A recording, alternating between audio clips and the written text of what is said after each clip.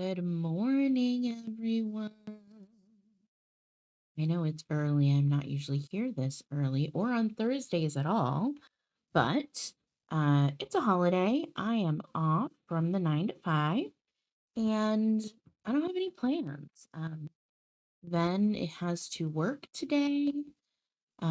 So we are on our own. So I figured, why not jump on, play some games, hang out. Um, a lot of people don't have anything to do till a little bit later, or like me, they don't have any plans. Or their family's not local, or they're not good with their family. So we're gonna hang out, play some games. Why not, right?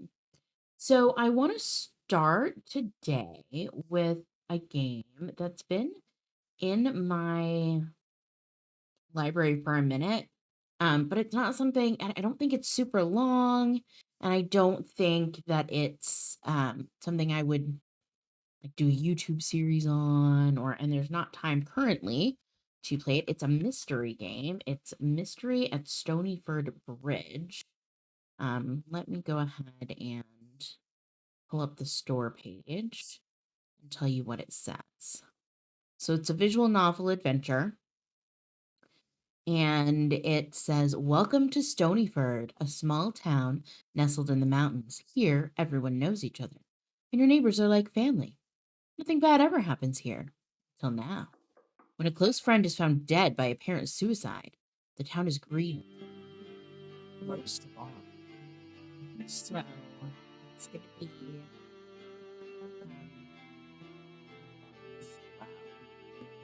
wow. It's trigger warning. Suicide. I think I love a good mystery visual novel. So let's go ahead and jump in. Let's see what Mystery at Stonyford Bridge has in store for us. I've not played it before, so this seems pretty loud.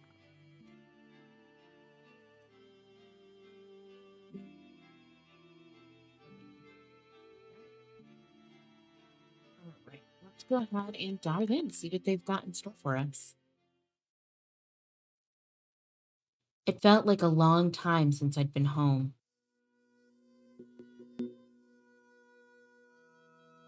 The trees passed by my windows as we drove further north. The air was always so clear, and there were no cities for miles. This is where I grew up, and everyone who mattered most to me was here. Why had I ever left? Nothing was here but our little town, Stonyford. Dad asked me about college as we drove. Something about being home made my memories of college hazy, like I'd never even been. I didn't know how to answer his questions. I just wanted to relax for now. When I saw the Stonyford Bridge ahead, I knew I was home. I could almost feel the mountain air, hear the sound of the train going through, see the snow falling in the town center, and I felt better.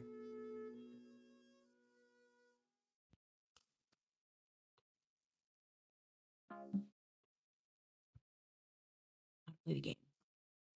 Left clicking advances the story. The middle mouse button hides the UI. Scrolling the mouse wheel allows you to move backward. You can also control the dialogue with the quick menu. You can access the main menu by pressing escape. You can save and load the game in the main menu. Click the phone icon to open your phone. Let's look at it together now. New emails and texts are shown here. Check your phone regularly for new alerts. You'll get audio clues in game as well. See your contacts and collected items here. View your texts and emails here. Create and load quick save here. Adjust game settings or close the phone here. Okay.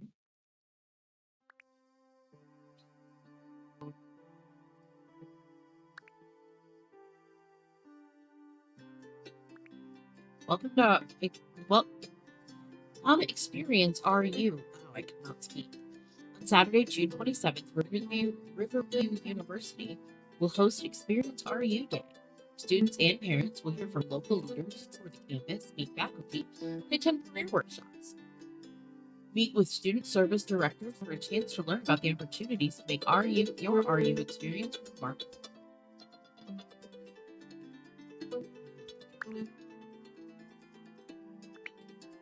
Your membership rewards. Your Stonyford Brew's membership rewards are changing. Starting July 12th, you'll now earn 25 points for every drink purchase and 35 points for food purchase. Please refer to our terms of service for more information. Registration for fall classes is now open. Reserve your spot with an advisor immediately. Classes fill up fast, and it's important to lock in your schedule now. God, I remember getting those when I was heading to college.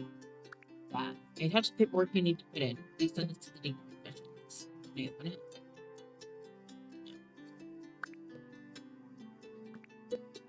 Hi, loyal Stonyford shopper. Attach your fall savings good through October. Okay, June.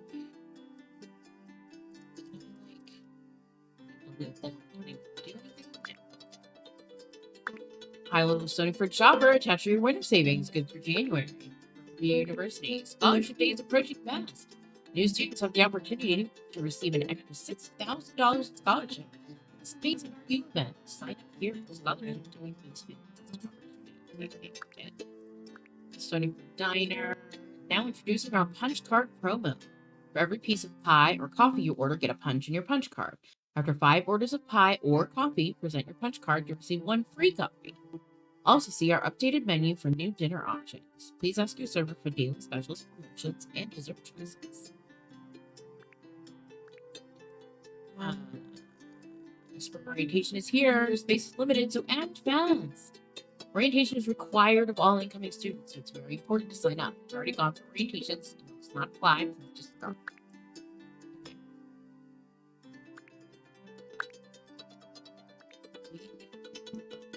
July 5th.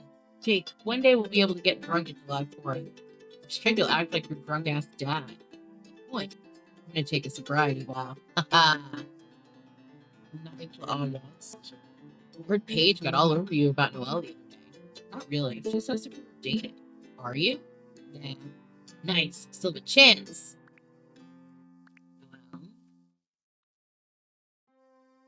Hey, you got my copy of Lord of the Flies still? Yeah, but I'm not done. Okay. Hey, I'm bored. Can't sleep. You want me to bore you to sleep?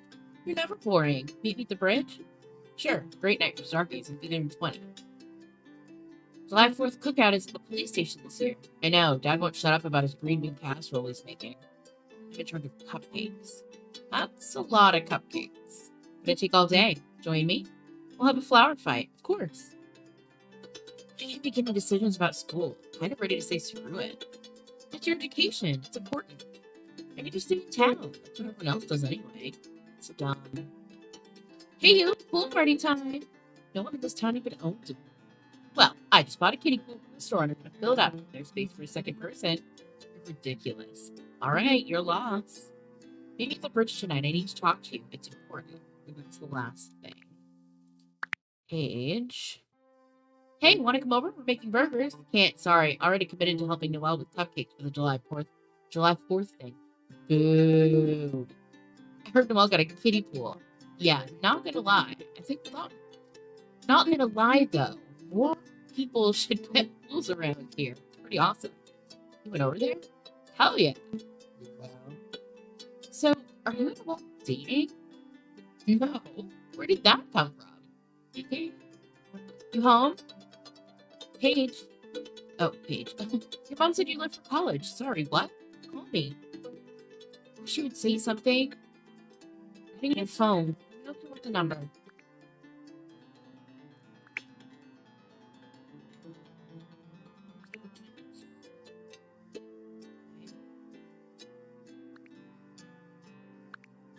I walked in the front door and threw my bags down on the floor. Mom had gone all out for Christmas this year. All those presents. Oh my, Greg, you're home. Hi, Mom. Missed you. It's good to have you home, son. The house has felt so empty. How was school, honey? I don't know. School, I guess. You know, everything just kind of flies out of your head the second the semester's over. kind of having a hard time thinking straight right now. Maybe I just need a nap. Fair enough, son. All right, Helen, let's give him some time to wind down. Christmas fest is tonight, and I'm sure you'll want to go. Right, son? Stonyford loved its holidays. Every holiday, the town was decorated, but Christmas was really big. Everyone got in the spirit. The best part was the Christmas fest. The whole town came. There was always food and games. It was a great chance to see everyone again. I wouldn't miss it. Jake, Noel, and Paige should all be there. I'm gonna go rest now. Oh, okay, my love. Oop. Oh no. I looked around my room at all my things and realized how long it had been since I really missed home. My room looked like it had been untouched. I decided to look around. Search highlighted items and left-click to interact with them. Some items cannot be selected until you first select others.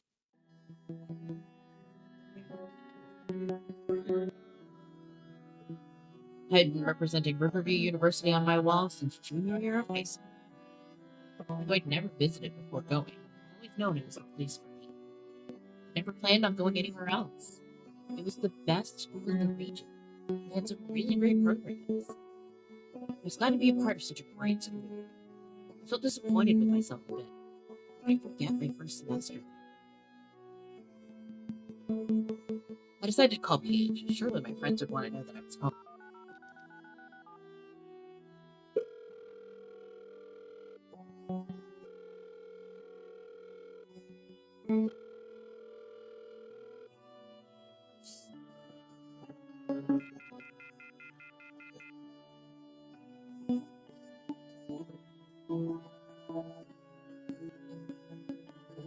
We're sorry, the number you've dialed is out of service at this time.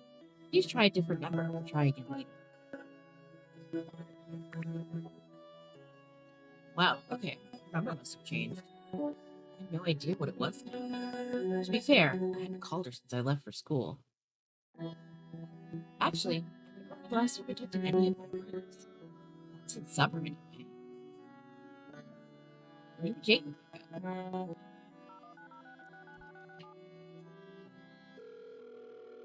Different chair today,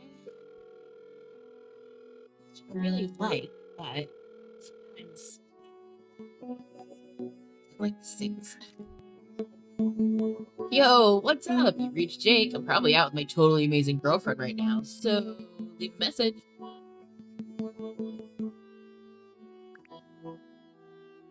Never mind. I hated leaving voicemails. Odd though. Jake had a girlfriend. I wonder who. Why didn't you tell me? My audio is so quiet.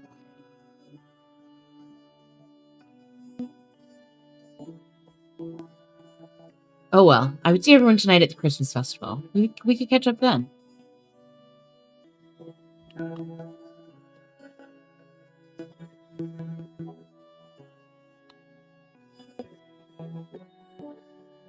That was it. Okay. I start with the guitar. I picked up my guitar and played on it for a few minutes. I couldn't remember the last time I'd played. I was more than a little rusty. My fingers hurt as I tried. Maybe I would take it with me when I went back to school after break.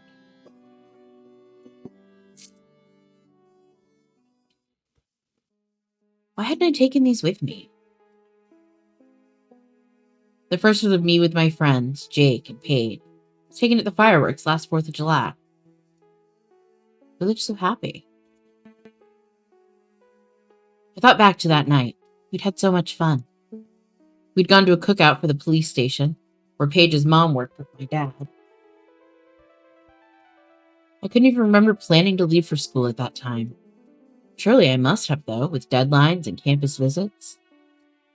Although I didn't even remember visiting my school campus before then. Weird. The second picture was of my sister, Layla. She died when I was 9. That's something I don't like to think about.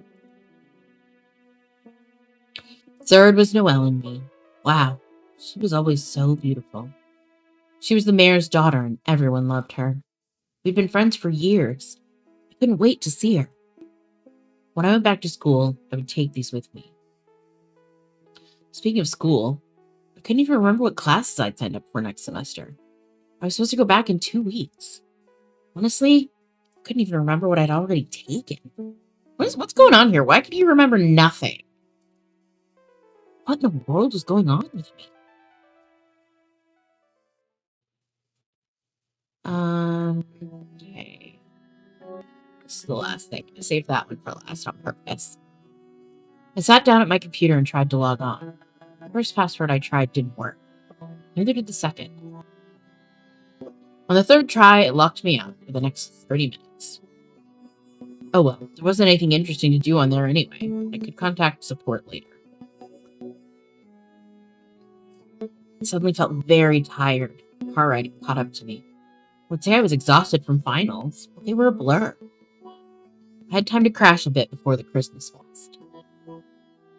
My head felt cloudy, disorganized. Hopefully after a nap, I would be back to normal.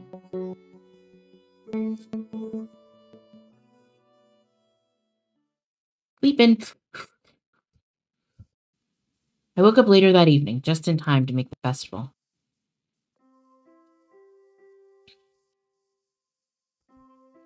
The town square looked just like I'd always remembered it. It was all decorated for the Christmas fest, and all the people I had grown up around were there.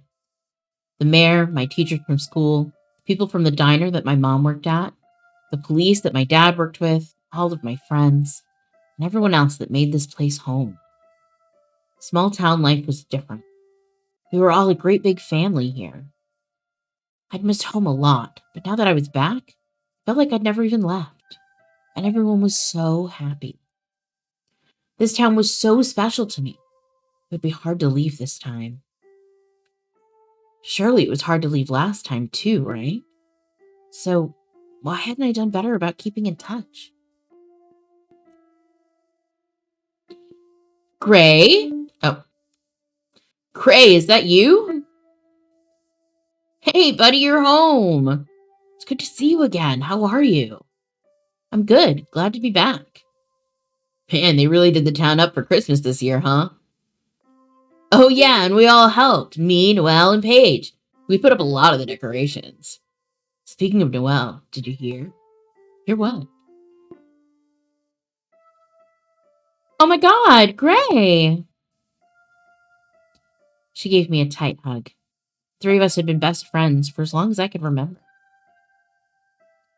This is the best Christmas present I could have asked for. You're always so dramatic. Want to go get some food? You know, the Stonyford Diner whipped up some awesome stuff. Definitely.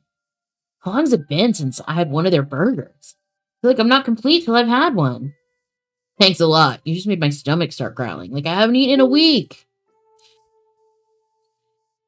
I really missed you. Hasn't been the same without you here. I know I missed you guys too. I don't know how I'm going to leave again. I feel so much better now that I'm here. The past few months have been crazy. I don't even practically see Jake nowadays. Really? Why not? Well, some people don't know how to be in a relationship and not have it take over their lives. Oh yeah, the girlfriend thing. I didn't even know he had a girlfriend. Who is it? That's probably something you guys should talk about. Anyway, meet you guys under the Christmas tree after you get some food? Sure. Now I was even more curious about who Jake was dating. Mayor Adelson, Gray Jackson, the man of the hour. Whole town's been talking about your arrival. What a great party you set up. Oh, that's me. What a great party you set up for me. Ha ha, you always were a funny one. The Christmas fest is bigger than ever this year, all thanks to my wonderful daughter, Noelle. She really hit the pavement this year and got everyone involved. I'm a lucky father. Do I hear someone talking about me?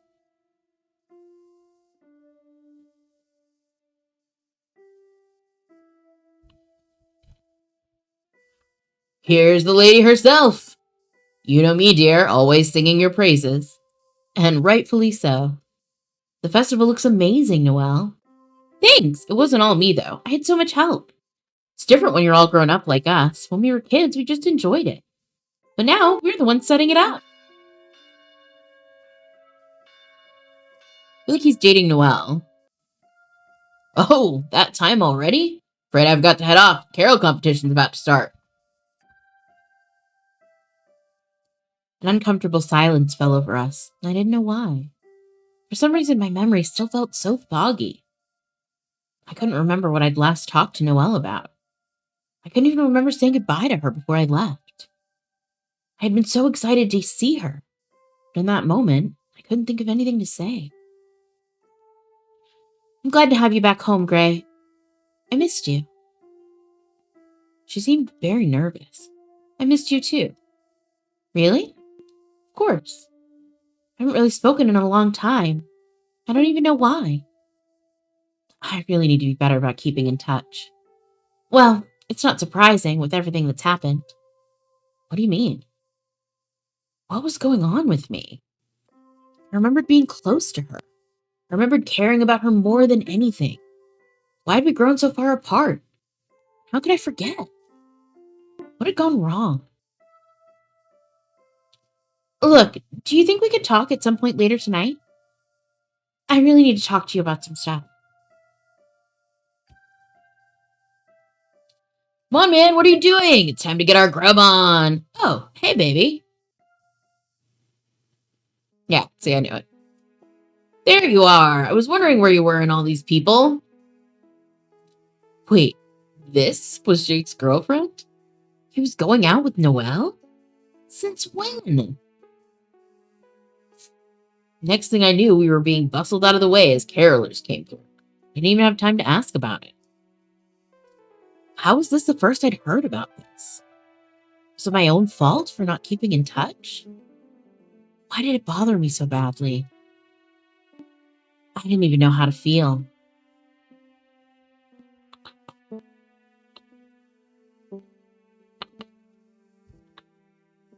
It was like the magic of the night slipped away. The lights, the food, my friends. It was all a blur. I had known Jake and Paige since we were children. I hadn't become close with Noelle until high school. My friendship with her was different.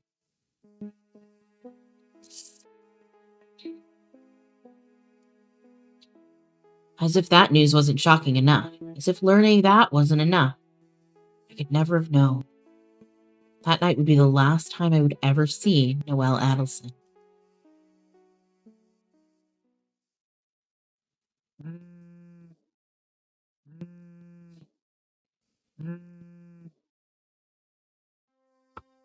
I woke up the next morning to the sound of my phone ringing. I ignored it as soon as I saw that it was barely even light outside. Who could be calling this early, knowing we were all out late last night at the festival? Damn, I was too awake to go back to sleep. For some reason, I couldn't remember coming home last night. I checked my missed calls. Oops. It was Jake. There's no point in calling him back. I'll probably hang out with everyone in a bit anyway. As I was thinking about that, I received a text from him.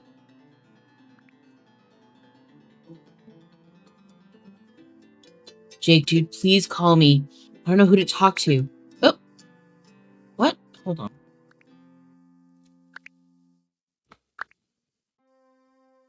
I can't even believe it. I need you right now.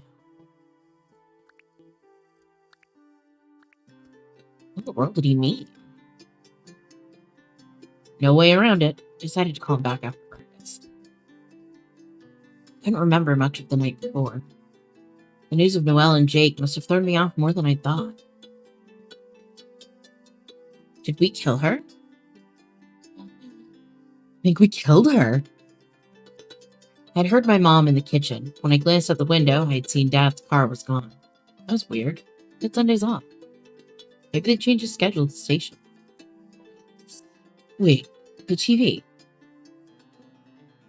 Is that Noelle? Local mayor's daughter found dead. Good morning, and thank you for joining us. Breaking news this morning is authorities from a local small town, Stonyford, report that the daughter of Mayor James Adelson has been confirmed dead. Sources say the last time Noelle Adelson was seen was last night at a local Christmas festival held by the town each year.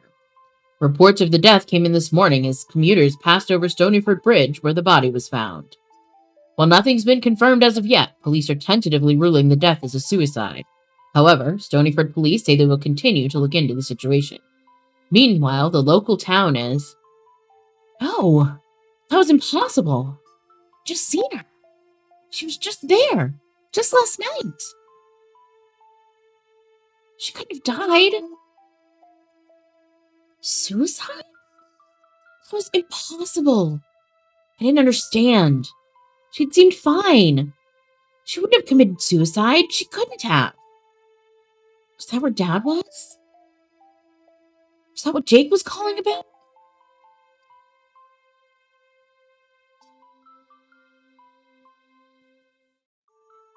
How could she be gone? How could this have happened? Well,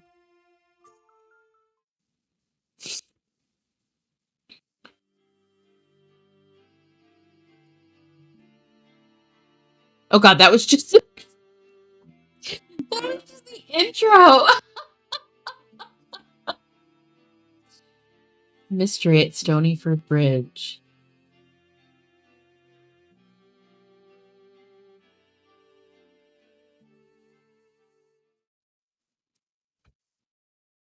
I think we killed her. Gray? Gray, are you okay? I snapped out of the shock I'd fallen into and just stared at her. Mom, Noelle is dead. I know. Your father just called me. I don't understand. You talked to her last night, didn't you? I did. She was fine. She was smiling and happy. I don't know what to say, honey. During the story, you'll have to make choices. Think carefully as the choices affect the story. Was she upset lately? Noelle has never been depressed. She has always been so positive. Was she upset lately? I haven't seen her very much. Doesn't come by the diner very often. You know, she always was such a health food type, which is what I don't understand. She always took such good care of herself. I don't understand how she could have done something like that. I don't even know what happened. All I know is they found her body by the bridge, but it was a suicide.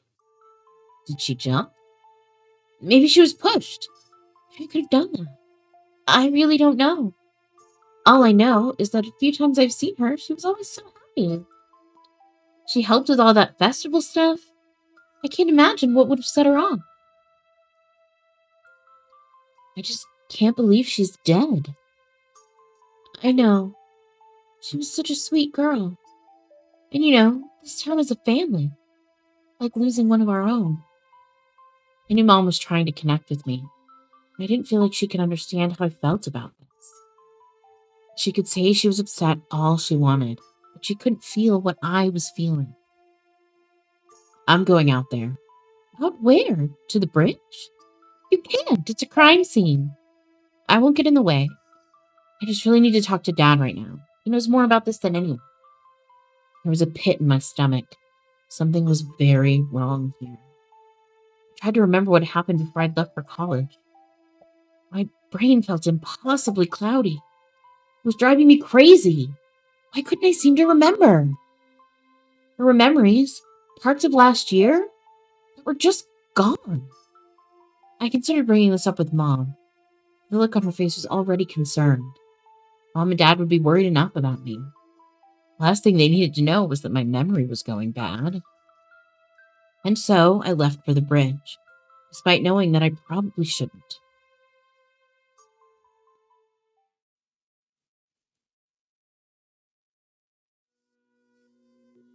The bridge was swarming with cops and news reporters. I'd passed over and by this very bridge so many times in my life. I'd always thought if something disastrous would ever happen in this town, this bridge would be involved somehow. To be fair, Leila had died here too. That was one of the worst things to ever happen to this town. At least, it was one of the worst things I'd heard about. This town managed to stay away from disaster for the most part. I could never have guessed the disaster would be a death like this, though. That would involve another person I cared so much about. Gray, what are you doing here? Your mother called and said you were coming. You need to go home, son. I can't. Not till I find out what happened. My voice cracked as I talked. I could barely hold in how upset I was. Something about being at the bridge, about seeing the place where it had happened. I couldn't keep it together. We're still trying to find out ourselves. I will let you know. For now, we have to go. Please, can you at least tell me how she died? She wouldn't have committed suicide. You have to believe me. It was suicide, son. No, I'm telling you, it wasn't. She must have slipped off the bridge when it got icy, or maybe she had to jump out of the way of a car, or maybe someone did this to her. All I know is that she didn't commit... She hung herself, Gray. I fell silent, unable to even register his words. It was so hard to believe this had happened. There had to be something more here.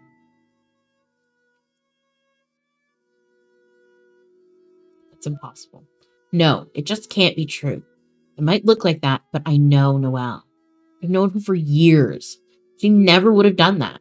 She cared about herself, her family, and her friends. She wasn't even sad. Spent enough time with Noelle that I would know if she were depressed. Maybe you did a long time ago, son. You haven't been here lately. We have no idea what she was going through.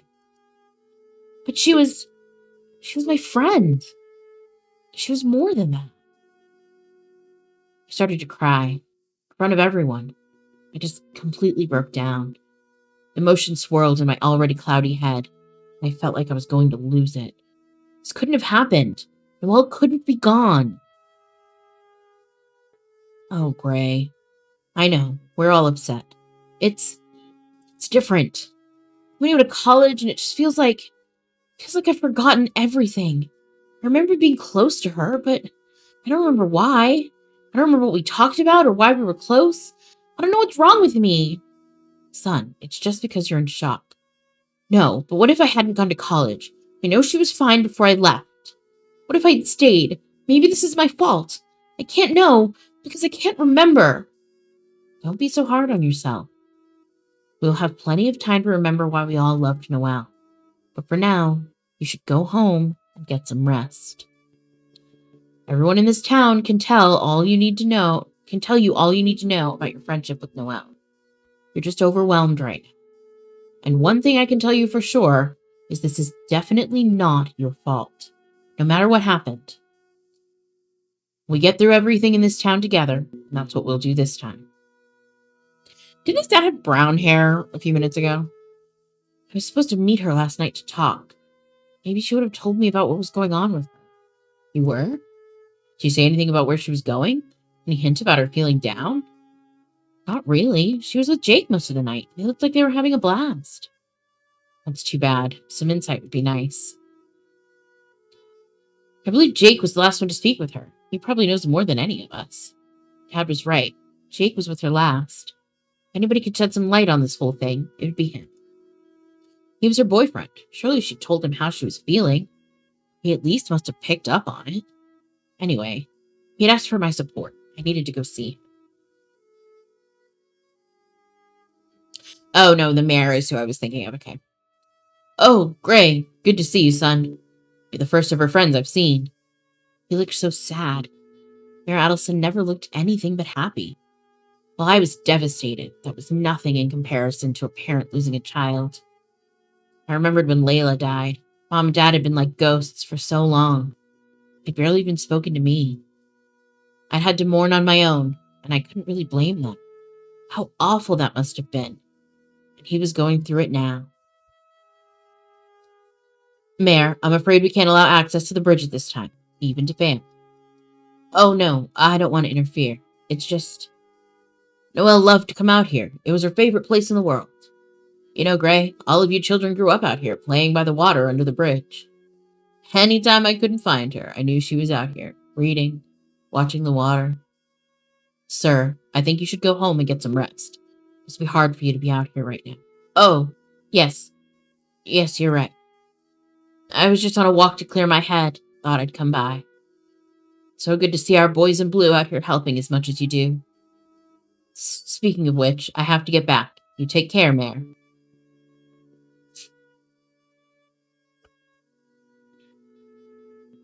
Sir, I know you probably don't want to talk about Noelle right now. She's all I can think about. Is there anything you can remember from last night? Anything at all she might have said? Son, I've been going over every conversation I've had with her for the past 3 years. Everyone keeps asking if she was showing signs of depression, giving me silent calls for help. I can't think of anything. She was Noelle. What else can I say? She brought sunshine and warmth to everyone around her. You rarely saw her without a smile on her face. Why am I telling you that? You know her as well as anyone. But I've been away. His face grew cloudy. Yes, well, that was a different matter. Was she upset when I left for school? I didn't know why he looked so uncomfortable all of a sudden. I'd probably questioned him too much. How selfish of me to suggest that leaving had anything to do with it. We were all sad when you left, Gray. You know how we feel about our townsfolk here in Stonyford. I'm sorry I asked so many questions. I should probably head home. Yes, yes, I should as well. Good to see you, Gray. Glad you're home, even if it isn't under the best of circumstances. I struggled to understand how he kept his cool so well. I could feel myself unfolding a little more each minute.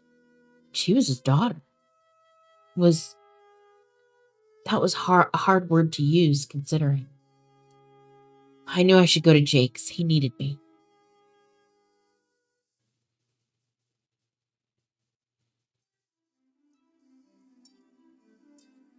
Jake's mom let me into his room and said he would be out of the shower soon. I wished he was already there. He used to be so comfortable in his house, like it was my own home. Yet, I felt so out of place. Maybe it was because Jake and I hadn't talked since I'd left. I couldn't blame him for that, though. I hadn't talked to anyone. I'd gotten Paige's new number last night. Oops.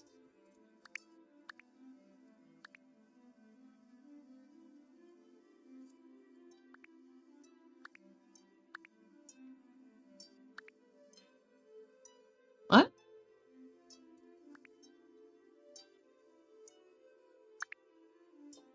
Best friends, Porty, tomboyish personality, also clothes Jake and Noelle, can have a short fuse, hasn't dated much.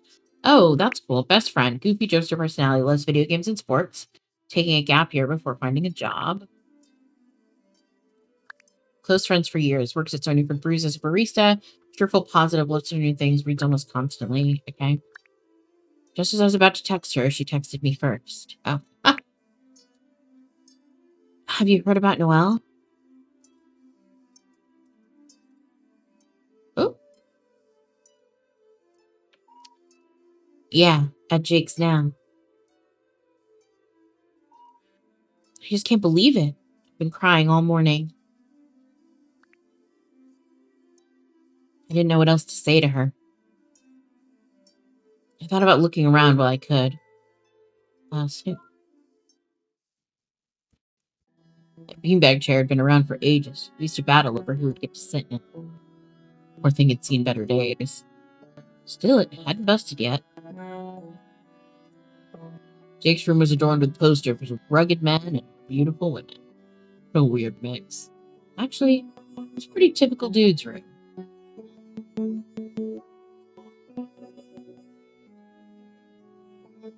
Jake had all kinds of pictures of him and Noelle around the room. They'd obviously been together for some time now. I didn't know why this made me feel angry.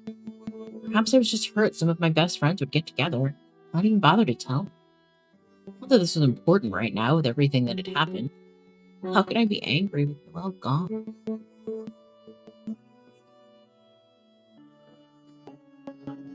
Jake and I used to play a lot of video games together. Looked like he still had his Super Gen box. It also looked like he still enjoyed football.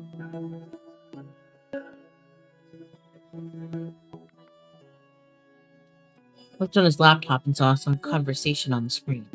He scrolled all the way back to September. It read, 8:58 p.m. September 7th, Jake. So that happened. Yep. That's it. Yep. Come on. Jake, it was just a thing. I'm not really ready for anything more than that, TH. Gotcha. You cool? But yeah, of course. I mean, do you think about coffee, maybe? I literally work at a coffee shop. It's the last place I want to go. Okay, well, how about we go for a walk on the bridge? Afterwards, we'll go see a movie. Just as friends. Lol. Lol. Cold. If you want a date, then at least say it's a date. I'll give you one, but you better impress. And no guarantees. I didn't want to read anymore. Everyone was having full lives while I was off in nowhere land, apparently, getting a crappy education that I couldn't even remember any of. I wouldn't have thought I'd have such a hard time with this. I heard someone coming.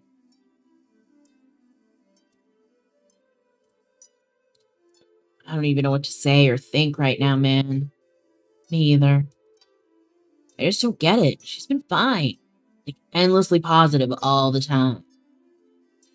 Doesn't matter what she's going through. She's always happy and optimistic. I just can't believe she did it. I can't accept it. I just can't. What? That she did it? You think someone did this to her? I can't be sure. I just can't wrap my head around her killing herself. I know, right? Last night she was fine. You saw her last. What do you remember? I saw her last? Yeah, you guys left the festival. I didn't know what he was talking about. Oh, yeah, of course. I just thought she would have seen someone after. Was I really the last to see her? Maybe he was thinking of someone else. Plus, I didn't want to sound like I was covering anything up. Being last to see her would make it seem like I was involved in this somehow. There was no way I was forgetting an entire conversation. And again, my memory was being so weird. Earth to gray. Oh, sorry. I was just trying to think of who else might have seen her last night. After us, I mean. Could have been anyone, you know. The whole town goes to the festival. That's true. Do you really think it could be something other than suicide? I think that's a really big assumption to make. We've never had a murder in Stonyford. Ever. Worst crime we'd had happen here is when that one dude stole the mayor's chickens. Yeah, and they couldn't even catch who did it. Our cops here sure are useless. Hey, that's my dad. Not your dad. You know what I mean. Although, there was also your sister.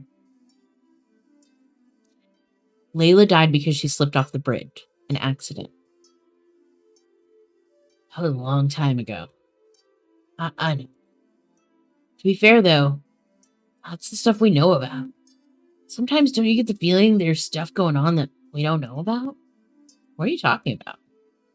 I don't know. Maybe it's different with your dad being a cop and all. Sometimes I just get this feeling that Stonyford is sketchy. Like, there are bad things happening here that nobody's talking about. That's ridiculous. The town only has 300 people in it. We hear every time someone farts loudly. It'd be impossible for huge secrets to stay secrets here. The only thing is, until this year, we were still minors. Something was going on here. We wouldn't tell the kids. So you're saying, now that we are grown, we're about to get initiated into the secret Stonyford Club of Evil? I don't think so. I think you're just upset. Well, that makes it sound stupid. Because it is. We have more important stuff to deal with. I guess you're right. So what changed? What happened while I was gone? When I was here, we were all happy. Remember when we broke into the school right before I left for college? Yeah, then you and Noelle ran off alone, and I just knew that I'd lost my chance. Guess not. After you left, we all stayed close. It was different, though. You left without so much as a goodbye. Dude, I don't even know what was up with my whole college experience. It's like I can't even remember the first thing about it. Well, hey, it's break. I guess it's time to let all that info fly out of your head. No, it's different. I can't remember my classes or my dorm or anything. Jake looked concerned, but I tell he didn't understand exactly what I meant. He didn't understand. How could he? So, you and Noel started dating right after I left? Is our dating more important than corruption? Dude, shut up and answer the question. Yeah, man, it was so great. It all happened by accident. Like, you don't, I don't know if you know, but she always had a thing for you. I think she was a little lost after you left. She came on to me and Noelle had a thing for me. We could have. No, that was long in the past. Thinking about what could have been was not going to help anything. I mean, I swear we were happy. We were so happy. What has Noelle been up to lately? How's her life been going? Well, obviously, we spend most of our time together when we can. She works at her job at the coffee shop a lot, and when she's not doing that, she helps her dad with town planning stuff. I think she was, going to try to become mayor one day herself. She had goals, you know? Yeah, she always told me about how she wanted to make this town better. She wanted to bring it out of seclusion and bring it to its full potential. I never really got that. I think seclusion is kind of what makes Stonyford. Yeah, but she never did. She would always say we were ingrown, like we didn't know life outside this town. Yeah, but it's not like she was unhappy. She loved this town. She knew it could be improved. She would have done anything for Stonyford. You don't think maybe someone didn't want her to change stuff? I don't know. It's possible, but a stretch. Someone was trying to protect the town. I think murder is the last thing that makes sense. Noel was always really close friends with Paige. Are they still close? Oh yeah, best friends, as always. Maybe she told Paige something about her depression that she didn't tell us. Good point. Also, if we're this much of a mess, you know she is too. We should go see her. Alright, let's go talk to Paige. Maybe she knows more than we do.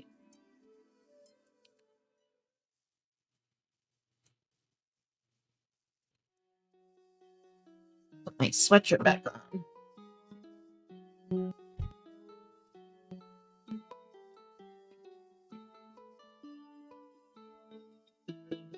I'm so glad you guys came. Your dad let us in. Mom's at the station. They're saying it was definitely a suicide.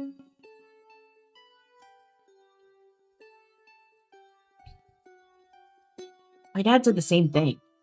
It just doesn't feel right to us.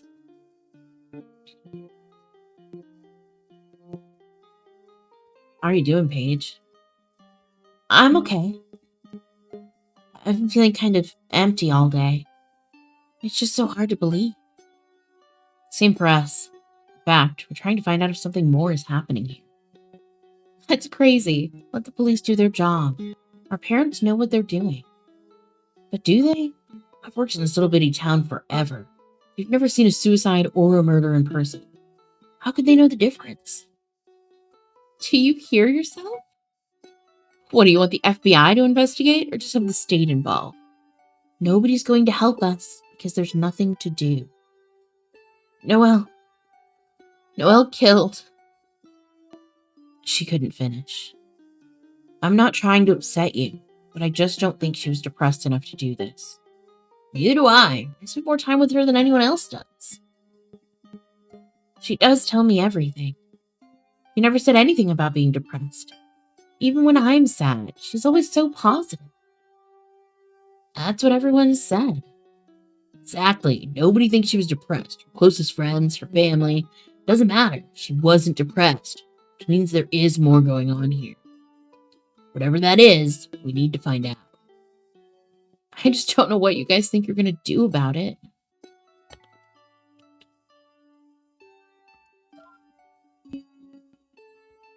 I figure we'll do it as we go, right? I mean, we're not doing anything illegal here. We're just trying to find out if there's more to Noelle's death. I don't care how we get there, as long as we end up with answers. Yeah, but we do kind of need a game plan. It's been a long time since I was in town. I haven't talked to anybody in a while. No one will think anything is fishy about me going around talking to people. And you know, Noelle is all anyone will be talking about for a while.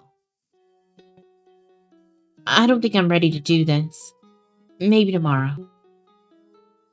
A silence fell over us as we all came back to reality. We might be trying to help, but the fact remained.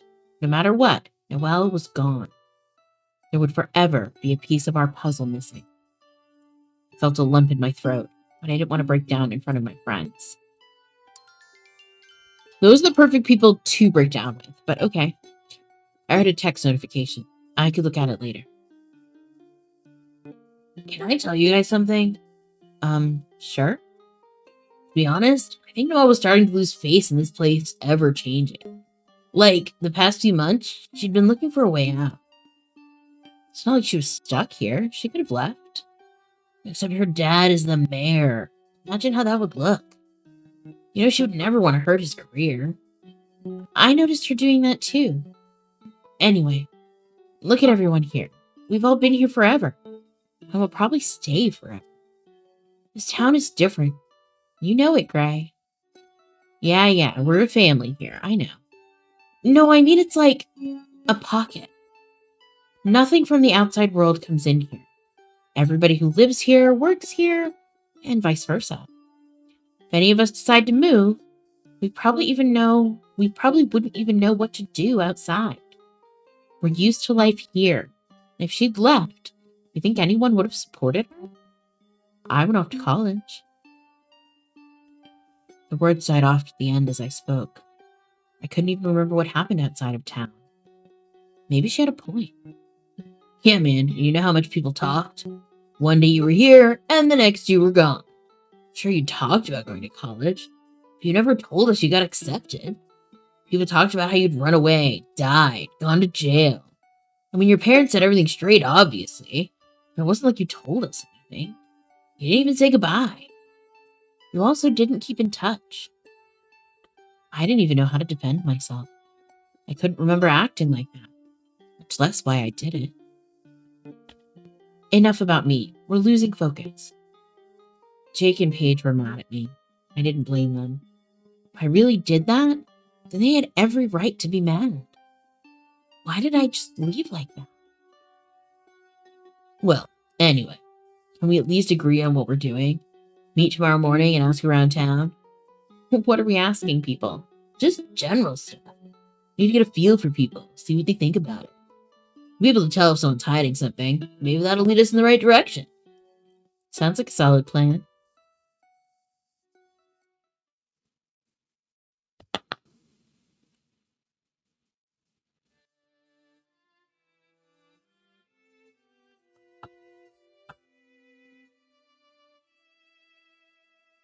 My room felt very empty that night. The house was quiet. Dad had come home late, but hadn't spoken to anyone. It was so quiet downstairs that I had to come up to my room, but it was just as quiet here. A lot had happened. Maybe, if I looked through my school things, it would jog my memories.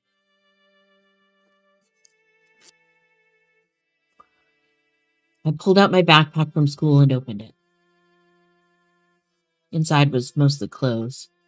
There was an old copy of Lord of the Flies and some notebooks. I went through the notebooks. There were no notes inside. There were some doodles and a couple of really pathetic, angsty attempts at poems. They were mostly about rain. There was one about Stonyford Bridge. First line read, "She stood atop the stony bridge, and that is all I know. How could anyone have known it was her time to go?" It's a little hard to read. I knew it was about my sister Layla. It felt too close to home. Both great tragedies in my life happened at that bridge. I kind of wished it would disappear. There were no school books or anything about my college semester in there. I tried to think back to even a week ago. For some reason, all I could think of were blurry memories of lying in bed in my dorm, like I'd been drugged the whole semester. The only clear memory I had was driving across the bridge yesterday to come home. Maybe I should tell my parents. I'd gotten a few texts from my friends, but I hadn't texted anyone since summer.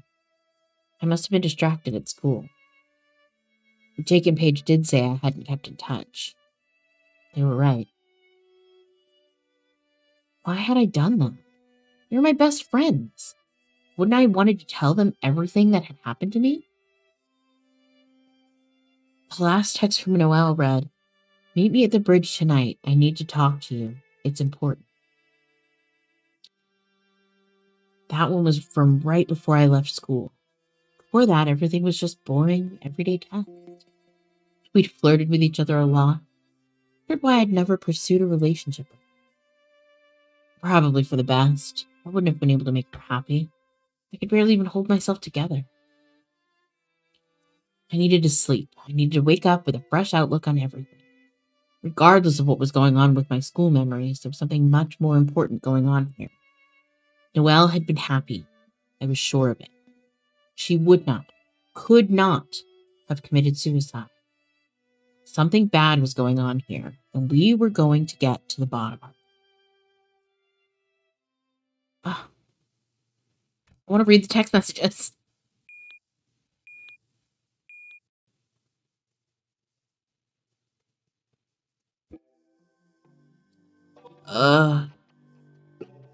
All of the weight of yesterday fell on me the moment I woke up.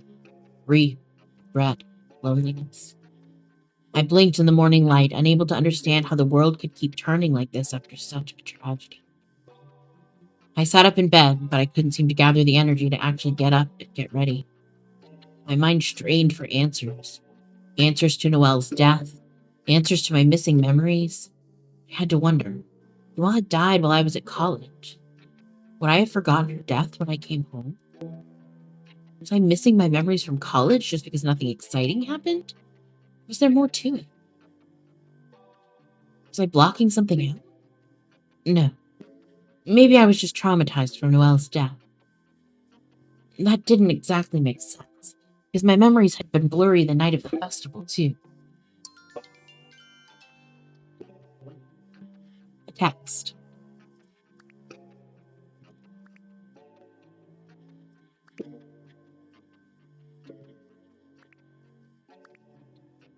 I made spaghetti for dinner. Paige and Jake are welcome to join us.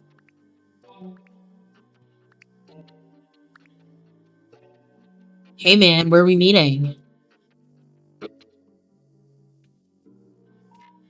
I don't know. Park? I'm hungry. Diner, then?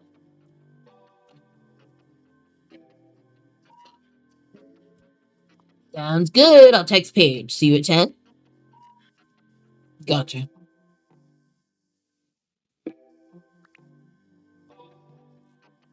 I felt a little iffy talking about this stuff at the diner, since my mom worked there. I knew what I'd have to do. It didn't really matter where we talked in this town. There was always someone around who could listen in.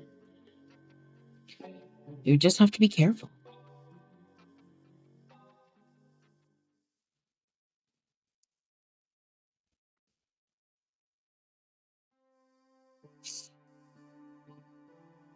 I sat down at my usual booth. The diner was empty, but just like I'd always remembered. The diner was pretty much the center of town. We didn't have any other restaurants here besides the coffee shop. That counted. When you wanted to go out to eat, this was your only option, unless you wanted to drive an hour and a half down the mountains. Funny how I could remember everything about home. Just nothing from the past few months. Everyone was probably at home dealing with the loss of Noelle. Hey there, Gray. Long time no see, honey. How are you? I'm fine. Yes, I think that's about as good as any of us could be today. You were always close to Noelle. I know the news must be extra hard on you. Yeah. I didn't really know what else to say to her. I didn't want to cry in public. Well, what can I get you to eat, sweetie? Can I have a coffee for now? Paige and Jake are on their way too. Sure thing. Be back in a jiffy. I could tell she was glad to get away from the awkwardness. Everyone in the town would be affected by Noelle's death. But even in a town this small, not everyone would react as strong. Maybe Berta didn't know her very well. She didn't seem too torn up about it. Man, I'm starving. Good morning, Gray. How are you feeling? Tired. Me too. Jake seemed to be struggling to maintain his usual upbeat demeanor through all of this.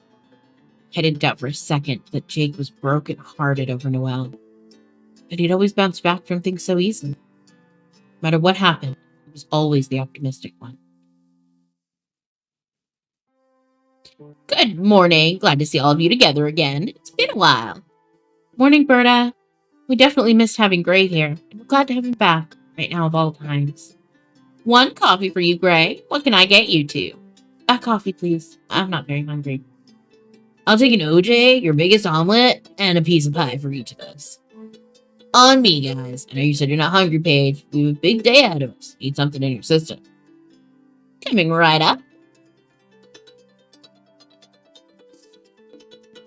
Maybe don't tell everyone we're going to have a big day, Jake. Like Berta cares. She hears everything that happens in this town. You ever heard a peep out of her? She's the best secret keeper Stonyford has. Stonyford. Shoot, she probably already knows what happened to Noelle. It's not something to joke about, Jake. You'd even be joking. I'm not joking. Just trying to keep the mood light so we don't sink into despair. We all got silent. I had known these two my whole life. We'd been best friends as long as I could remember. For some reason, though, it felt kind of awkward to be sitting here talking to them right now. Like there was some unspoken distance between us that had never been there before. Maybe that's what the death of a friend could do. Okay, I've got everybody's drinks and pie. Thank you. Hey, Berta, have you seen Noelle over here recently? Well, I guess as much as usual. We get everybody in here. I know. I'm just trying to understand everything, you know? Oh, I know, sweetie. This kind of thing's hard to understand. Can't say I understand it myself. But surely you noticed she was feeling off. You see everything in Stonyford. That's true, but I really didn't notice anything.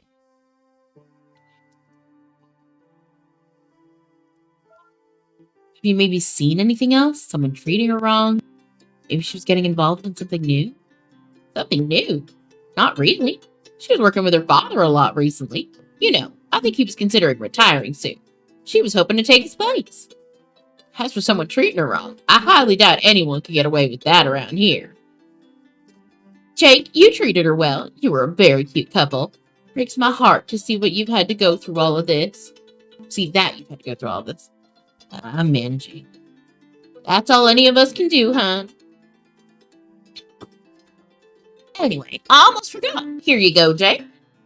We have a new punch card promotion. Whenever you get a piece of pie or coffee, you get a hole punch in your card. After you get 5, you earn free coffee. I went ahead and put 3 punches on it. Nice. Gray, you can have it. I barely ever come here, but you do all the time since your mom works here and all. You'll just have to eat enough pie this week to make it worth it before you go back to school.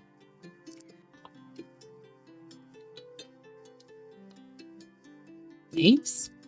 Merry Christmas. It's not like I'm giving out gifts this year. I'm not really feeling the Christmas spirit too much. That's fair. Alright, let's get down to this. What's the plan, Gray? First things first, we're gonna ask around town. Obviously, the police aren't bothering to ask for motives, so it's up to us. Maybe we'll find out something that can lead us in the right direction. Berta wasn't a whole lot of help, but maybe someone else will be. Who are we going to talk to? All her closest friends are sitting right here at this table. The only other person who's super close to her is her dad. No way we're going to question the mayor. Are we sure this is a good idea? I mean, Gray, you have a past tragedy with Layla, and I don't want people looking at us funny. Past with Layla? What's that supposed to mean? I just mean, what happened with her really messed with you, and for good reason. I just don't want to get carried away with all this. That's all I'm saying. Well, I'm not going to sit around and let Noelle's memory fade away. I'm going to find out what happened. I say we start with the coffee shop. She works there, so her coworkers may have some insight we don't. Hey, everybody. I just got here and Berta told me you all stopped in. I didn't even hear you leave the house, Gray. Hi, Mom. Yeah, we're just catching up on things. That's good. I'm sure there's lots to catch up on. There'd be even more if I could remember more. School didn't stick well in my mind, I guess. I kind of wanted to tell my mom about how I couldn't remember school, but I was afraid she'd react like Dad did, or how Jake did. Nobody was going to believe me unless I told them in a way that would scare them. I figured it best to keep all this to myself. Burden everyone with my craziness at the same time as Noelle's death wasn't fair to anyone. You're having trouble remembering? Never mind, it's not important. Just forget it. I'm sorry, but I really need to get to work. I'll see you tonight, Gray. Good to see you, Jake, Paige. That was kind of weird. She practically ran away. Well, you brought up that school forgetful stuff again. Probably got nauseated at the fact that you paid all that tuition and you forgot already. Forgot school? Am I missing something? I hadn't told her about forgetting school yet. Mom, I mean. Or me. What's going on? Forget it. It's not a big deal. Gray's just being a dumbass, as usual. What really matters is that I see Berta coming this way with my omelet.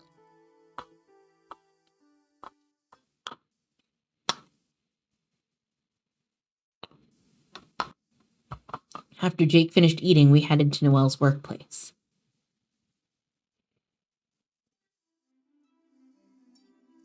Stonyford Brews, the place I'd spent half of my high school evenings in. This coffee shop was my life back then. We would all come here and hang out together whenever Noelle was working. Long nights spent sitting by those windows and watching the snow fall outside. Early Saturday mornings where I would come here on my own and wait for Noelle to come in at 8 a.m. I'd watch her walk through the doors and take off her scarf like she was bringing her magic inside with her. The place didn't have the same magic now that she was gone.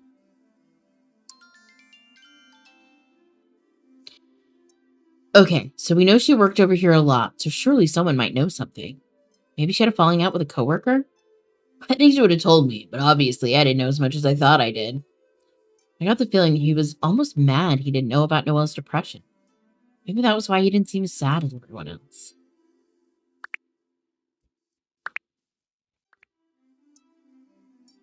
Hey, kiddo. Missed you leaving this morning. Hope to see you at some point this week. Sorry I couldn't talk for long. Love you.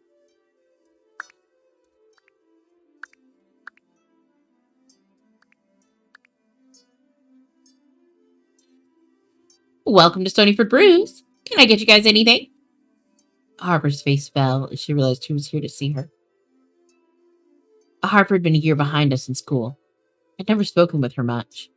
Her mom worked as a secretary to the mayor. They'd always had trouble making ends meet. She was a nice girl, though. How are you guys doing? It's been pretty slow in here today with everybody mourning still. I'm surprised to see you at work. Well, you know how it is. Gotta pay the bills, no matter what's happening. It's good to see you back home, Gray. Yeah. I hate to do this, but we're kind of curious about something. Is it about coffee? Because I got you covered on that. Anything else? I'm not so sure. Actually, it's about Noelle. Oh, well, I don't know anything about it. I just heard the report on the news. My mom said the mayor's devastated, which is probably an understatement. We're all pretty broken up about it here. We just don't expect something like this to happen. Did you see her being depressed at all? Not really. You know, that stuff isn't always easy to see, though. Some people suffer in silence. You know, she was the type of person who wouldn't want anyone to worry. So maybe she just didn't tell us. Yeah, we're just trying to figure out what we missed. I couldn't tell you. Well, was the best worker we had. She was always so cheerful. She got all the hours. More hours than everybody? Like she was getting full time? I thought you only had part time here. Or was she just getting more than everyone? Well, they were going to make her a manager. The only full time position they had. It comes with a raise, too. She was still thinking about it. I think they'll give it to you now? I don't know. I think that'll be a while before they make a decision like that. No disrespect to Noelle, but I am hoping they give it to me. I could really use the money. Did you enjoy working with her, Harper? Of course. Everyone did. Feels empty here without her. Did she leave any of her things here? No, she had scribbled her locker number down in the office one day, so I used it to empty it out. There was nothing in there, though. I thought about keeping it, just because it was her handwriting, but it's not doing anything but reminding me of her. You should take it.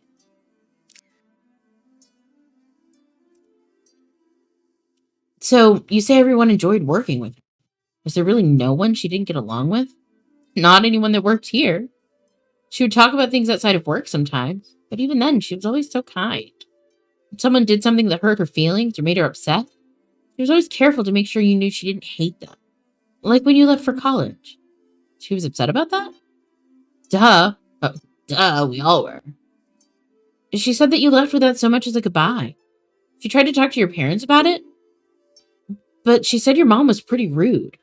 Like she didn't want to give her details about it. That doesn't sound like my mom at all.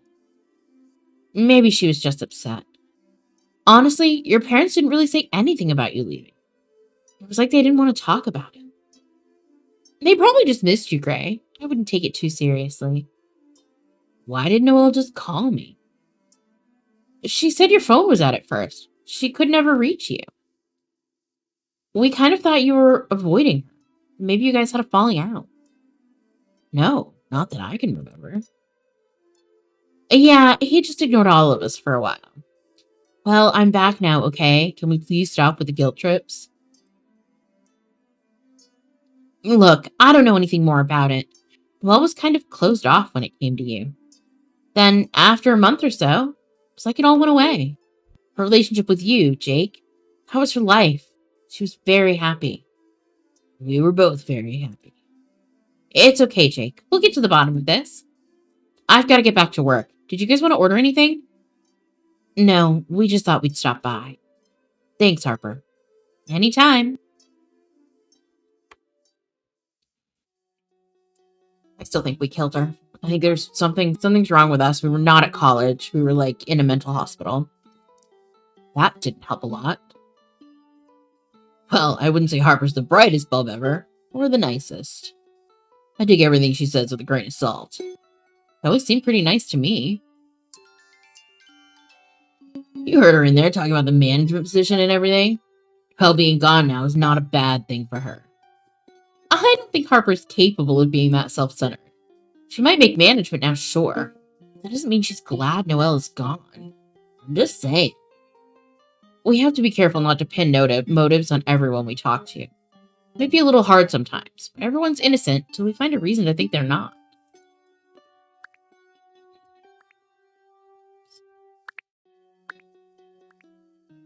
Good to see you today, Gray. Let me know if I can help with anything else.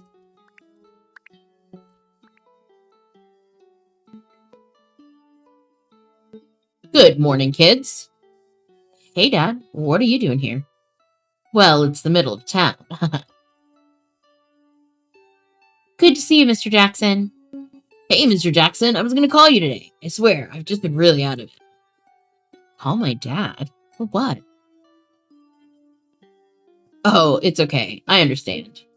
You got time to come down to the station now? Well, I was kind of... We really need your statement, Jake. Everyone else came down yesterday. You're the only one that was close to her that hasn't given us anything yet. I'm sorry. Yeah, I can go. Why do you need him to come to the station? We're just covering bases, son. We have to make sure everyone's stories line up with what we figure happened. Jake's insight on this is very important to understand what was going on with Noelle. Why would Jake have avoided going down there? I would have thought he would have gone down first thing. Come on, I'll give you a lift. Lock me up in the paddy wagon and take me to jail, sir.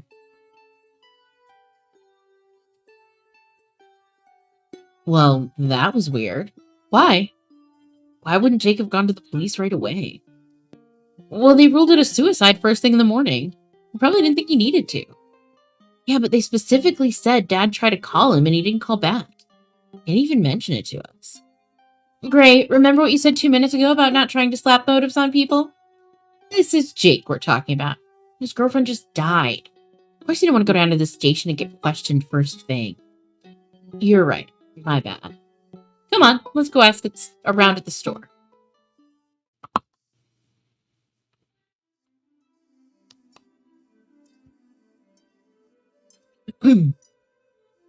Russell's Grocery and More was the only grocery store in town that you could really buy stuff at. He sold mostly groceries and other small essentials, as well as some home and wellness stuff. Anything else, we had to drive over an hour away to get, so he kept it well stocked. Russell himself didn't come in often, but the store clerks were always nice. Usually they were kids in or just getting out of high school. I'd worked here for 2 years, but I quit after high school. Today, an old classmate of ours, Tyler, was working. I'd trained him right before I quit. Oof. Whoa, Gray, what's up, man? How you been? Pretty rough, considering. Oh, yeah, sucks to hear about Noelle. She was a really nice girl. I was so sad to hear what happened. I didn't really know her all that well. We didn't hang out too much. We're just kind of going around town asking people about her right now. Oh, yeah? What are you trying to find out? Just general stuff. Trying to figure out what happened to make her do that. Oh, man, I wish I could help. I only saw her when she came in to shop. I know she came in on Sundays, and she was a vegetarian, but that's all I got. Also, she really loved those flowers we always get in here. She bought some every week. Oh, like to plant in a garden? Nah, like the bouquets. Not sure who she was taking them to, though. Maybe she was using them to brighten up her place? No, she was taking them to her mom's grave. Mrs. Adelson died when we were all very young. It hadn't been a shock, as she'd been very sick for a long time. As sad as that had been, it had still been easier for the town to deal with than a suicide like this. Noelle had always been comfortable talking about her mother's death. She had visited the grave often and spoken of her memories fondly. Tyler, do you remember anything unusual lately? Maybe she spoke with someone here and you caught the conversation? Anything, really. Well, most of the time she comes in here with her dad. Think about town stuff a lot, I guess. Not really anything too crazy that I can remember. Let's see what our message is. It's taking forever. So much paperwork. I do remember she ran into your mom over here last week, and they talked about you coming home from school. They left here to go have lunch. That was last weekend. My mom didn't mention having lunch with Noelle last week. I wonder why. You really think she offed herself? Well, we think there's something more going on here. Gray! What? I'm just being honest. Tyler, we just think there has to be a reason we're not seeing. Yeah, man, Stonyford is sketchy as hell. You ever feel like maybe something really dark is going on at City Hall? I wouldn't go quite that far. I don't know. Just feels like there's no way a town can have no crime in it, ever. A lot of bad people everywhere, even in a close-knit town like this.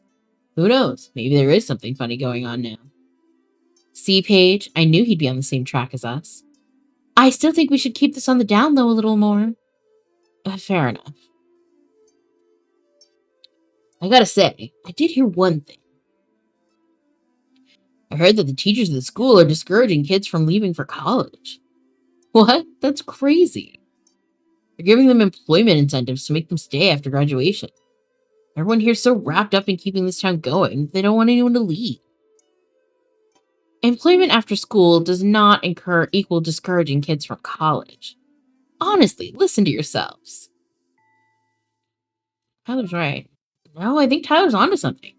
We've talked about how sketchy this town is. We already know Noelle was trying to bring Stonyford out of seclusion. They really are trying to keep everyone here. Maybe her doing that upset somebody. This is starting to sound serious. It's sounding ridiculous. You both grew up here. Did they discourage anyone from college when we were in school? No. Then again, we all stayed here anyway. Not all of us. Look, Gray left. I wouldn't use me as an example. And why not? You did leave. You left all of us. You know what? I'm going home. This whole thing is stupid. Dang. Oops. I didn't mean to upset her. She'll be alright. She's mad at me, not you. Before you leave, here, take these. I mean, I don't know that you want them, but since you're talking to everybody, maybe someone else will. I set them aside when we're almost out the other day because I knew Noelle would come to buy one. She won't come and get them now, though, so I want someone she cared about to have them. Are you sure this is okay? Trust me, it's fine. I wasn't close to her, or really even much of her friend.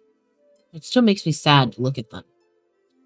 I'd put them back with the others, but I don't know if I could sell them to someone else. Okay, thanks. I hope that there's something funny going on that you guys find it. Noelle deserves that. Thanks for everything, Tyler. See you later.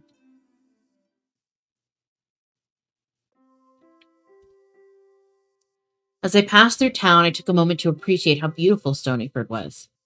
I did love this town. The past few days had been so wrapped up in corruption that I'd forgotten to really appreciate my hometown.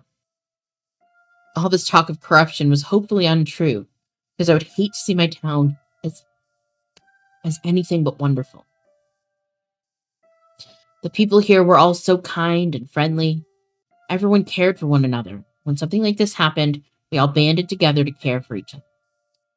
I almost felt bad for even questioning Stonyford's people, wondering if someone was capable of murder. Gray, is that you? Hey, honey, what are you doing out here by yourself? Where did Jake and Paige go? Oh, hi, Mom. I was just looking for you. Jake had to go to the station for a statement. Paige went home. I'm on my break. I thought I'd run to the bookstore and pick up a magazine. Want to come?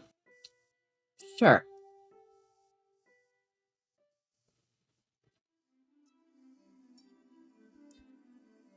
To say this was a bookstore wasn't quite right. That's what everyone called it. But it started as a public library. Since Stonyford was so small, the man who ran it decided to open a store inside as well. The bookstore had always been one of Noelle's favorite places. She loved to read. It's always in here looking for something new. I'd come here with her so many times I'd lost count. I wasn't much of a reader myself. Funny that I was the one to go off to college, but she'd stayed here. She should have gone to college. She could have gotten out of here. Really made something of herself. Selection's looking a little slim today.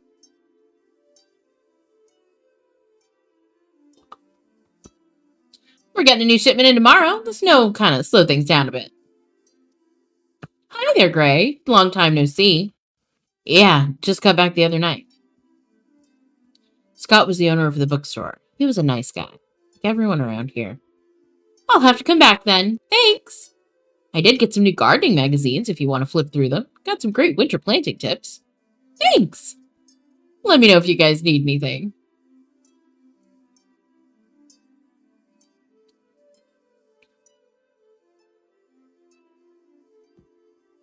I stood there for a minute while Mom leafed through some magazines. I wanted to bring up Noelle, but I was a little nervous. So, what have you been up to today? We just went around town. I haven't seen anybody in forever. It's nice to see familiar faces. That's good. You should invite Paige and Jake over for dinner one day this week. I'll ask. I don't know if they're up for that right now, though. Yeah, I guess not. Hey, Mom, can I ask you something?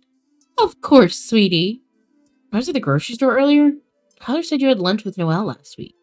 Said you guys were talking about me. Well, we met at the store, and she was asking questions. Like what?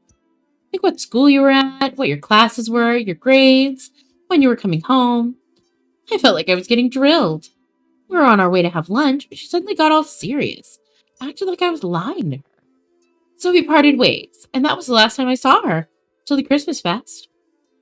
All of my friends said I just disappeared off to school without telling anybody. Honey, I don't know. Did you? Well, I'm kind of having trouble remembering. You said that this morning. Everything okay? Not really. I can't seem to remember anything. I told myself I wouldn't tell you and Dad because I didn't want to bother you. Maybe I should. Everything from the past few months is just gone. Oh, honey, don't worry about it. It'll come back to you. It's just trauma from everything that's happening. Yeah, never mind. I knew she wouldn't understand. Well, I'd better get back to work. Love you, sweetie. I knew she wouldn't believe me. What I hadn't expected was how much it would hurt for her to dismiss it like that. I was going through this all by myself. No one was listening when I told them about my memories. Starting to make me feel even worse. Felt crazy. I had a sudden, desperate wish to talk to Noelle about this. Like she was my safe space. A lighthouse in the storm. Only she wasn't here anymore. My safe space was gone. Maybe Paige or Jake should be my go-to. Was I even that close to Noelle before? Yes. She was so special to me. How could I have had these strong feelings and not completely understand where they were coming from? Why was my mind sabotaging itself? It was so frustrating. Gray, are you okay?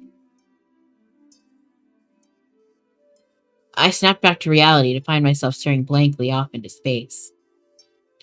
You looked like you were about to faint. Do you need to sit down? No, I'm fine.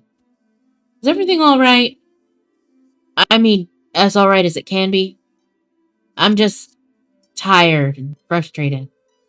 Well, how about a book? It's kind of my solution to everything. I don't think a book can help me right now. I'm sorry. We have the self-help section. I mean, that sounds bad, but it's got some really helpful stuff in there. Might be good to give one a look through. I don't know. Maybe another day. Scott looked so uncomfortable. Maybe he didn't have a clue what to say to me. And how could he? So, how was school? Let's not mention it. That bad, huh? I'm glad to be home, I guess. Could be better circumstances. Exactly. Did Noelle come in recently? She was one of Milo's most loyal customers. I mean, sure, I get people in here to get the paper or a magazine, but she bought a new book every 3 days. Obviously, you can just check one out, which she did often. But she also would buy some, too. That was one well-read girl. Yeah, what kind of books did she get? Oh, everything. She used to read fantasy, but then lately she's been reading information stuff. Information on what? Shoot, she's gone through everything from mechanic work to opening your own business to law books. Sometimes she'd ask for something so off the wall I'd have to order it in special. She always was the ambitious kind. I guess she was, yeah. It's hard knowing that she was struggling like that. I wish I'd known. Maybe I could have. Nah, I couldn't have helped. She would have tried, though. I would have tried, though. I know the feeling. Imagine leaving for months and coming back to that. Like I should have been here for her. She was her own person, though. She wouldn't have let us play White Knight. I guess that's why nobody knows why she did it. She's keeping it all to herself. They're having a candlelight vigil for her on Wednesday night for her. Oh? Yeah, it's going to be in the town center. Here, I have flyers. Thanks. I'll definitely be there. I'm pretty sure everyone in town will be there. I can't think of anybody who didn't care about Noelle. That's true. See you then. Bye, Gray.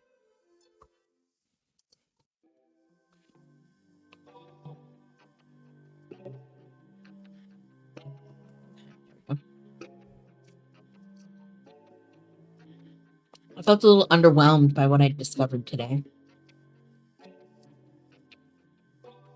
Not that everyone hadn't given us a little more insight than we'd had before, but I didn't feel any closer to understanding what had happened to Noelle. Maybe I should have left this up to the police. I sat down on a bench and watched as the lights blinked and people walked past. I felt miserable.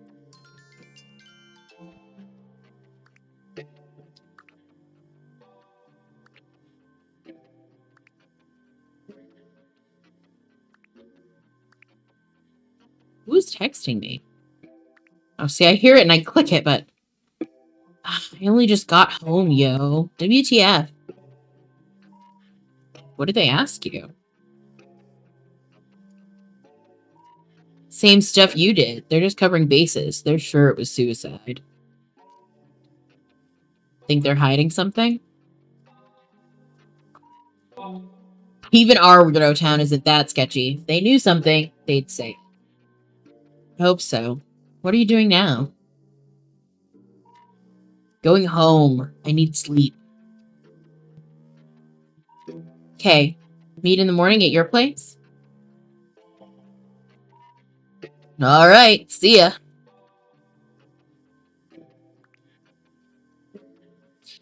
So now Jake wanted to call it suicide too. Or at least that was how it felt. Why did he originally not want to talk to the police? Maybe I was just grasping for anything at this point. He just didn't seem to be acting completely normal.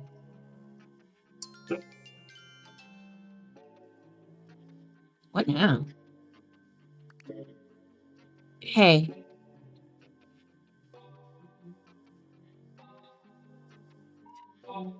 Hey. You still mad? Wanna come over?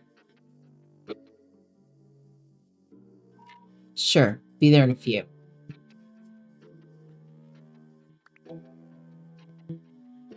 Guess I should go.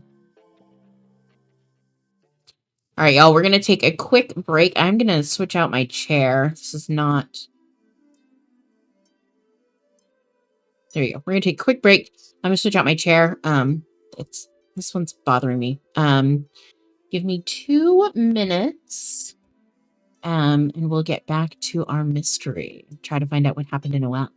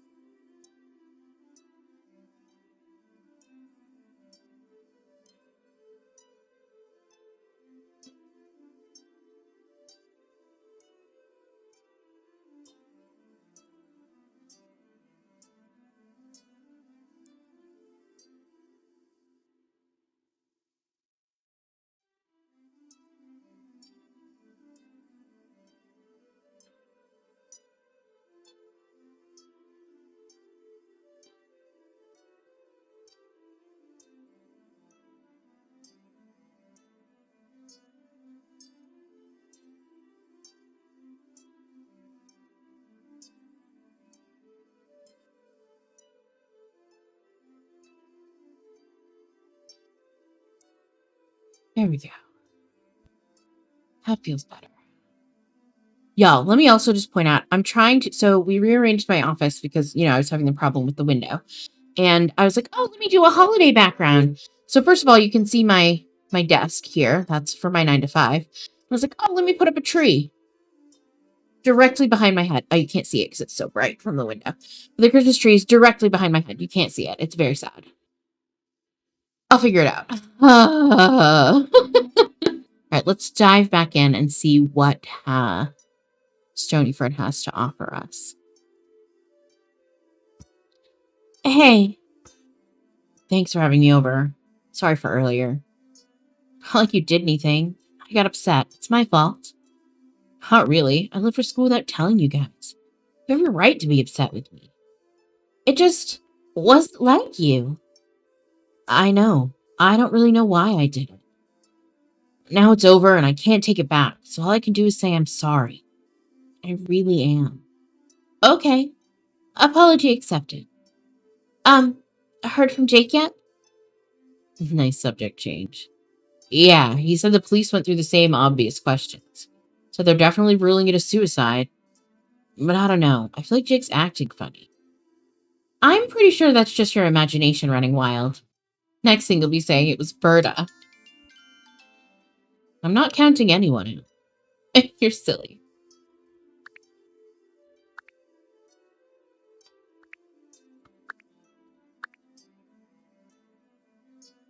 Pizza in the fridge for dinner. Dad's gonna be late again. Anyway, are we gonna keep pushing with this? I feel like we got nowhere today. Yeah, I kind of feel that way too. I want to keep going, but honestly, if we don't come up with anything tomorrow, I might just give up. I wouldn't call it giving up so much as accepting it. Well, I'm not ready to accept it yet. Something on my screen. Eh, eh.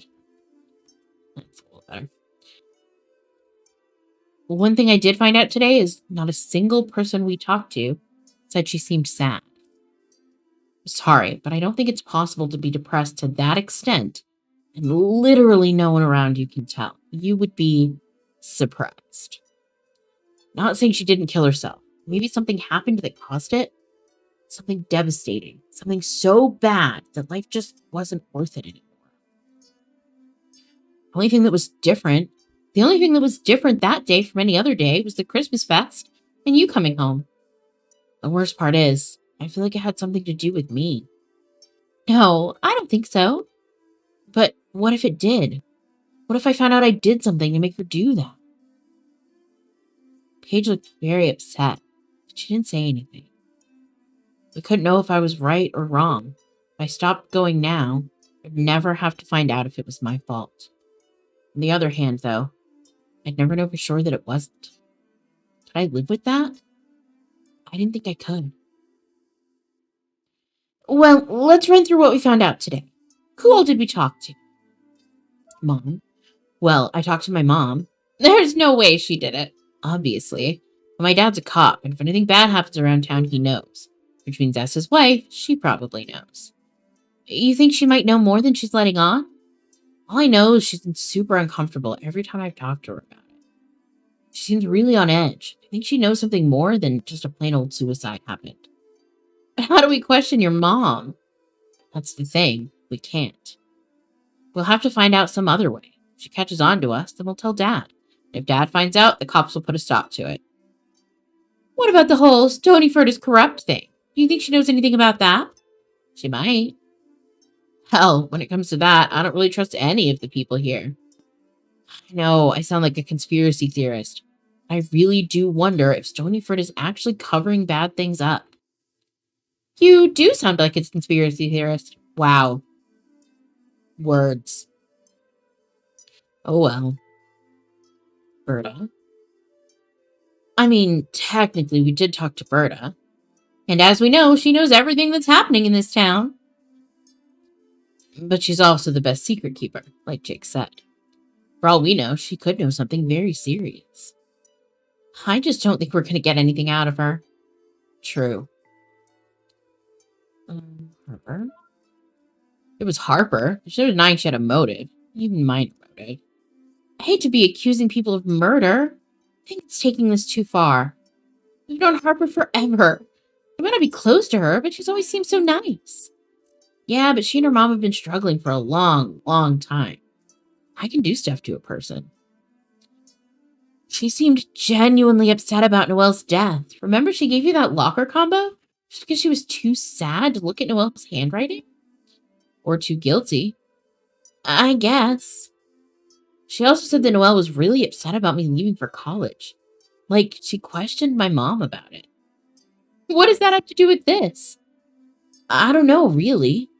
I have this deep down feeling that these things are connected somehow.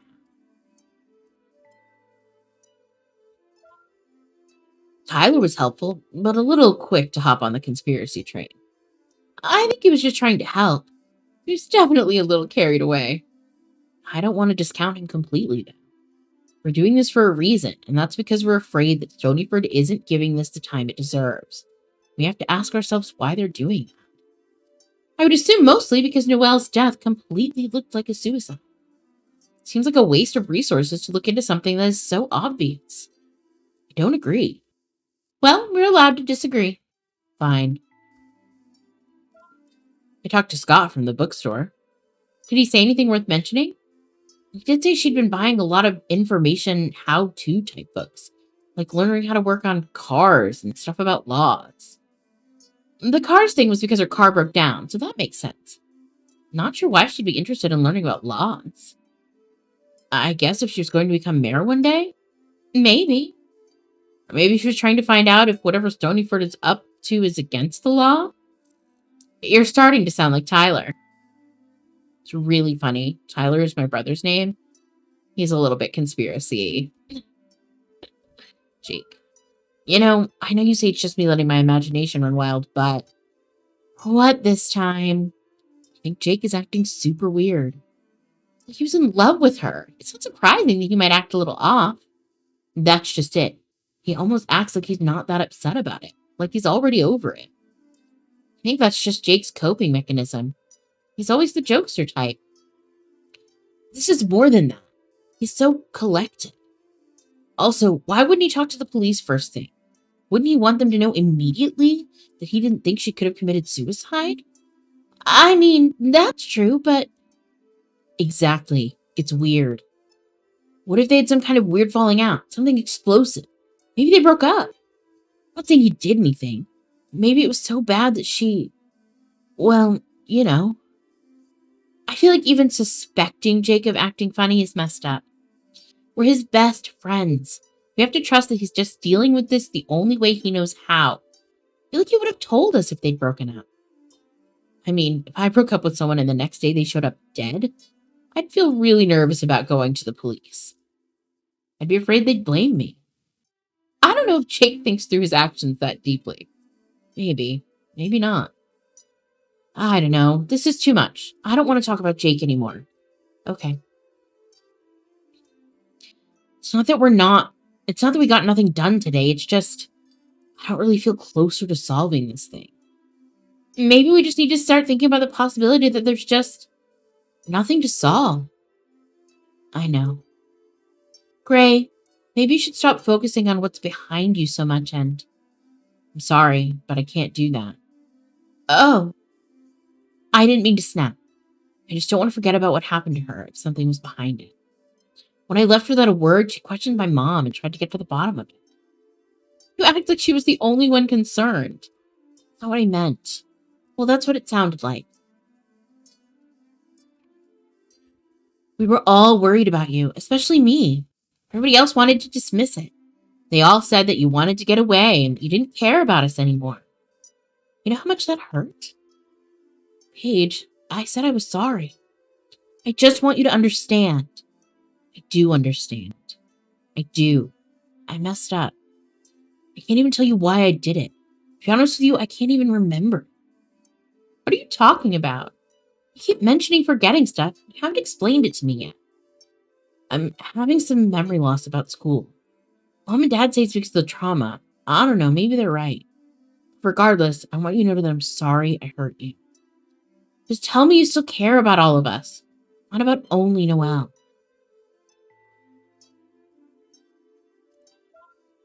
Of course, Paige. Why would I not care about you guys? I did a bad thing, I know. I care about everyone in this town, and my decisions when I left for school have nothing to do with that. You and Jake mean the world to me. I hope you know that. You mean the world to us, too. To me. I mean, in a best friend kind of way, of course. That sounded super weird. Sorry, let's change the subject. Anyway, I'm kind of tired. You need to head home for the night. Yeah, that sounds good. I need some sleep. I'll see you tomorrow. We're gonna meet at Jake's. Okay. See you then.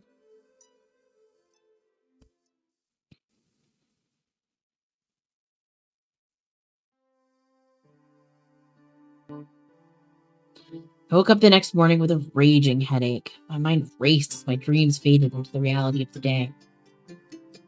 What a rough night's sleep. I dreamed heavily of Noelle and the bridge, questioning everyone and being questioned. I had to admit, this was taking a toll on me. My mind had been cloudy when I'd first come home. Now I was filled with new information. Only, the clouds were still there too. It made for a very complicated swarm of thoughts that I couldn't seem to control.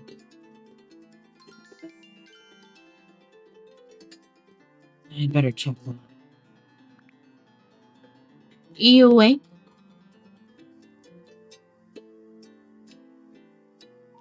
Just woke up. Okay, I'm heading to Jake's.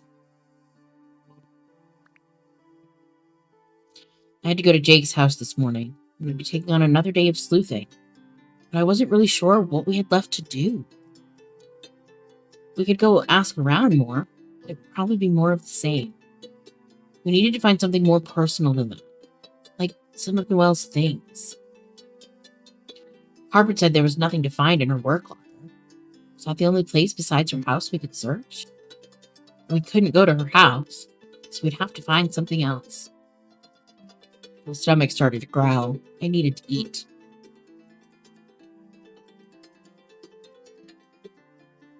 I wondered what my parents had in the pantry downstairs.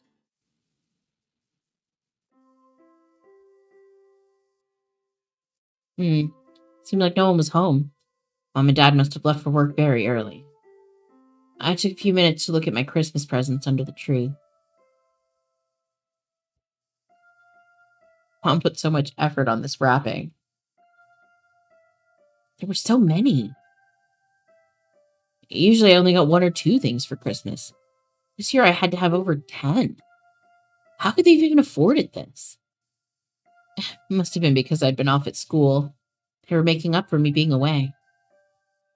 I wish I could afford to get them something special this year, but I couldn't. I laughed to myself.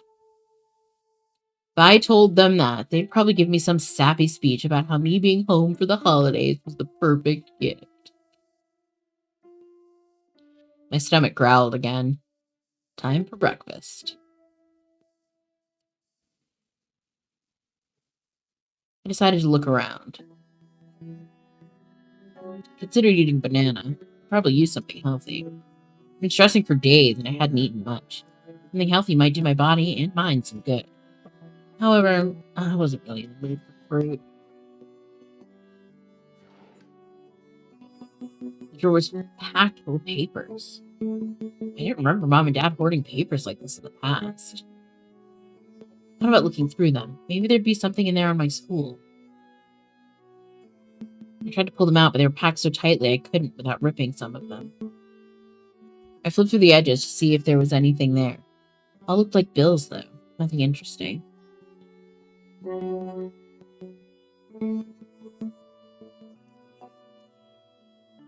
was a single cup in the sink with just a small bit of coffee at the bottom.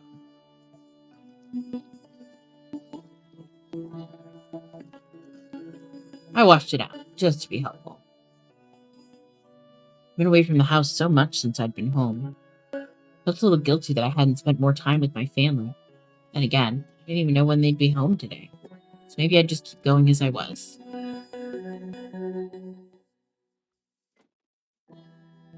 All the dishes were clean and neatly put away. I didn't know when Mom and Dad found the time to be so tidy. They worked all the time. Everything going on in town, Dad was having to put in extra hours at the station, too. Still, I couldn't remember our house ever really being messy.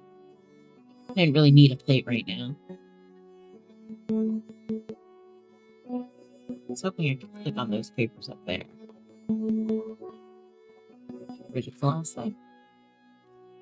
I opened the fridge and there was a surprising amount of choices. Usually our refrigerator was a little bare.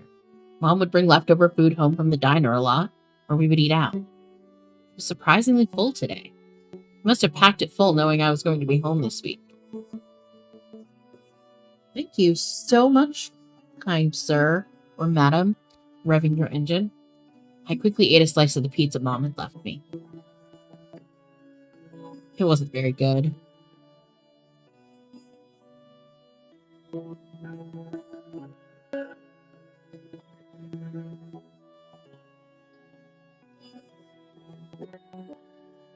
Maybe something else I can do.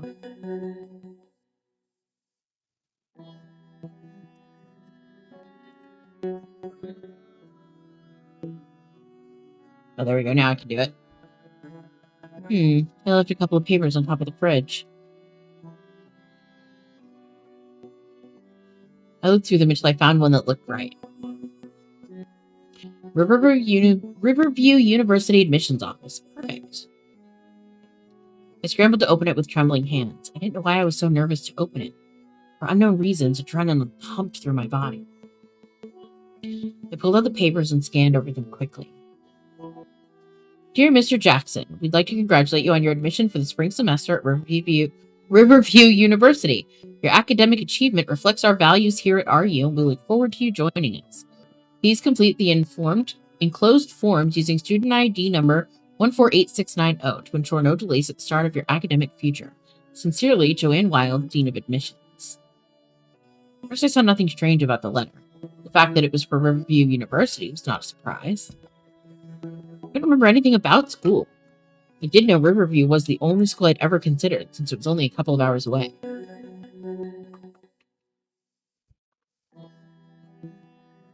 The only weird thing about the letter were the words spring semester. Why in the world would it say I got accepted for the spring semester? I was there in the fall. I might not be able to remember it, but from everyone around me, it's clear I'd been there. It must be a mistake. I wonder if I could email the Dean of Admissions and ask. Thought about talking to Mom and Dad about it. They've been so busy. I don't want to bother them with another thing. I was an adult, and this was my college. It was my responsibility to make sure nothing was going wrong. I sent a quick email to Joanne Wilde asking about the packet and why it said I wasn't starting until spring. Since I'd now opened up a dialogue with someone at the school, maybe I could ask how to access my student account. Then I could see my grades, classes, and assignments from fall. Maybe I could patch my memories up.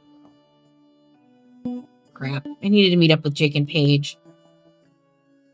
Where were we for fall semester? We were not at college. That's for darn sure. Hey guys. Sorry I'm a little late.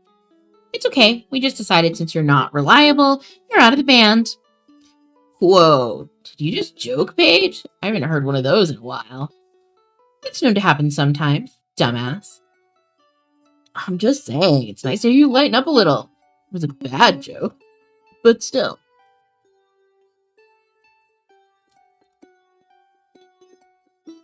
It wasn't bad. I'm good at jokes. That's like hearing a robot say they're going to be a comedian. Hey, I'm not robotic. I'm relaxed. Sometimes.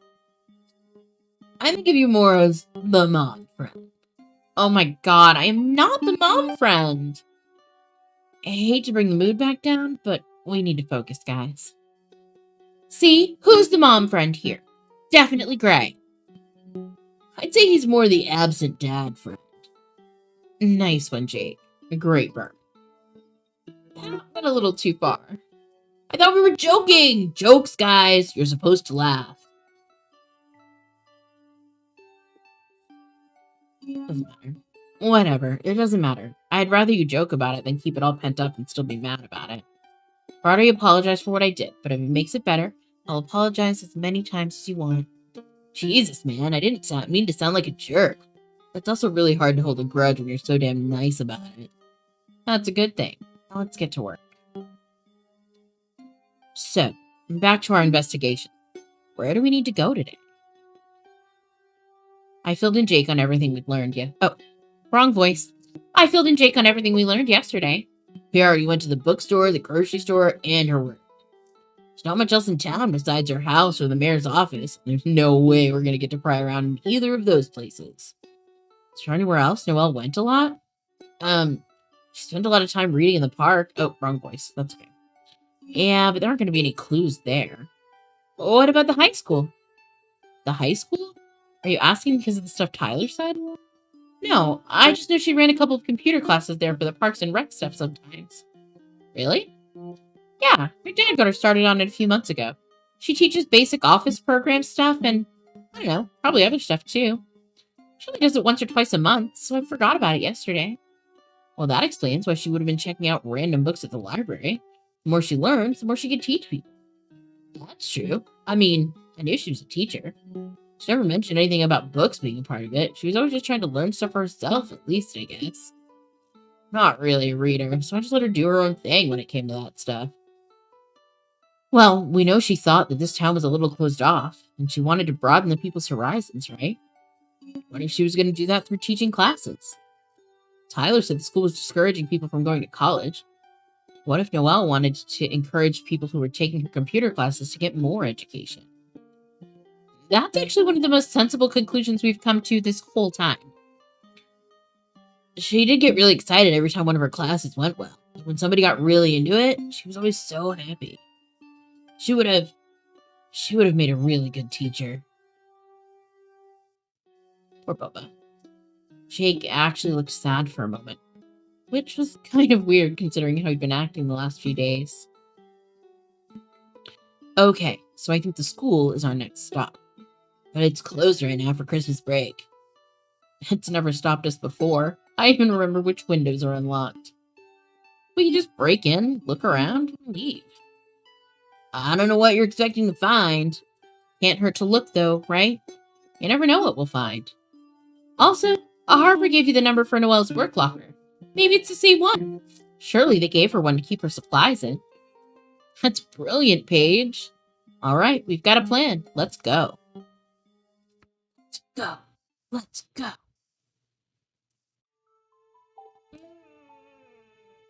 Cold. On the way to school, we had to pass the bridge. Let's see what's here. You didn't touch your pizza last night. I left it for you. Okay. Hey, man, was thinking more about what we talked about. You know, Russell owns the grocery store. He's close with the mayor. Maybe there's some clues in his office.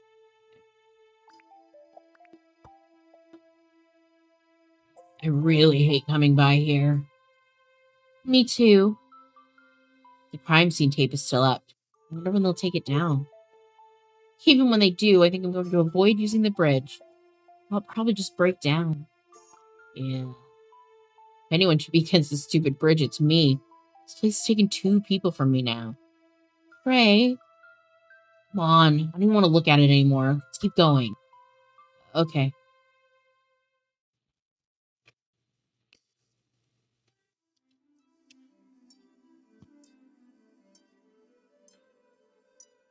Talk about memories. I wonder why my memories of high school are so vivid and college is like, poof, gone. They do say bad memories stick better than good ones, right? I don't know if anyone says that. You know what else they say? They say it's not possible to be human and have absolutely no sense of humor. But you prove them wrong every day, Paige.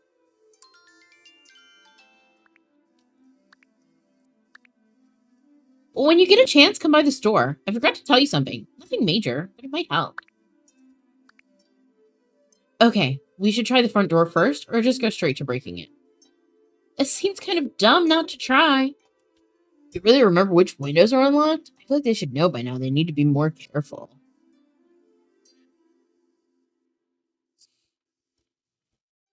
Yeah, because there are so many people who are going to travel through the snow and ice to break into places in good old Stonyford. I mean, that's what we're doing right now. I'm talking about strangers. This town is so crime-free that the bank could leave the vault open and nobody would do anything. Nobody has ever gotten robbed here. Hey man, when I was in 5th grade, Noelle's cousin Patrick stayed for the summer, and he stole my game console at my birthday party. So I'm just saying, I've been robbed. Technically, wasn't he from outside of town, though? So it still doesn't count. Alright, guys. Focus. Let's go inside. We'll check the front doors, and if they're locked, we'll just go around back to the...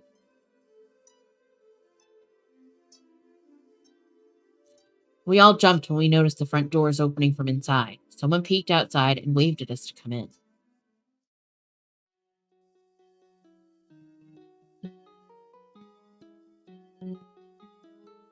My goodness, why are you 3 just standing out there in the cold? Since Gray's home for a bit, we were going around recalling old memories. Oh, yes, and what with Noelle's passing, well, I've had quite a few people come here and ask about her. Her family's devastated, of course. We know she taught some classes here sometimes.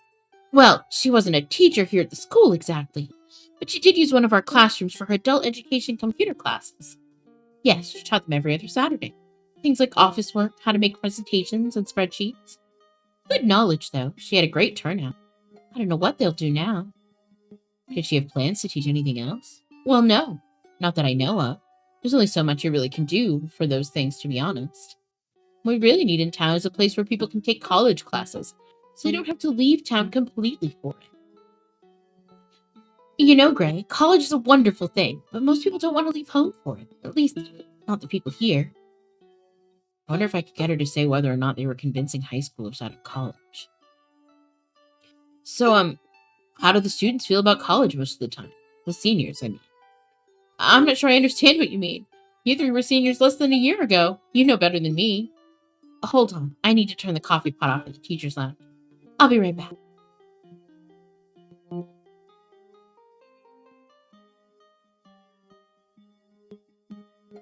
dang it. Oh, I can go back. I just realized I could go back.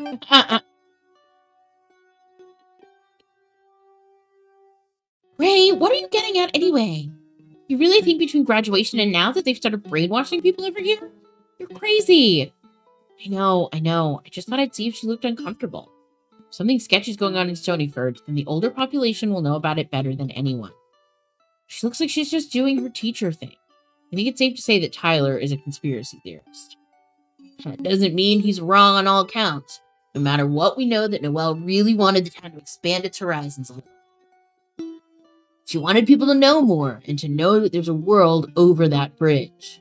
Just because Stonyford's a little closed in on itself doesn't mean the people in charge are trying to do anything bad. Maybe people just really do like it here that much. Can't say this town's ever been bad to me. I like it here. Me too. It's safe here.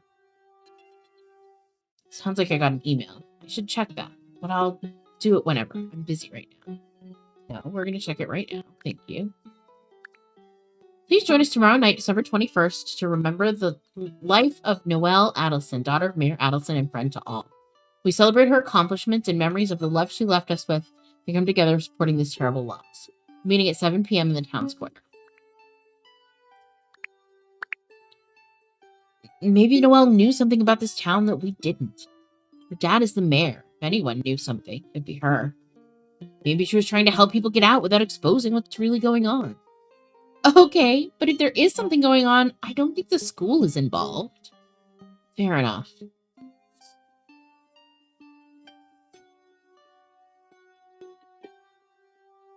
Sorry about that. So, what can I help you through with today? We just kind of walk around, maybe go visit our old classrooms? Well, I don't know if now's a good time. We've had people in and out for the past 2 days trying to see the computer lab where Noelle's computer classes were held, and it's strictly off limits. Jake's vibe changed instantly. I didn't know if he just shed the fakey jokester thing he'd been doing the last few days, or if his mood really did change that fast. But he suddenly seemed really upset. So you're just here to fight off people who come to sneak peeks? There's always work for a teacher to do, but yes, that is the main reason I'm here. The mayor asked for someone to watch over here to make sure nobody tried to mess with her things. She was my girlfriend. So is that why you three are here too? Well, not really, but if she has things here, I need to see them. Mrs. Cabrera obviously didn't expect such a reaction from Jake. None of us did. Well, I don't think... I'm not asking. I need to see her things. I need to know if there was something I could have done. Jake? Jake, are you okay? No, I'm not okay. Nobody said she had some of her things here. I asked. When I went to the police station, I asked if they had any of her things because I need to know. Know what? Couldn't tell if Jake was upset because it was his girlfriend's things, or if he wanted to make sure there was no incriminating evidence.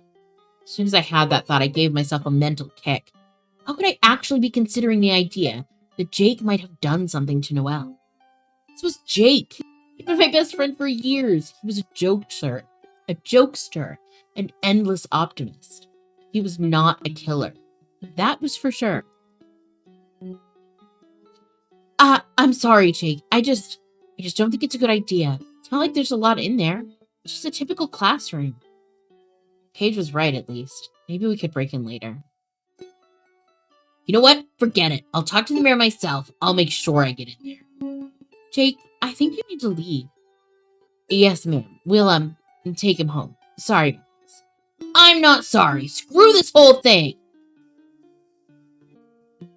Dang, Jake. Mrs. Cabrera, I'm so sorry about this. He's just very upset. I understand that, but I've been given a job. Going to do that job. Hold on. I'll be right back. I still need to ask you something.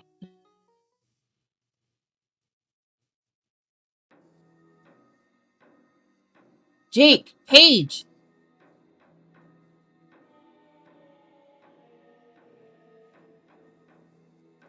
What do you want? You did nothing to help me in there. Hey, don't take this out on me. They're actively trying to hide things from the public. How do you not see that? They might just be trying to keep people from crowding the school and going through our things. If you talk to the mayor, I'm sure... No, screw it all. I'm going home. I'm going to go home and mourn my girlfriend's death like a normal person. See what you did to me? You've gone and made me think they're hiding stuff from us. I can't live like this.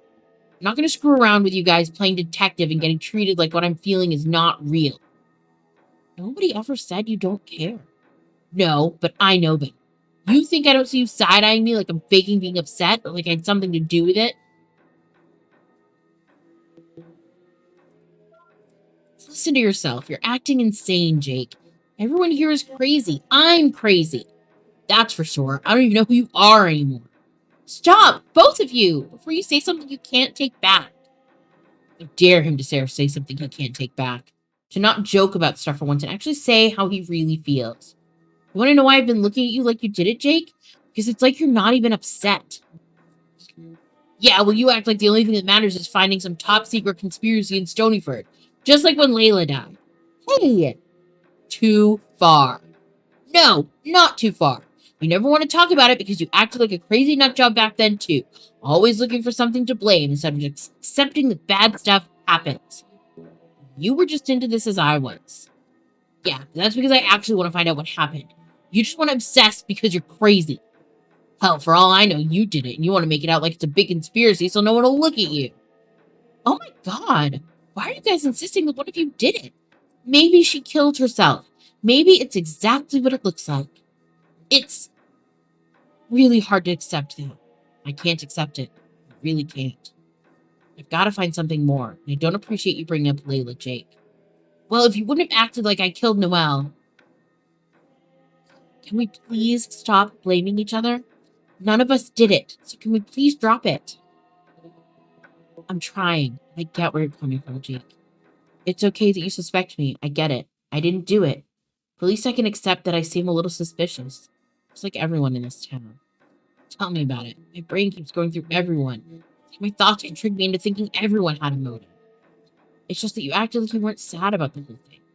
It seemed like you're not even sad. Yeah, seems like the only thing you care about is solving the mystery. So, we're even, I guess. I hate to say this, you guys, but maybe we need to stop doing this. I know we want to get to the bottom of everything. I don't think this is good for any of us. Maybe you're right. I know I'm right. I want to be happier home, Gray, not constantly arguing. I want to mourn the loss of my friend, not losing every other friend because I'm blaming everyone. Can we just stop? I don't care what you guys do, but I'm out. I can't do this anymore. Gray, I don't know what's going on with you, with school and your memories and everything. Until you get yourself sorted out, I don't really want to hang out. Jake, come on, man. I was really excited for you to come home. Things to go back to normal. I don't think you're normal, bro. Jake, please stop. No, there's something screwed up in Stonyford. Pretty sure it has something to do with you, Gray. I didn't do anything. Maybe you didn't. Being around you is messing with my mind. I don't know if I'm just jealous that what you had with Noelle, or if I'm mad because you were the last one to see her. If I just can't deal with your attitude right now. Gotta spend some time away, man. Okay. Please, Jake, don't be like this. I don't expect you to do the same thing, Paige. You do what you have to. Who knows? Maybe once this whole thing is in the past, we can be cool again. I don't know. I don't know what to say. I'll see you guys later.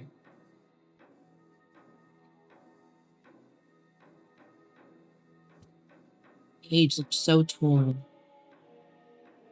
Wait, Jake, come back. Great. I'm gonna go see if I can talk some sense into him. Okay. I'll see you later.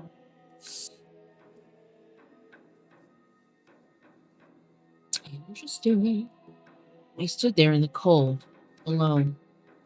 What just happened? Did I just lose one of my best friends?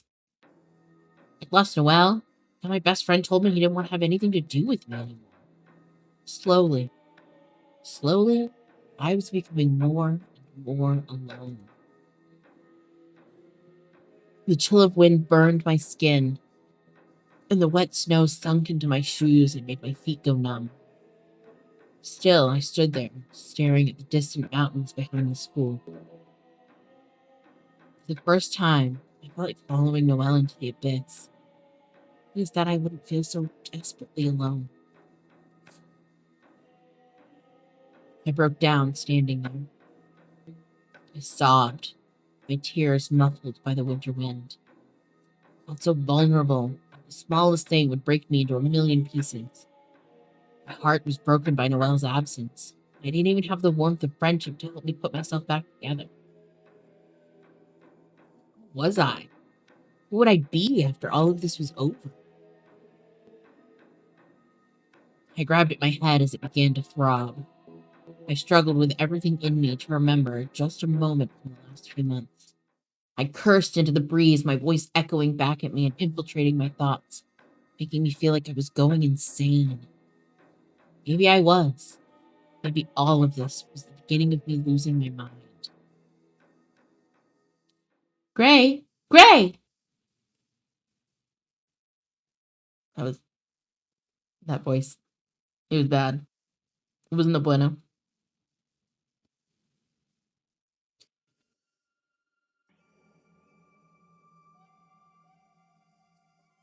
Where am I? What just happened? Gray? Oh, thank goodness. I was about to call an ambulance.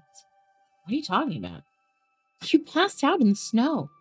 Saw you and your friends standing out there. It looked like you were arguing. Then they left and you started grabbing your head. Then you fell down. I ran outside and you came to just enough to help me get you inside. You passed out again. I made you a cup of coffee. I thought maybe you needed to warm up. No, thank you. I really passed out. Completely. It was scary. You okay? You need to go see a doctor. No, I'm fine. Really. Maybe you're right. Maybe I did just get too cold. That was weird.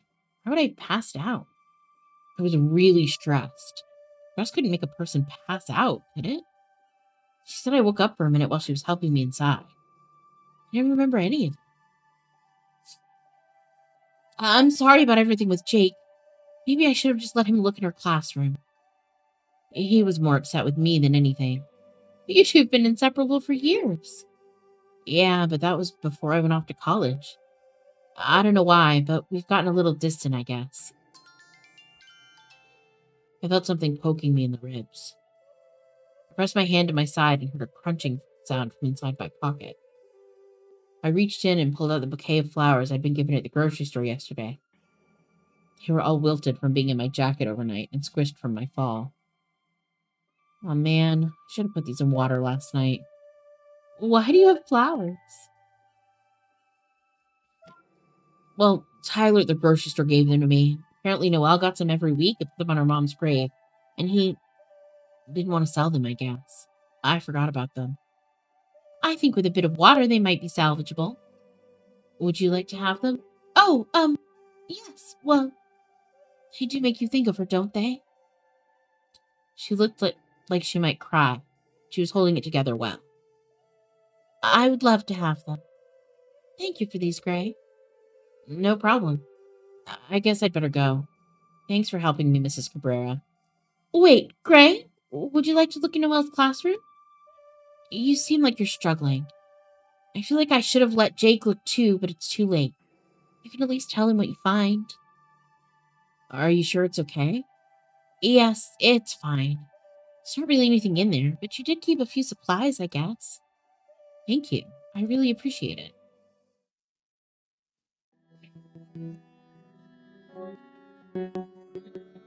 My heart started beating a little faster.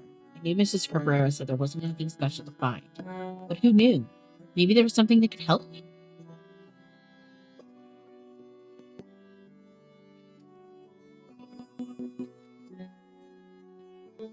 I shuffled through the papers on the desk, hoping for something that would give me a lead. I knew that Jake and Paige were out of this thing, but I wasn't sure I could give up the search for answers yet. Not to mention, I had a lot more questions than they did. For some reason, deep down, I was starting to feel like whatever happened to Noelle and my lost memories had something to do with each other. Jake said twice that I had been the last to see her the night of the festival, but I couldn't remember. More than finding out if Stonyford was sketchy, I needed to get myself together. There was nothing of note, though.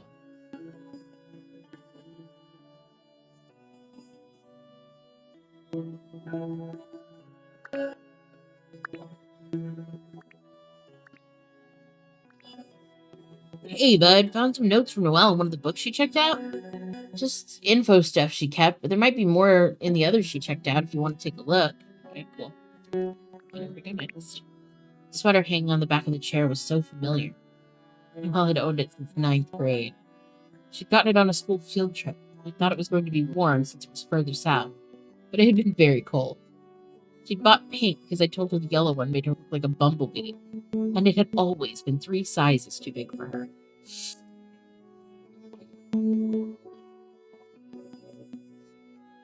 Seeing Noelle's handwriting up on the board made my throat close up. I had flashbacks of passing notes in high school, memories of little doodles she'd put on the edges of my notebook whenever she could get a hold of them.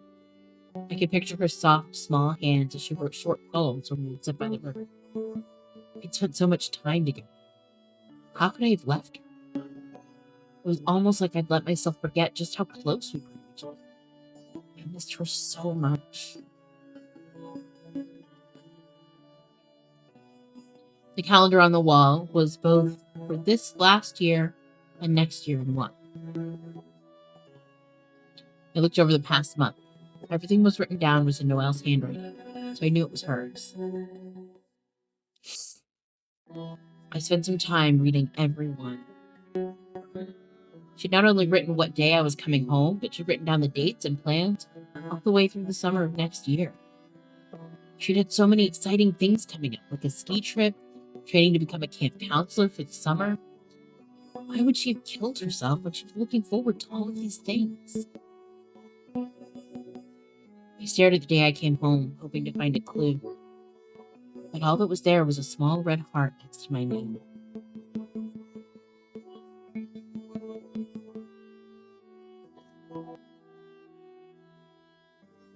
These computers are for the students. They said Noelle taught office work classes like how to make spreadsheets and presentations. If I'd gotten a chance, I would have gone to one of her classes just to watch her teach. She was such a warm and friendly person. She would have made an amazing teacher. She deserved more than just lame Park and Rex classroom in Stonyford. She could have taught Ivy League one day, probably.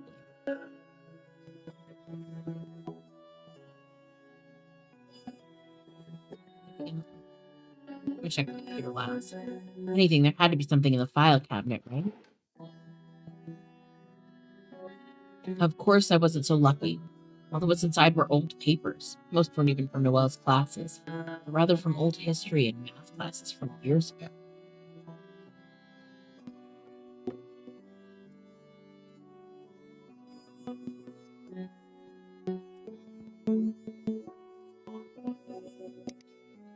Computer time! I moved the mouse around, but the computer wasn't on. I pushed the power on, and a familiar old operating screen popped up. It's going to take a while for this to boot up.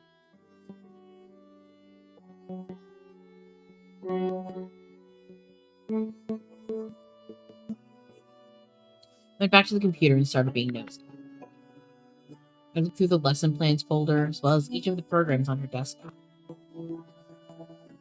I stood for anything with Noelle's name tied to it, and it all seemed very unimportant. It really was all just stuff for her classes. I felt so frustrated and angry. I kicked the chair a little. When it rolled, it bumped against something by the desk. It was a small, gray lockbox.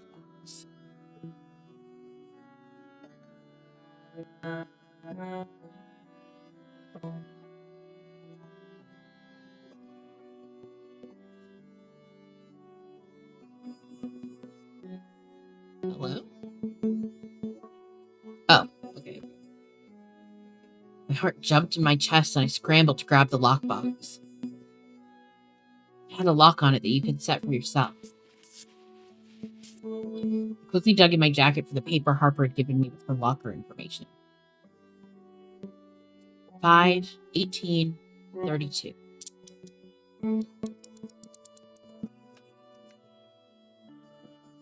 The box popped open. Inside, there was a picture of her and Jake, some office supplies, and a book of contacts. The book wasn't very filled out. It only had contact from people I already knew, so that was no help. I paused, taking a deep breath as my eyes landed on a key. It was small, definitely not a house key. Maybe it was for another lockbox. I groaned. Every time I felt like I was a step closer, it seemed like I instead went a few... Every time I felt like I was a step closer, it seemed like I instead went a step backwards. Who knew what thing or door this key would unlock? Well, it couldn't hurt to take it anyway.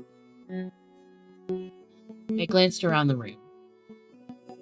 I'd looked at everything. There wasn't really much else to find. At least I hadn't come out of this completely empty-handed. I decided to stop searching the classroom for now.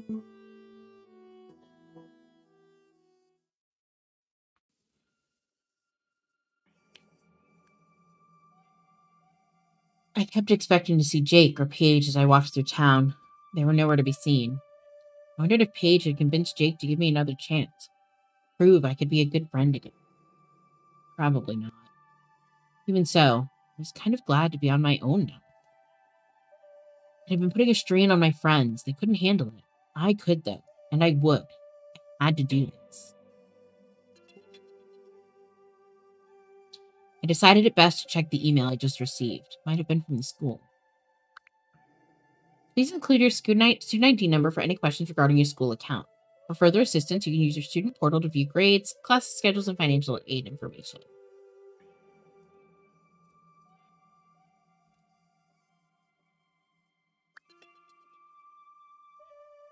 I decided it best to check the email I just... Okay.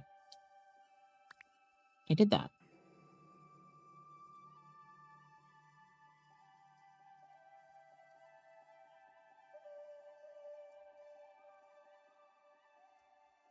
I can't get out of it.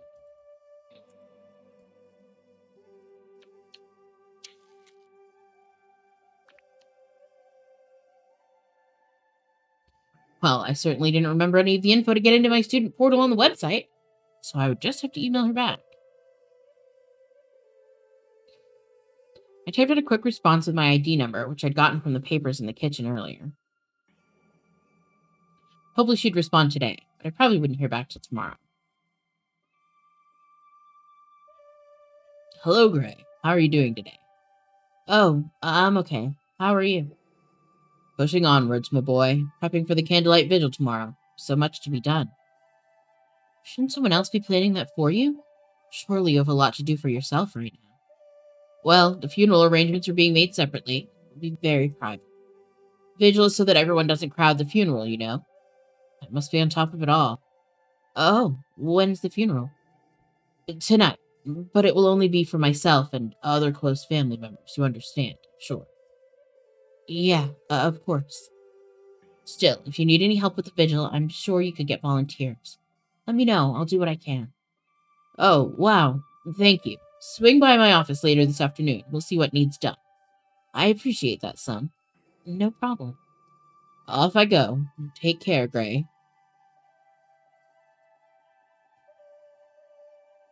I stood there for a moment and rubbed my forehead as a headache began to bloom.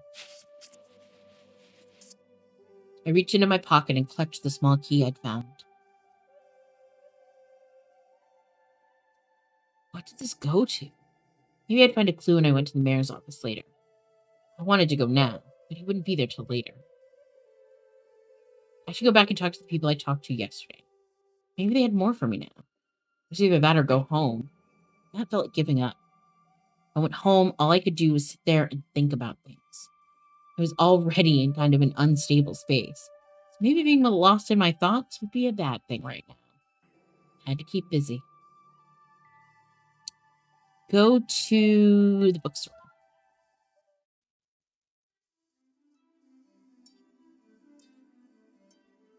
The bookstore was quiet. Scott was in the back when I first walked in.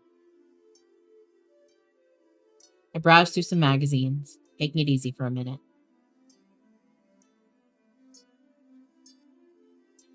Hi, Gray. Good to see you. Yeah, man, I thought maybe I could look at the stuff Noelle checked out. I was thinking about what you said when you were talking about the other day, about how it was weird for her to be learning about the stuff she was.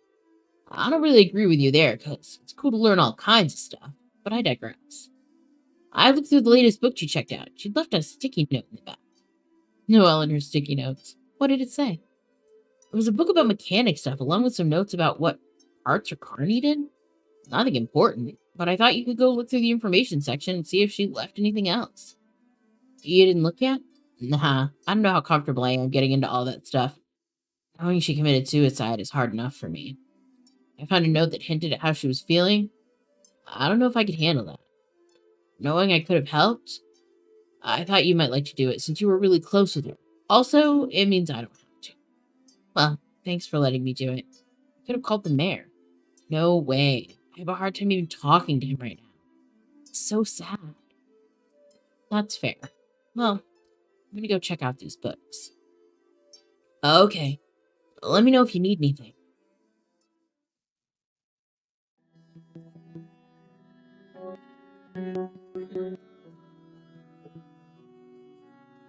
The Complete Guide to Modern Office Programs seemed like a good one. The intuition was right, as I found notes all throughout on lesson plan ideas, bits to remember to tell your students. Still, nothing that could really help me.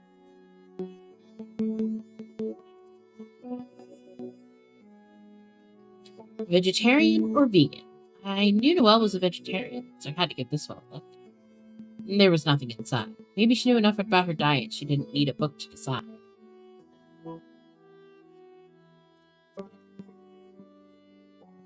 A copy of Winter Gardening was stuck a little further out than the rest of the books. I saw Noelle's name written on the library checkout history on the inside.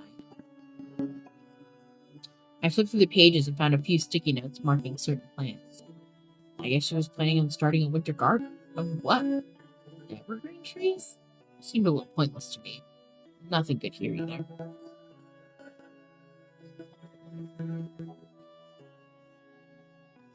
Cryptography through history. Now, this is a book I could get into. A book about breaking codes through history? Still, I think that was mostly my conspiracy theory side, wishing she was looking at something like this. There were no notes inside. I guess Stonyford's town people didn't have some creepy code language or secret society going on. Oh well.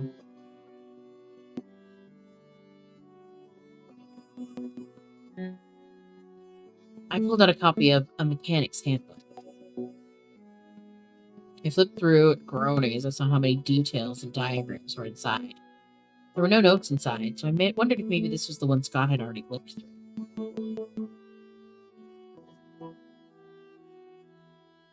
Medical Marvels of the 21st Century. It seemed a little far-fetched, but I flipped through it anyway. To my surprise, there were a lot of sticky notes inside. They were all used as bookmarks and were on pages that referenced illnesses like multiple personality disorders, depression, and panic disorders. Surely Noelle hadn't been suffering with all of those things. Though depression did strike me as a clue, though. Maybe she'd been depressed after all.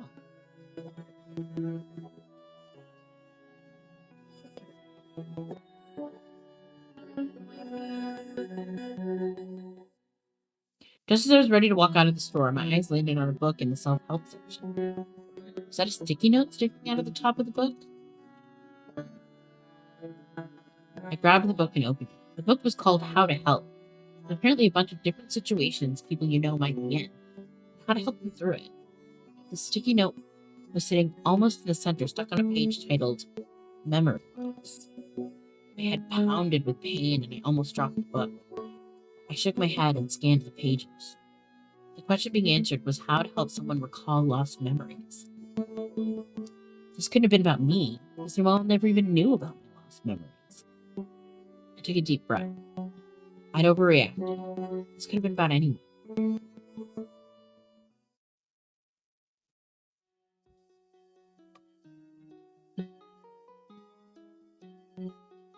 Could it, though?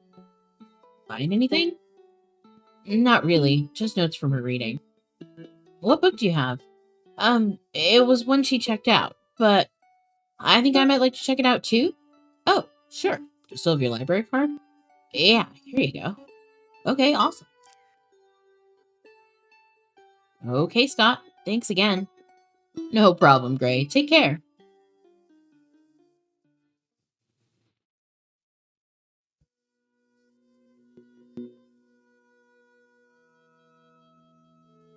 There's no telling if what I'd found would be helpful, but I felt like any extra information was good.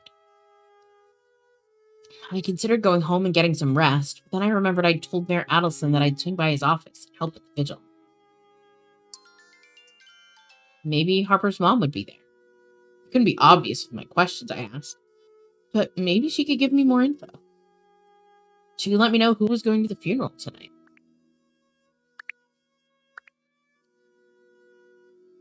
Talked with Jake. He's still mad. I think he's upset because of the funeral tonight.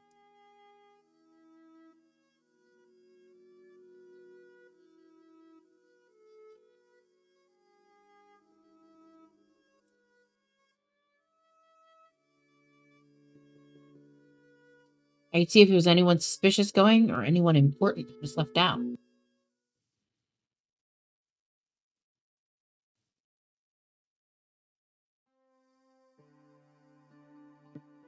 I'd only been inside the mayor's office once or twice before. I'd never really had any need to come here since I'd never been that involved with the town work. It was nice inside. There was a fireplace that warmed me up from the cold outdoors, and gentle music played from a radio on the desk. Hello, how can I help you? Oh, I'm here to see the mayor. Do you have an appointment? It's a bad time.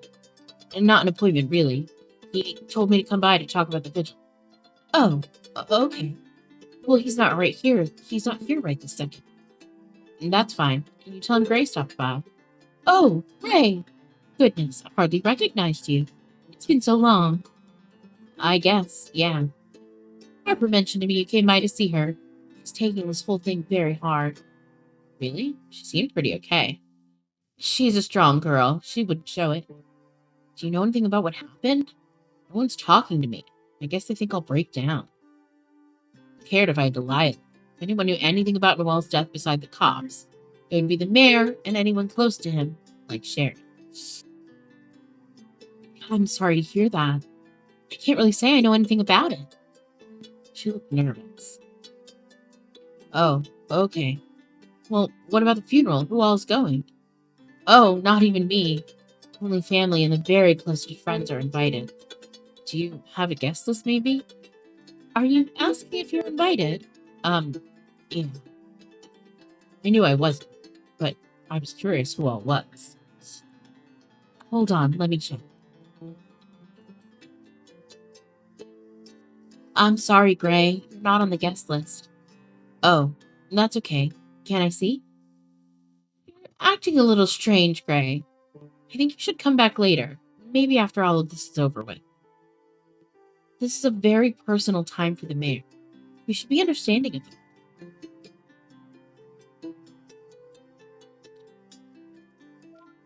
Look, I just need to see it, Sharon. Ask why. It's complicated. This is private, so I really can't give it to you. Sharon, I have to see it. You don't understand. I didn't know why, but my stomach was in knots just thinking about that list. Why wasn't I on it? Who got to go before me? I do understand you're upset. You need to go somewhere else. You don't need to take it out on me. What about your daughter? Do you have any information on Harper? Ray, I don't want to have to call your dad. No one in this town understands. Get it. Just, I shouldn't have talked to you. I need to go. Gray, what's going on with you? Nothing. You let the mayor know I was here. Sure. But maybe not tell him I acted weird about the funeral. Okay. Bye then.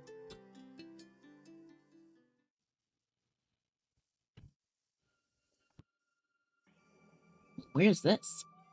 As the day faded into night, I detoured to the park on my way home and went for a long walk.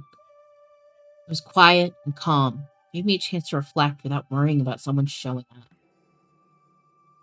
I had a few minutes to be alone in my thoughts. I felt a little frustrated with myself for what happened at the mayor's office. When the mayor told me about the funeral, it hadn't even affected me. Not being on the funeral list made me feel even more closed out of Noelle's life. I guess I freaked out a little. Weird. And again, nothing seemed normal anymore. Not Stonyford, not my friends, not my family, not my own mind. I stared at the stars through the trees and wondered if there was an afterlife. Was Noelle watching from up there somewhere? If she was she glad we were trying to find answers? Or was she mad we were messing with the memory of her this way? Would she want me to do all of this? She'd be mad at me like everyone else. When this started, Jake was ready to look for answers. Now he hated me for getting so into it. Was I wrong? This could be important. Hey, kiddo, me and Mom are both working late again tonight. Sorry, bud. Order pizza on me. I sighed and clenched my phone in my fist. It's like my parents didn't even care I was home. I was having a damn crisis, and where were they? Mom was being weird, and Dad was completely absent. He had no idea how I was handling the death of my friend. Did they even care? About my memories. They both brushed me off when I brought it up. Damn it! My shout echoed back at me, and I kicked some snow. I felt so angry. Angry at my parents, angry at my friends, angry at Noelle for leaving me. My head began to throb as I struggled desperately to remember. Remember anything. Why were so many of my memories gone? What was sitting there in my subconscious? Was it just boring memories that didn't matter? Was it something bad? Something I had to forget to keep my sanity. So it wasn't working. I started to feel like my sanity was slipping. Maybe it was. Maybe I was losing my mind. And if I did, there was no one to even notice.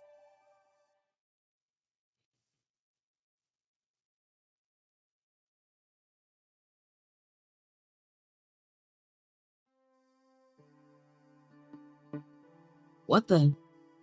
I woke up to numb fingers and toes, sleeping on a park bench. I fell asleep here? Damn it. I didn't believe I did that. I didn't even make it home. I couldn't remember falling asleep last night. I shivered violently, sitting up and hugging my arms around myself. I needed to get warm. I was very hungry. I thought about the punch card for coffee at the diner. Coffee sounded really nice. Sorry I missed you last night, Gray. We have plenty of volunteers. I hope to see you tonight at the vigil.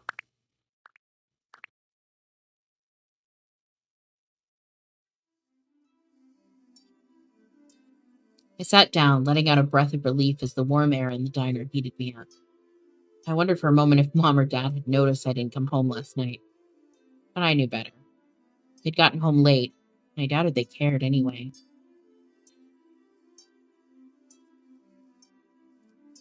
Gray, where have you been? Your mother called me last night, worried to death. Oh, I stayed over at Jake's house. After the funeral, you know. He needed the support. You should have called your mother, young man. She didn't even call or text me. You know your parents are trying to give you space right now. We're all worried about you and your friends. She was telling me she assumed you needed space since you haven't been home. If they cared, they would ask me what I needed. So I'm pretty sure they don't care at all. Trust me, Gray. I've worked with your mother a very long time. She cares about you more than anything. Keeps moving in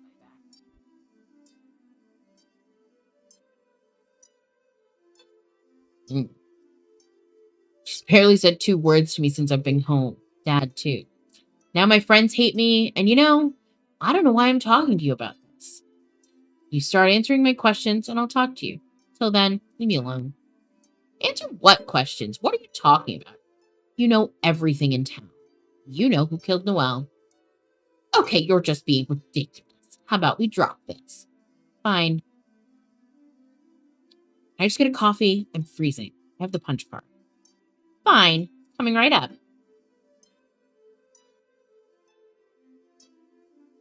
I double checked my phone, but I definitely had no messages from Mom or Dad wondering where I was.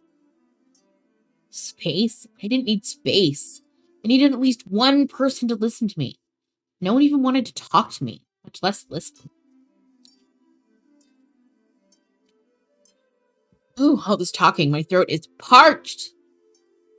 Oh well, it didn't matter anyway. If Mom or Dad found out what I was doing for Noelle, they'd try to stop me. And I didn't intend to stop right now. I felt like I was so close to finding out what happened.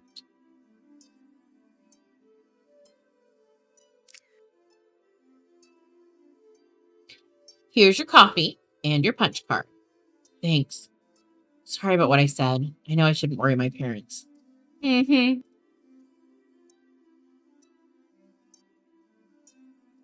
I drank my coffee and felt the warmth fill me up. I tried to remember the moment I decided to lie down on a bench in the snow and fall asleep. I couldn't. Maybe I should talk to my parents about it again after all.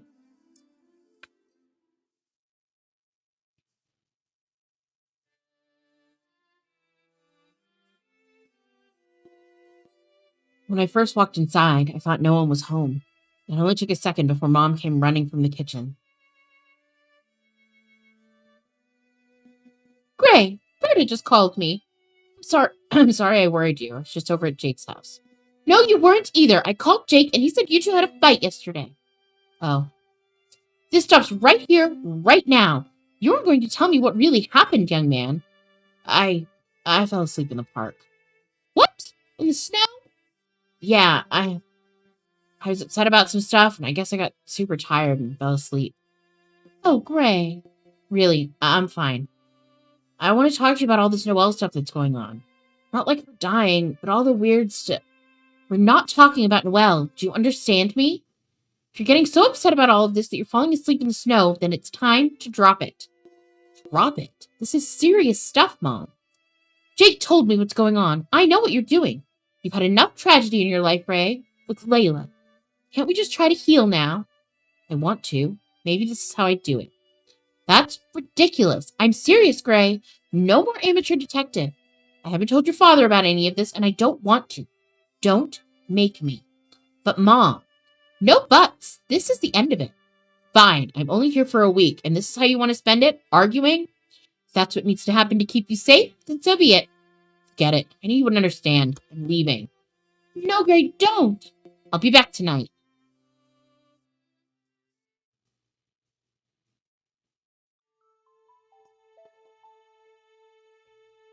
There were a lot of people bustling around the town center today.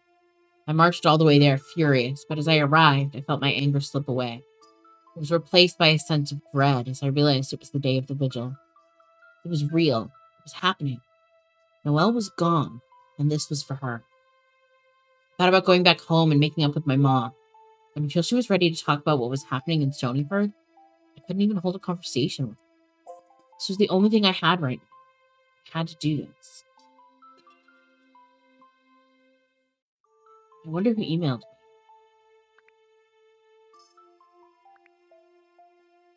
No one? Thank you for contacting us, Mr. Jackson. Upon reviewing your account, your start date was set to the spring semester. No class credits have been added to your account at this time. Please call admissions to set up a meeting with an advisor. There had to be something wrong here. Why couldn't she have just worded it normally? What did she mean there were no credits on my account? Because I hadn't signed up for classes yet? Was it because I didn't have any last semester? Maybe I failed them all? I quickly sent her an email asking her to clarify. This whole thing was so weird.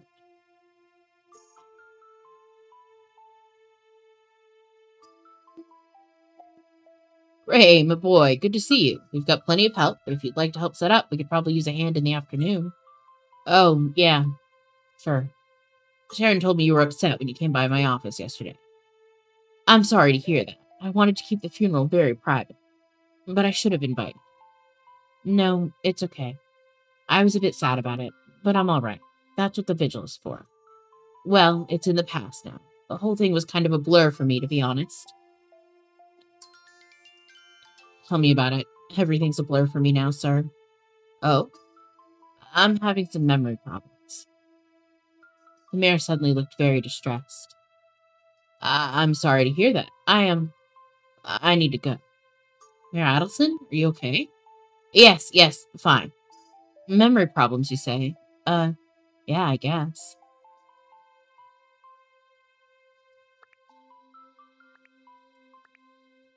Hey, hope to see you at the vigil tonight.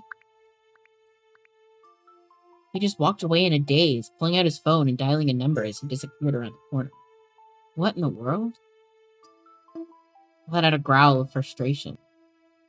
What was wrong with this town? These people? Screw it. Screw all of these people. I was going to find out what was going on without anyone's help. I needed to find out what happened to Noelle. Then I would deal with my lost memories. After I did that, I could worry about patching things up with Mom and my friends.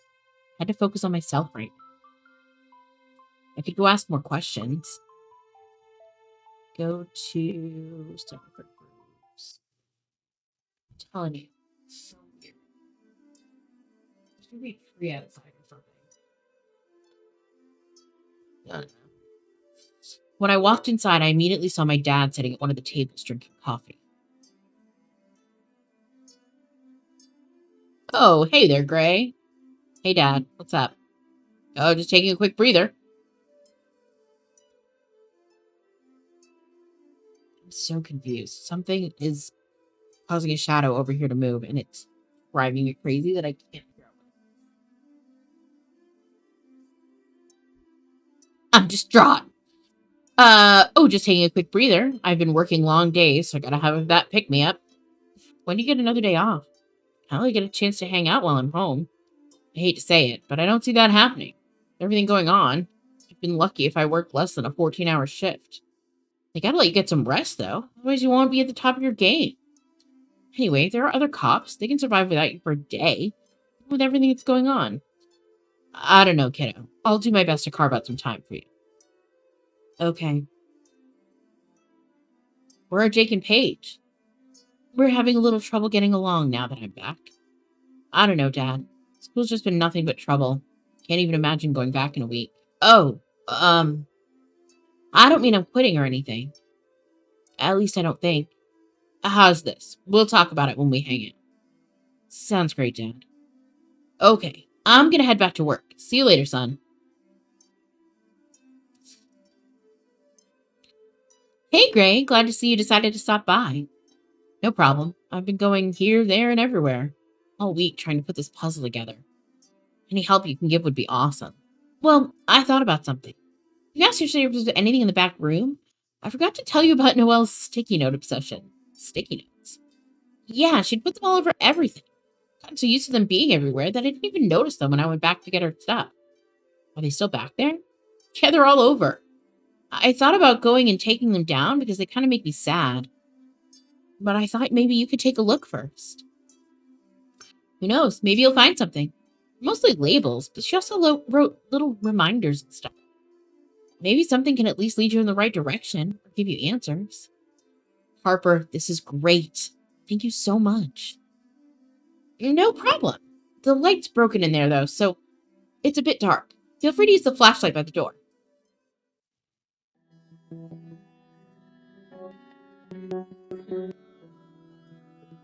Don't forget to mention specials. They aren't in the menus. If I was an owner, I would have given Noelle that manager position too. Hell, it was surprising she hadn't already gotten it. Sugar. That's just a little. Decaf. Guess you gotta be able to tell the difference between regular and decaf somehow.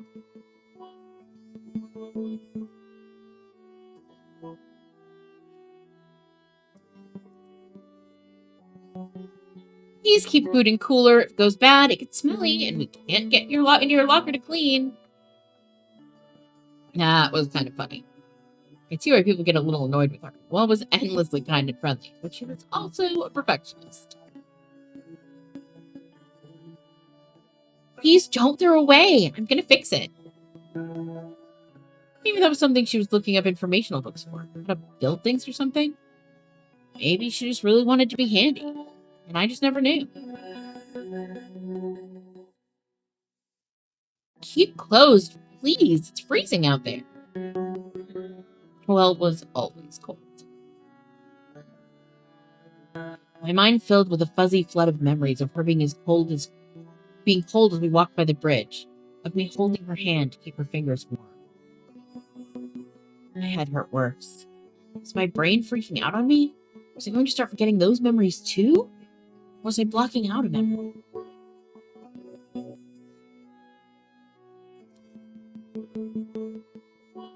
Please double count drawer at night. We've been short all week. Something's off. It was no wonder she was up for the management position. Noelle was always so responsible. Honestly, they'd probably already been treating her like a manager. She'd clearly been acting like one. That meant anybody here could have been mad at her. I love you guys. Best coworkers ever. Well, even if she was a little bit of a perfectionist, how could anyone hate Noelle? She was so nice. Surely her coworkers could have been that against her, right?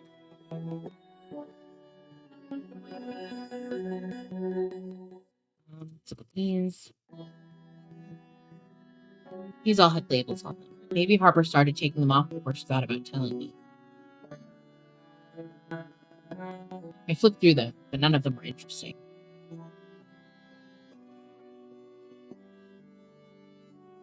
Management position now open. Full-time, open availability only. Please write your name here if interested, and Angie will speak with you one-on-one.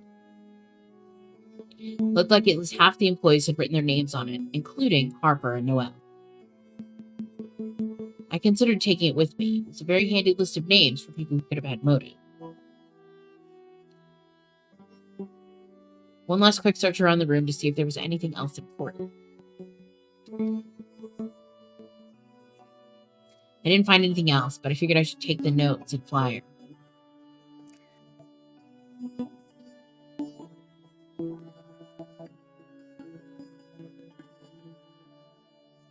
Find anything? Kind of. Meh, most of them were just labels. Not a lot going on here. I might find better luck somewhere else. Aw. Well, at least we tried, right? Yeah, thanks again. Anything to help find closure for all of us. Okay, unless you want to order something, you should probably go. If anyone finds out I let you back there, I'll be in trouble. Okay, I'll see you. Probably at the Candlelight Vigil. Yeah.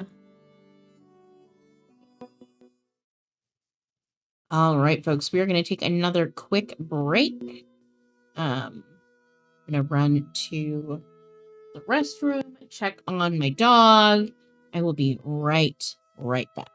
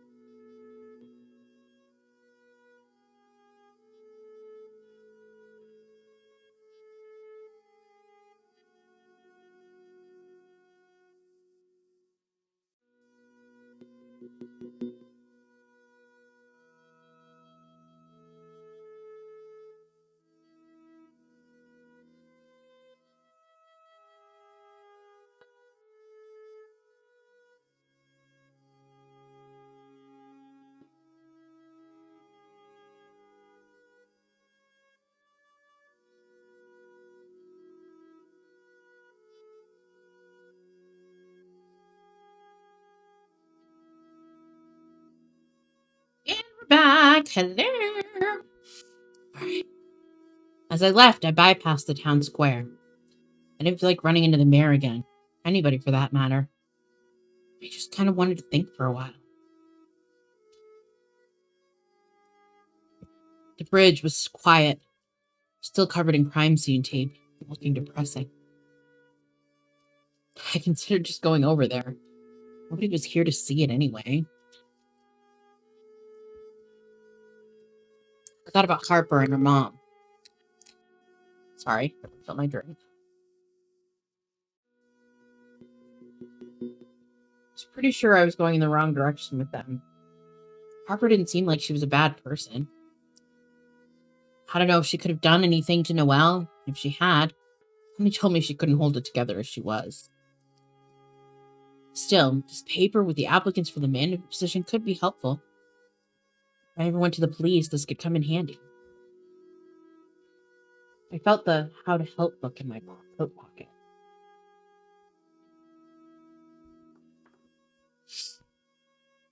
I pulled it out and flipped to the page Noelle had marked about memory loss. It felt strange as I read about the symptoms and causes. She couldn't have known about my memories. I didn't even know about my memories at that point.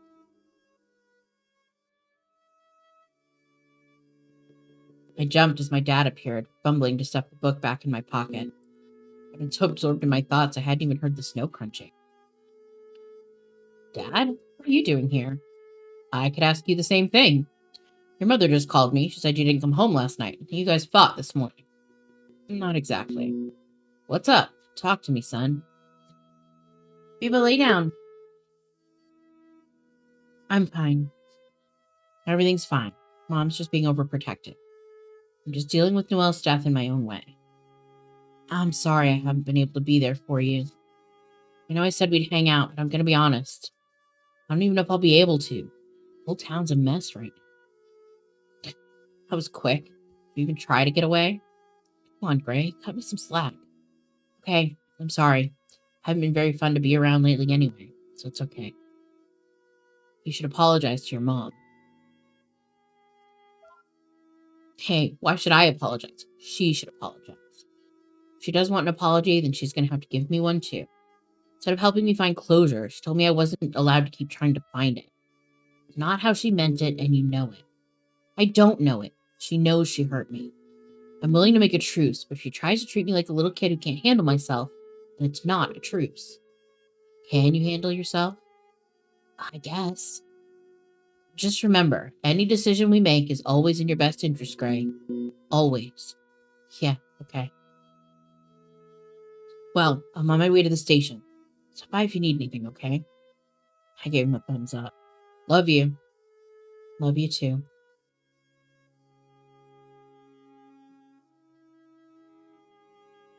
Took one step closer to the bridge and instantly stepped back again. I wondered how Noelle must have felt that night. Did she feel sad? Scared? Thinking about me? How badly I wished to have her here, even just for a moment. I could just ask her. I wonder, did she leave me any clues? I was so busy asking around to everyone else. What about Noelle herself?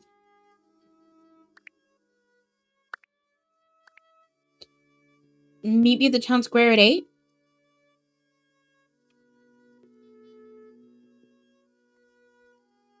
I can answer. Guess not. I had that key. Maybe that was something important. Maybe all of this was useless and for nothing. Like when Layla died. I remembered that night, years ago. I'd been so young. The day itself was a blur, as many childhood memories were. The moment when my parents told me Layla was gone was burned into my mind.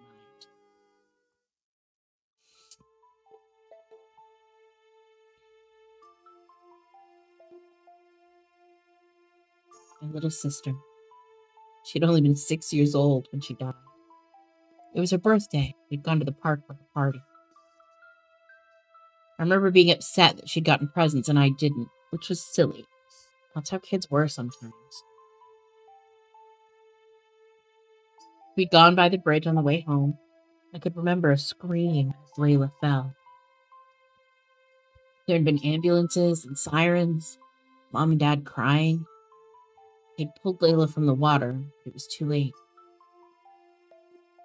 That night, Mom and Dad had told me that they couldn't save her and that she was gone.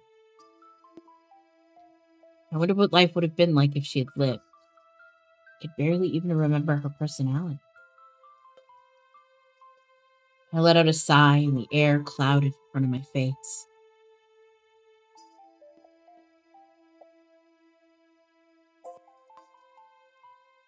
Time slipped by quickly. I could have stayed there, staring at the bridge and the rushing water all night. I decided I should go before I ended up falling asleep in the snow again. It was probably getting close to time to go to the vigil.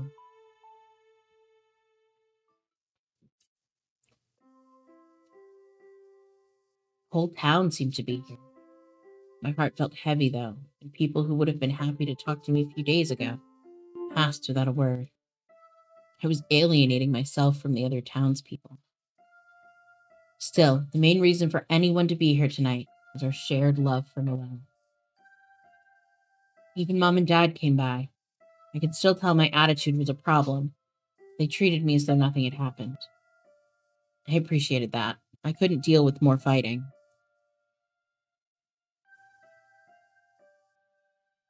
Lay down, Papa. Thank you for being here, Gray. We really appreciate everyone coming out tonight. For Noelle. Of course, I wouldn't miss it. You've been here all day? Well, very hard being at the house right now. The idea of going into her room. I understand. I think the window might still be open even now. I just can't bear to go in there and close it. I know, it must be hard. Yes, well, I best be going. Thanks again, son.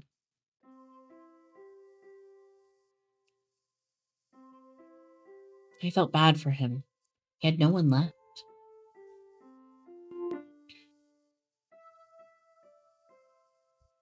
Gray, you never answered my text. I wasn't in a talky kind of mood. Could have at least told me if you were coming tonight. Of course I was coming. I wouldn't miss it.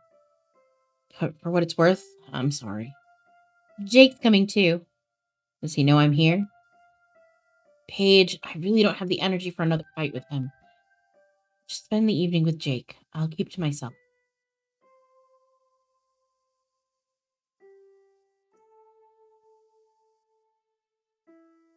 Well, look who's here. Sir Douchebag. Oh, goody. It's Captain. I was the first to say something was wrong with Stonyford, but I'm going to act like my friend is crazy because it makes me feel better about myself. Wow. Good one, Gray. What a burn. Did it take you since yesterday to come up with that? Nah, your mom helped me think of it last night. You're really on a roll, bro. I'm feeling so hurt. That's enough, you two. Give it a rest. He started it. Paige, I'm not dealing with him right now. You want to stay? I'll go over there by myself. I don't care.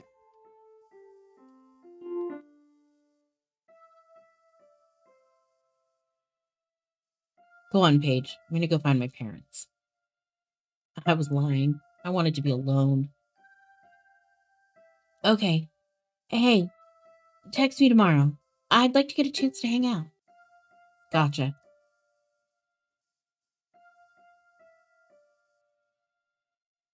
I had to just apologize to Jake so I'd have some friends left in this world. I turned around as I heard the mayor start speaking in the center of the square.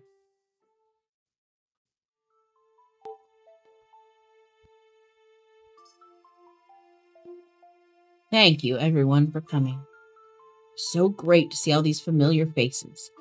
How lucky we are to have a community here in Stonyford that's built on trust and support. We are a family, and in this moment we must face the loss of one of our family members. My own daughter, Noelle Adelson, will be missed. I pass this on to our chief of police, Mr. Jackson.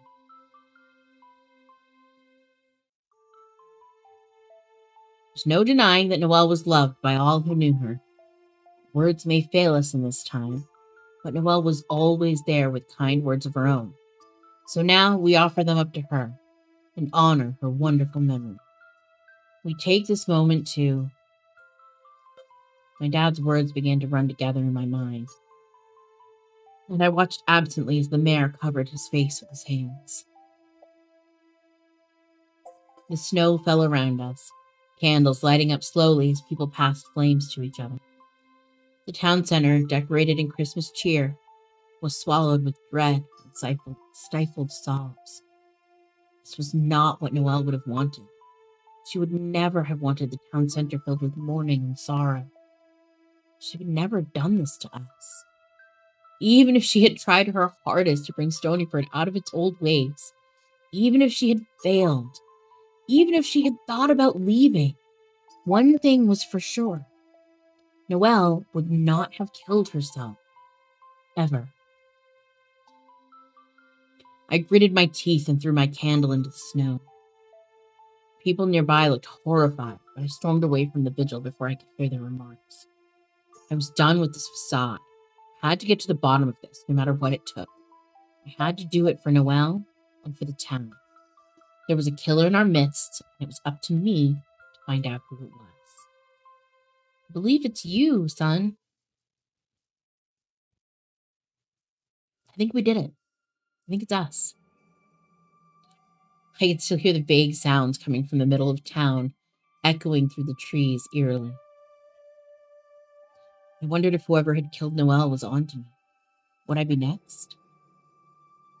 Someone had made my death look like a suicide, and I knew the town would fall for it again. Everyone would say that I was acting volatile and strange, that I'd been sneaking around. Everyone would say I took her death too hard, so it wasn't a surprise. There would be no vigil for me, though. I knew that. I considered returning to the vigil. How could I miss this? The cold wind stung my cheeks. My fingers were numb. I stuffed my hands in my pockets, hoping to find warmth as I started back toward the town center. I stopped in my tracks.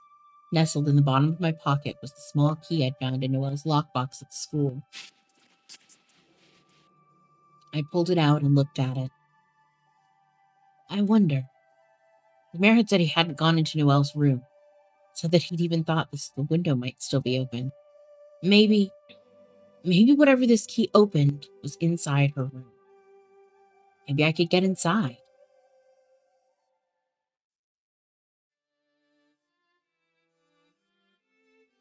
The mayor's house was close to the park. I could get in and out before anyone even left the vigil. Noelle's room was on the second floor, where the porch roof led to her open window. I just had to get up onto it.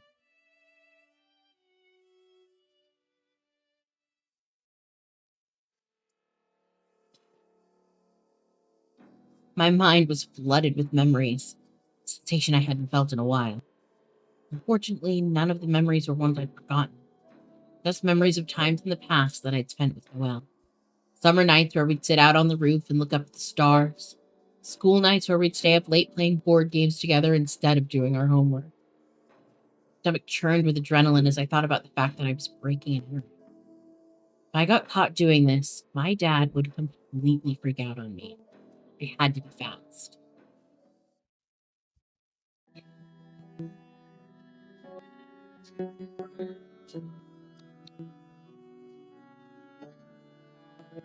I turned on the television briefly just to see that it was on a nature channel.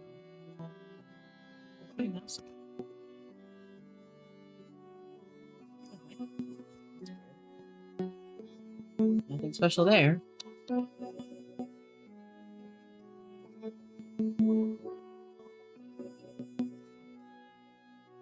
I listened out the window. It was difficult, but I could still hear the sound of someone speaking at the television. Still safe for now.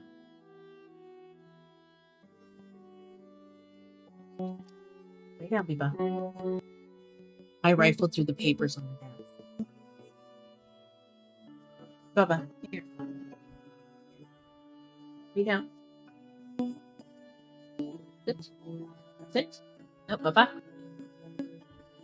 Sit. Down. One. Okay. It was all junk. There were a few phone numbers scribbled here and there. When I searched them online, they were just local businesses. One was to the hospital an hour or so out of town. Another was to the library in that same city.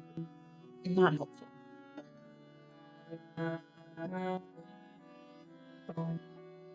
There was a list on the wall. Each item referred to a book in the bookcase. Next to each was written a scientific name of a disease. I was starting to feel like maybe Noelle just had a lot of interest in medical stuff. Maybe she'd watched too many of those weird ER story shows. Eva, lay down.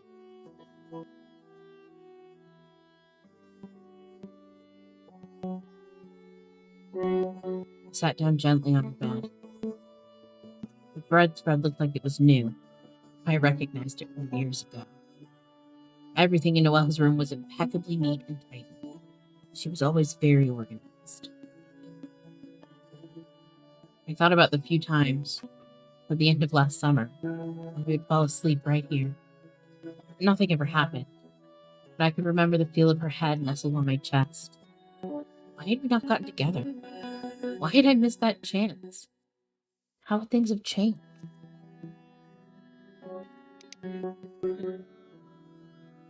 I sat down at the desk for a minute and looked through the files on her computer.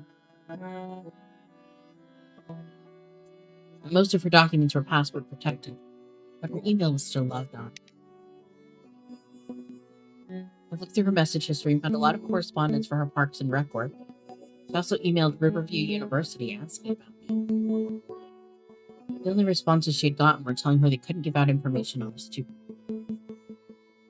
The messages dated back to September, the most recent being just a couple of weeks ago. She had been trying to contact me all this time. I searched through her internet history, but she kept it cleaned out for the most part. She'd been looking up medical anomalies and amnesia information recently.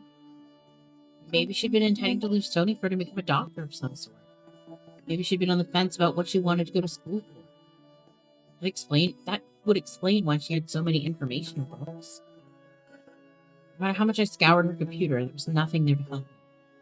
I didn't have enough time to go in depth enough to find anything.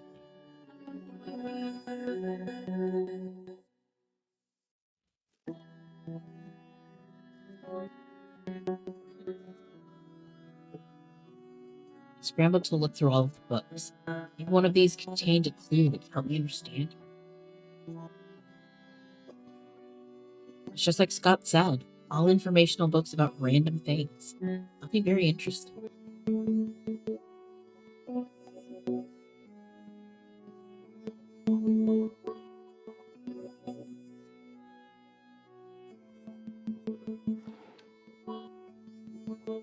I opened the drawer in her nightstand. That's a TV stand.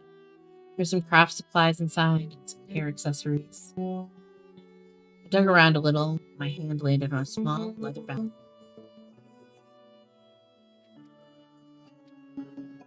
I took a deep breath and opened it, flipping quickly through the pages. I'd found Noelle's diary.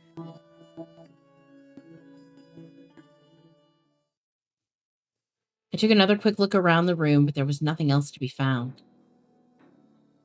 My fingers gripped tightly around the diary. The book had no lock, so I knew the key was not to this or anything else in the room. Still, maybe the diary would have some clue to what it did open. Or even better, it would give me all the answers I needed as to who might have had it in for her. This was the best find yet. I heard the swell of music through the window and knew the vigil would soon be over. It was time to get out of here before I got caught.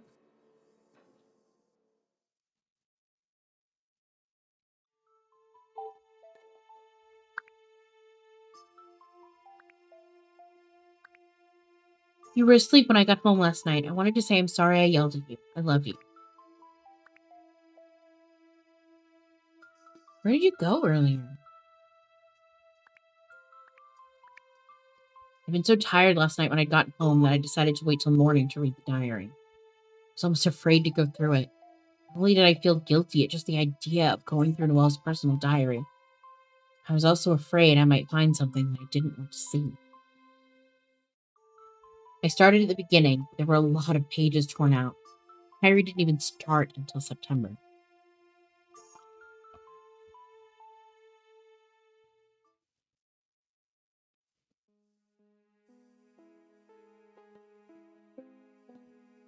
Message.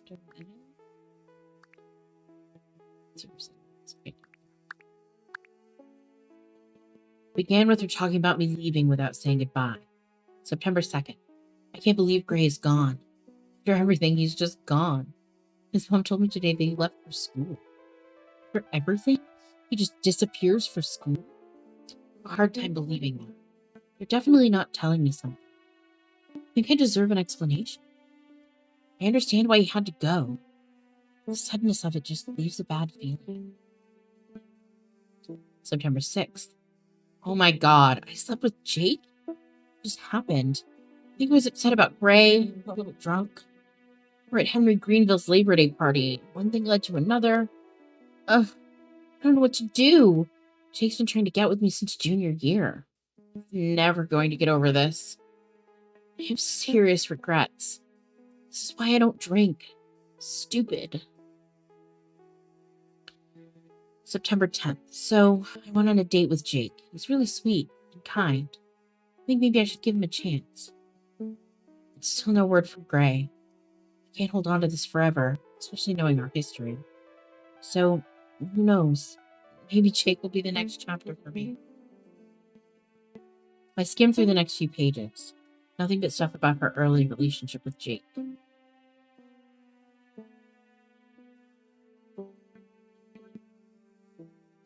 October 15th. Jake told me he loves me today. I said it back. I feel bad about it. I didn't mean it. October 18th. Jake can tell there's something up. I explained I wanted to take things slower. We're okay now. I really like him a lot. So happy with the way things are right now.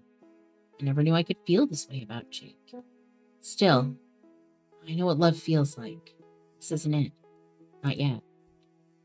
I thought about Gray today. I miss him. I'm trying to read up on stuff to understand his situation better.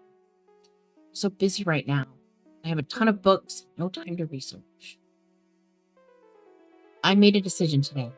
I tore all the pages from summer and put them in the time capsule.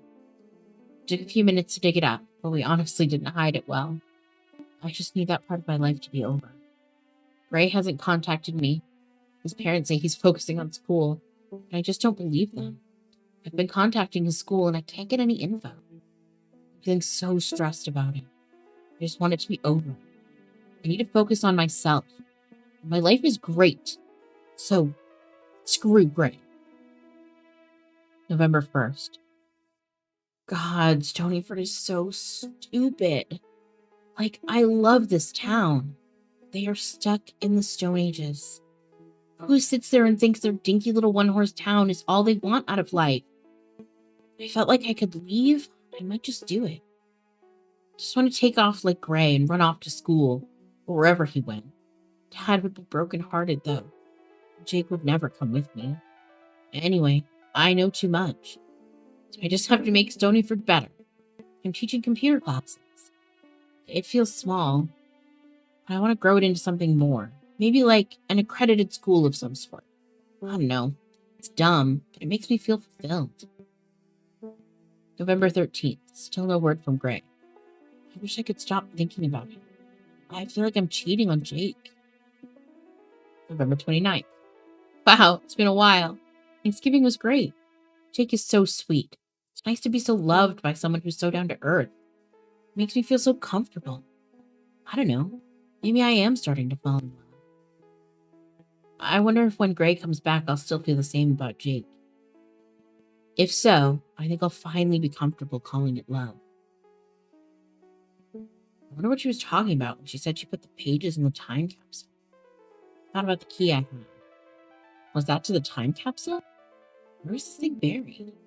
Maybe I could find it. Reading this, everything I suspected was becoming more solid. Noelle was slightly frustrated with Stonyford, but she's not unhappy. She wasn't in love with Jake, but she wasn't depressed. She was happy.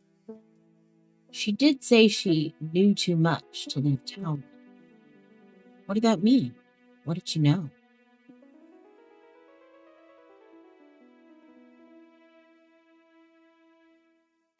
December 5th. I finally got a phone call that gave me a hint about Gray. The hospital got back to me and gave me a room number. I was shocked. It's like all of the pieces are falling into place. I need to talk to Mrs. Jackson. I'm so done with these lies. December 11th. I cornered Mrs. Jackson today and made her have lunch with me. I grilled her like crazy. She didn't crack. I'm surprised considering all the secrets she's kept over the years. This whole town is good at keeping secrets. She has her story very straight. I would be happy if she would tell me when he's coming home. They can't keep him in the hospital forever. December 13th. I drove all the way to the city and tried to go visit Gray. It said no visitors allowed. I was so mad. December 16th. Ugh! I'm so angry. I got in a huge fight with Gray's mom in the grocery store today. A cop broke it up when he heard us yelling. She said Gray's coming home tonight. I've been demanding answers all this time, and she drops it on me the day of? I need time to prepare. I still don't know what I'm going to say to him. Maybe I should go get the papers out of the time capsule. I don't know why I did that in the first place. Mrs. Jackson told me not to tell him about what happened no matter what. But I have to. From what I've learned, he forgets stuff like this easily.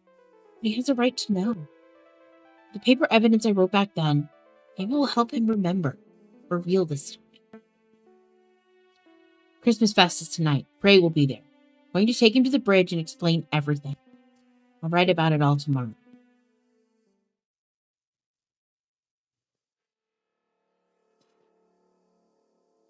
Tomorrow never came. I closed the diary and held it to my chest. Thoughts raced.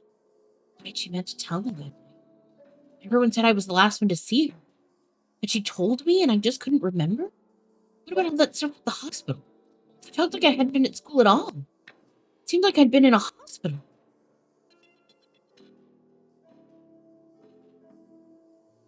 Email. Is that the dean's office? Mr. Jackson, to clarify, you were not signed up for classes in the fall semester. Our accounts show that your original start date was pushed from fall to spring due to mitigating circumstances. Please call admissions to set up a meeting with an advisor. Oh. Can I finish reading it before you close it?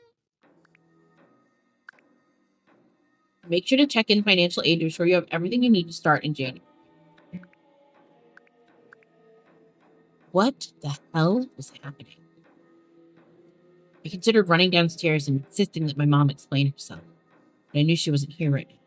She and Dad were both at work. I'd rather confront them face to face than text them. Well, it said the diary she was going to take me to the bridge to see the papers in the time capsule. That meant it was out there. I needed to go see if I could find it.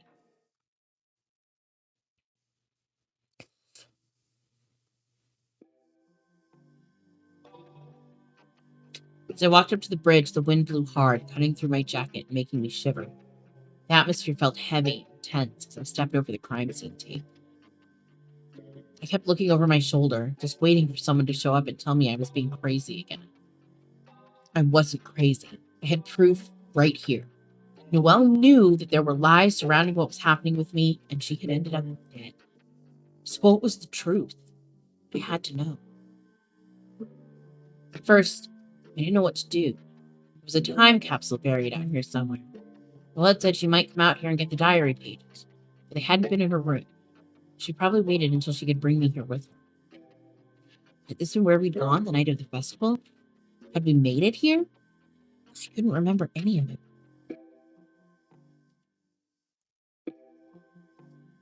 I took my steps slowly, kicking snow around to see if there was a spot that might be dug up at all. My head throbbed with pain, and I felt a strong sense of deja vu.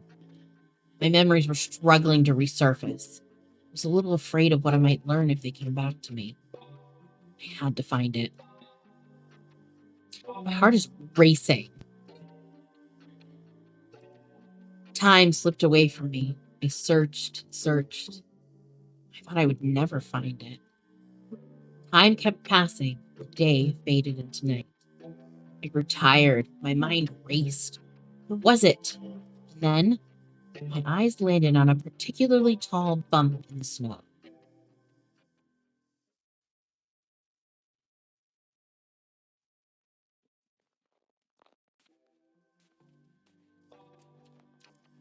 I fell to my knees and pushed away the snow to reveal a mound of freshly churned dirt. Desperation, I dug into the frozen ground with my bare hands. My fingernails tore as I frantically scooped the dirt away, revealing the top of a small metal lockbox. I felt an involuntary sob well up inside of me as I excavated the small box, and I held it to me, knowing what was inside could change everything. I stuck the small key in the old, rusty lock. It definitely fit. It was so old that it got stuck. As I struggled to turn the key, I wondered, what if I couldn't handle what I learned? What if...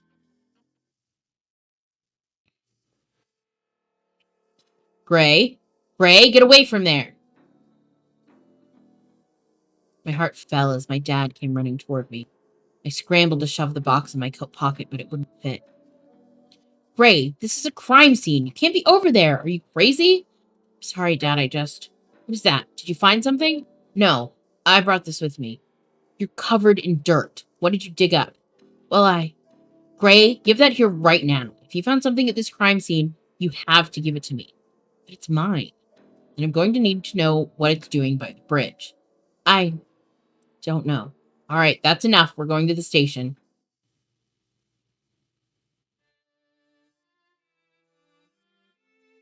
I held on tight to the lockbox even as we arrived at the station. I couldn't give this to him. I had to know what was inside. All right, Gray, explain yourself. There's nothing to explain. Obviously there is. Son, I don't want to have to bring anyone else into this. We can solve this now, and we can forget it ever happened.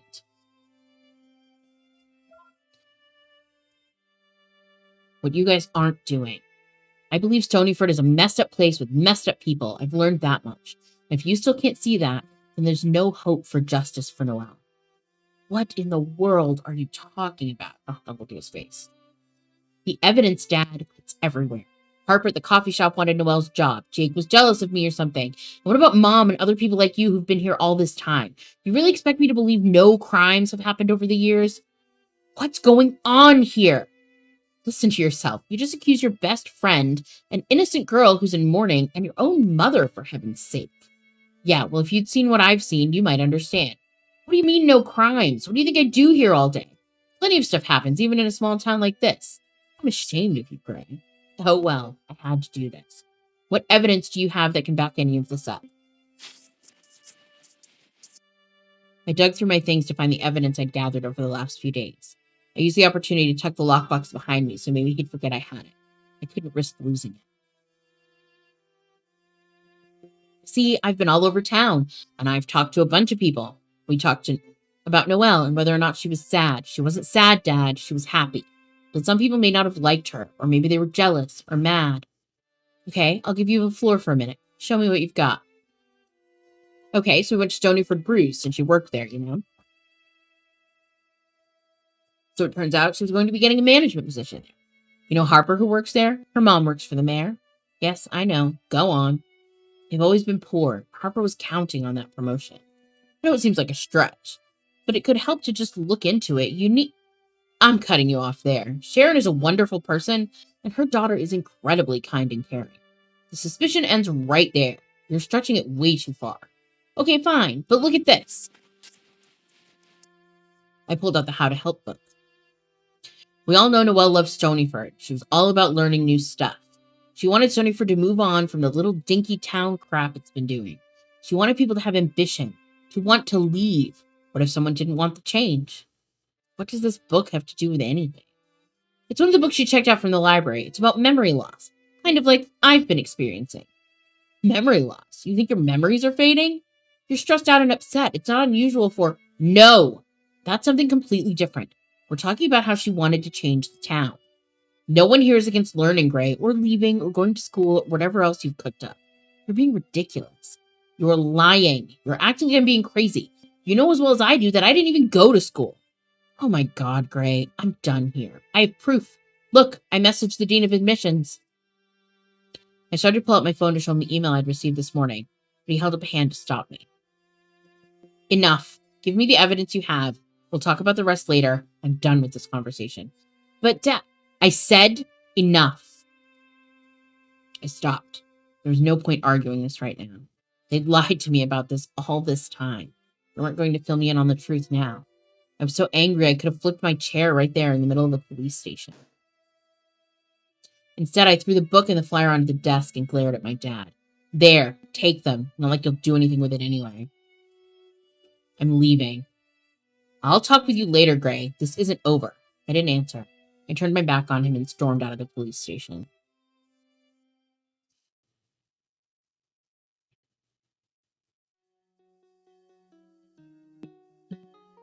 I stomped angrily through the snow all the way to the diner where I sat in the corner and fumed.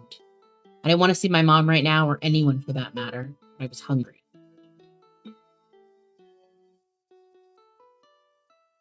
Hey, sweetie, what can I get you? Coffee, I guess. Maybe a BLT. Coming right up.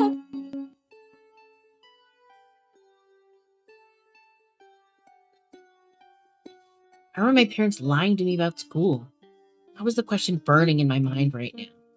I was still focusing on Noelle, but I reached in my pocket. Time to look at those diary pages. I almost threw up when I realized the lockbox was missing. Where was it? Station. It had to be there. I was rifling through my stuff there. Oh, no!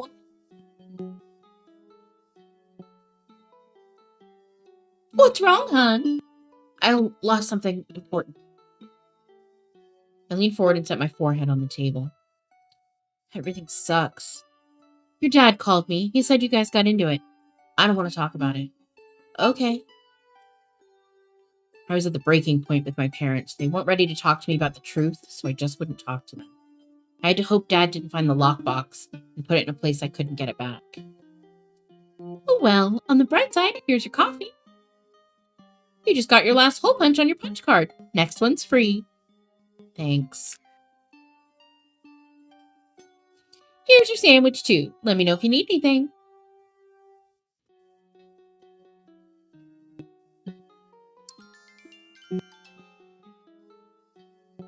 I decided I should check my texts. Hey.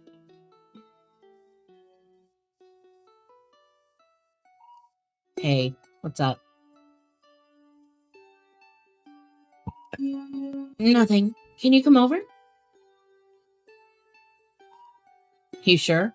It's the town consensus now that I'm crazy. Sure you want me there? Shut up. Come over.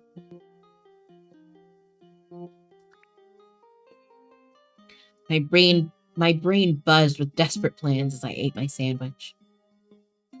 How was I going to get the lockbox back? It'd be locked in the evidence locker with the other stuff I'd given to Dad today. I'd never see it again. Especially how badly Dad was trying to keep up the school lock. He wanted me to keep pretending there was nothing going on. Maybe Paige would have some ideas. I hated to bring her back into this, but I had no choice.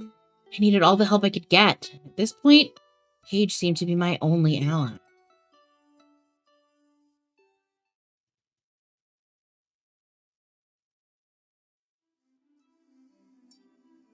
Hey guys, what are you doing here? I said he could come over. Chill out. All right, well, I need to go. I'll catch you later, Paige.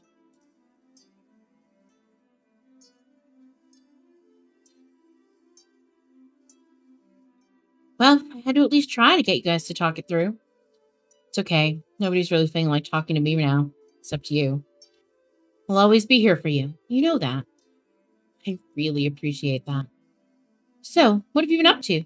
Saw you leave the vigil early last night. Yeah, I actually went to Noelle's house. Why? Nobody was home since the mayor was at the vigil. Exactly. I needed to sneak inside. Oh, geez, what have you done this time? I sneaked in through her window. I had one of her keys. I had to find out what it went to. Found her diary. So you randomly found her diary key? No, it's to a lockbox, actually. A time capsule? I found it after she wrote about it in her diary. Okay, I'm lost. So after you guys left the school, I went in and talked to Mrs. Cabrera. She let me into the room to look at Noelle's stuff. No way! Yeah, and I found a key. Turns out it was to a time capsule thing by the bridge. Was this her time capsule? I guess it was both of ours? Or maybe it was hers? I don't know. It's hard to remember. Okay, so what was in the time capsule? Well, not sure. Didn't get to open it. So where is it? Let's open it. Not exactly sure, but it's probably in the evidence locker at the police station. What? My dad caught me digging out by the bridge. Got me in trouble for crossing the crime scene tape. Not surprising. Managed to hide it for a while, but we got in a big fight. I was so mad that I marched right out. I must have left the lockbox there. Doesn't mean it's in evidence. He could just have it in his office. Either way, there's no way he's going to give it back to me. He doesn't want me to know what's inside it. What do you mean? I think everyone's lying to me about going to school, Paige. I don't understand. I said I couldn't remember school. I don't think I went. I think I was in the hospital. Hospital? You got hurt? I guess? I don't know. All I know is whatever happened is written down on diary pages in there by Noelle. I have to get that lockbox. Otherwise, I think I'll go crazy. I think I'm already halfway there. Okay, we'll get it then. How? We'll go by the station tomorrow. I'll get my mom to help. No, I don't want to involve anyone else. We have to do it ourselves. Okay, then I'll help you. Do you think if I distract your dad that you can get by and go find it? He might only have a minute or two. Yeah, I think I can. Come this far. I have to try. I'm going to help you however I can. Thanks. Silence fell over us. I knew I should probably go home and get some rest. I needed to be in top shape for tomorrow. I really don't want to go home. Huh? All my parents have done all day is fight with me. I feel uncomfortable back at home. You can... You... What? You can stay here? Maybe on the couch or whatever? Really? You sure? Yeah, it's no problem. I'm sure my mom won't care. Wow. Thanks. I really appreciate that. I'll text my mom so she's not too worried. I better tell her I'm at Jake's.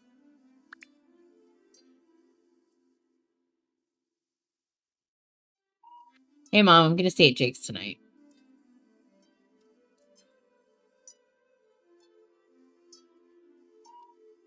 Okay, sweetie, love you.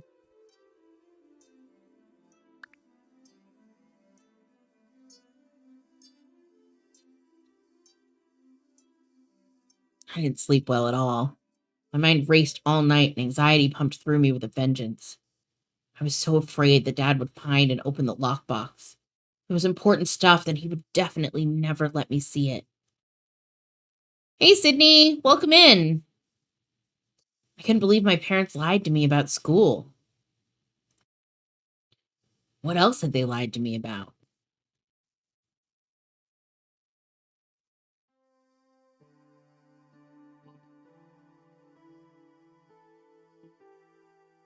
Oh, good morning, Gray.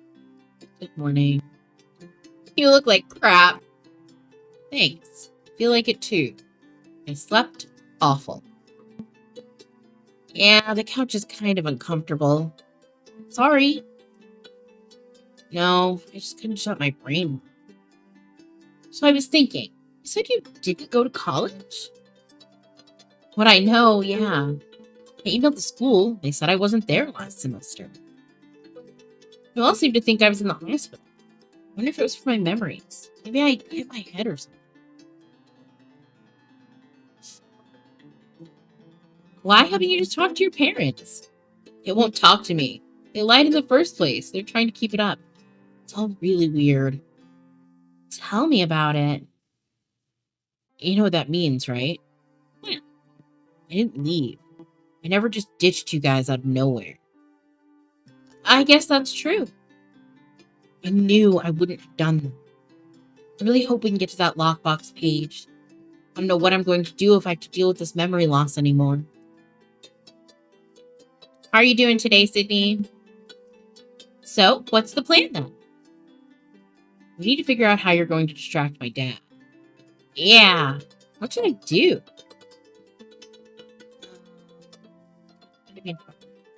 I guess we can just run in there. You can pretend like you're in trouble and need help. Yeah, my mom will freak out, though. Is she working today? Yeah, but she's supposed to be working traffic, so she probably won't be there. Awesome. Just pretend like you had some creepy dude following you around. Like you. Very funny. How long do you think you'll need? Only a minute. It wasn't given to him as evidence, so there should be no reason it's in the evidence locker, I guess. Probably still in his office. Okay, I'm a little nervous. Don't stress it. You'll do great. You mean it? Of course. You're honestly my lifesaver right now.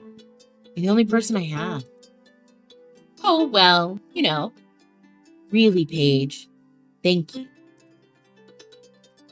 Come on, let's do this thing. We're wasting time. Yeah.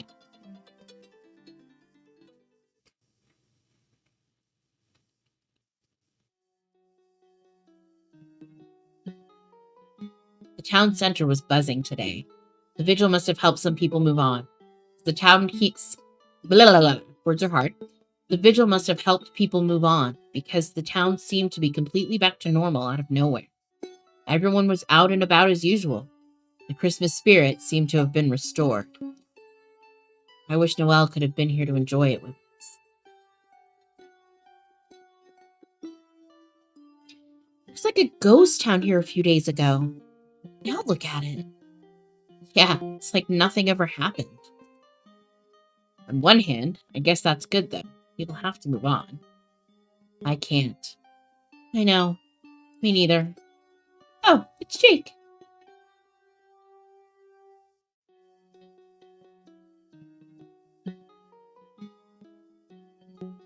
Oh, hey Paige. Hi. Hey Jake, Harper, what are you guys up to? We're Christmas shopping. Together? I didn't know you guys were friends. It's none of your business. Actually, I'm a little confused too. Harper, you can go on ahead. I'll catch up. Oh, okay.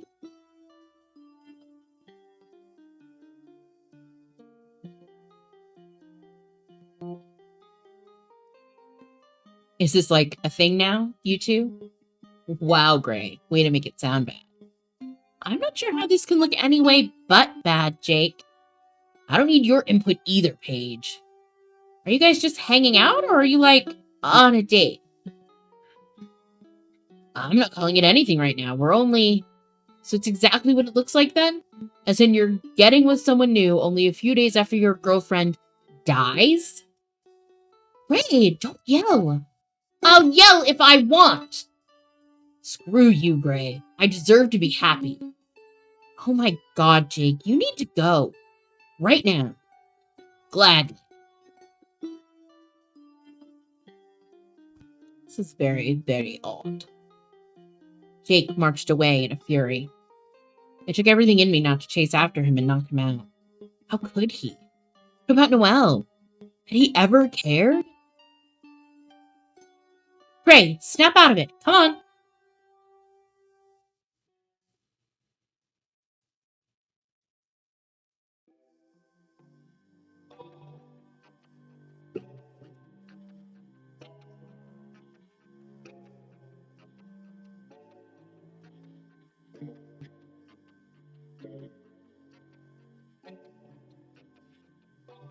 Ray, why are you so angry? How could he do this, Paige? Mel didn't deserve this. This isn't right. This isn't Jake. Or maybe it is. Jake is the kind of person who has to be happy. He doesn't do sad very well. Maybe he needs to move on faster than we do. You know that's a weak argument, Paige. Yeah, but I don't know how else to take it. You want to know how I take it? Ray, I don't know if I take it as him being happy she's gone. Remember when he didn't go to the police station? He didn't give a statement. Remember when he acted all jokey and normal instantly? Or how about when he flipped out on Mrs. Cabrera because he knew there was some of Noelle's stuff in there that he couldn't see? It was almost like he was afraid something in there would give him away. This is ridiculous, Gray. Except it's not. Harper wanted the management position. They both had a reason to want Noelle gone. Ray, stop it. No, I just know there's something going on here. I'm not wrong. I'm not crazy. Maybe I just what, Paige? Maybe you're just upset because you wanted to be with Noelle and you're jealous. Now you see him moving on faster than you and you feel like she deserved better, as in you think she deserved to be with someone like you. I felt all my anger slip away and my head began to hurt. I just don't understand him. Yeah, me either. It's dumb and horrible. There's no excuse. For the whole people, too. I know, right? I just don't think that the two most suspicious people in town would get together so quickly without it meaning something more. Saying they're suspicious is still just guesswork. We don't know that they're going to get together. People do stupid stuff when they're sad, like rushing things and seeking out other sad people who understand what they're feeling. I still can't see how he could do this to her, or Noelle. She died thinking he loved her. I don't think he did. We can't know that.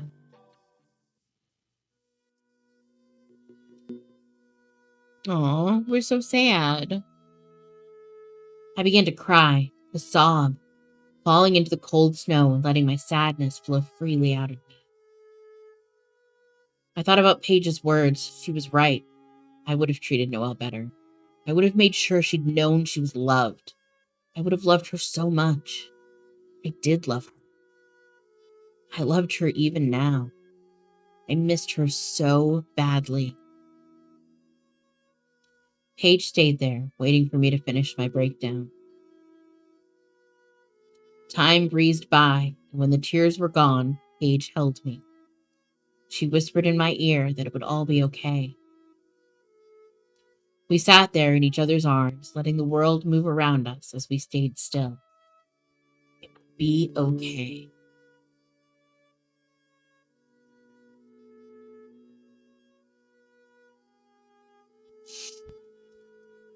I would figure this out. I would fix this. For Noelle.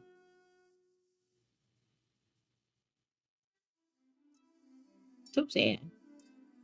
After a while, I was able to get back to my feet.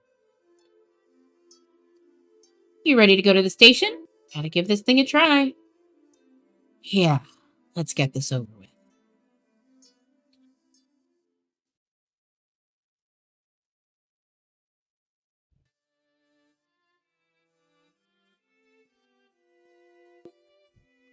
We got to the police station to find it quiet and normal, like nothing strange was happening at all. It really was as though the town had collectively decided they were all over Noelle's death all of a sudden.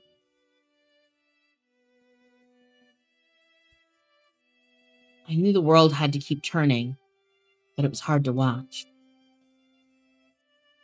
I think I see your dad's office door open. Yeah, he's in there. We need to get him to come out here so I can slip back there.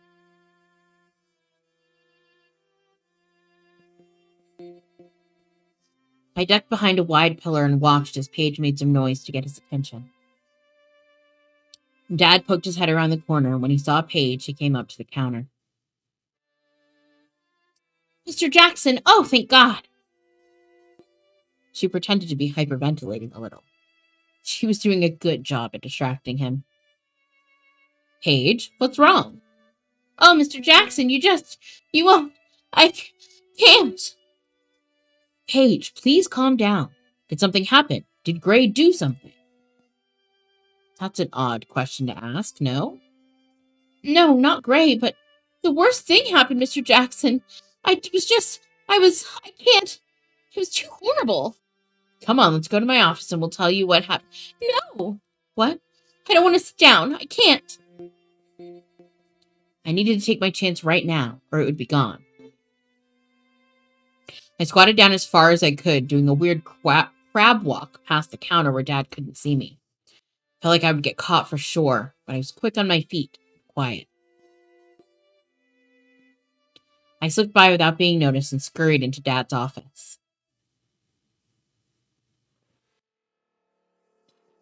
My dad's office was impeccably clean as usual. There were so many places to hide things. I hoped I could find the lockbox before he came back in. For now, I could still hear him talking with Paige out front. I only had a minute or two.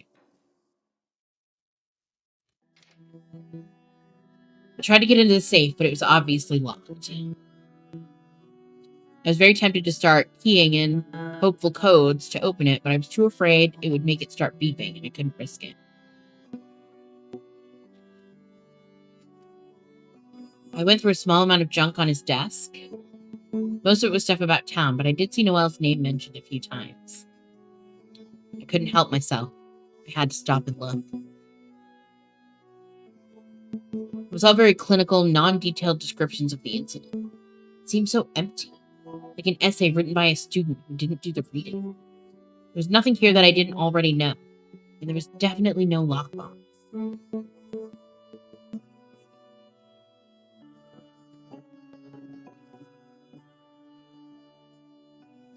I pored over the books in his bookcase. Law books and awards on display filled it. Nothing looked like a lockbox.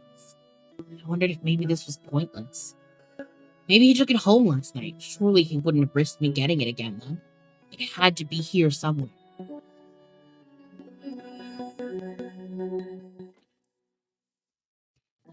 The cabinets were so cluttered that it was hard to search through them.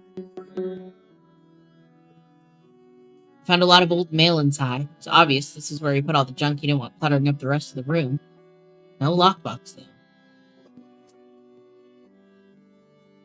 I opened the center cabinet and my heart sank as I saw all of the stuff Dad had shoved inside. It looked like he had items from the last 10 years inside. I was nervous to go through it because it looked like it might all come toppling down. Still, I had to do it. I carefully moved a few things around, and my spirits instantly picked up when I saw some dirt fall from the top shelf. I looked up and felt a jolt of adrenaline as my gaze landed on the small, dirty time capsule. I found it!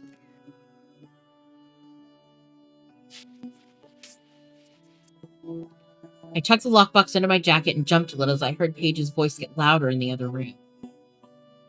Did she say my name? I needed to get out of here. Dad might be coming back.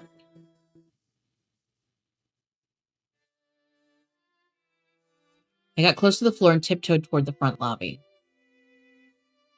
I skirted past Dad again, just like before, returning to my hiding spot, just as our conversation seemed to be wrapping up.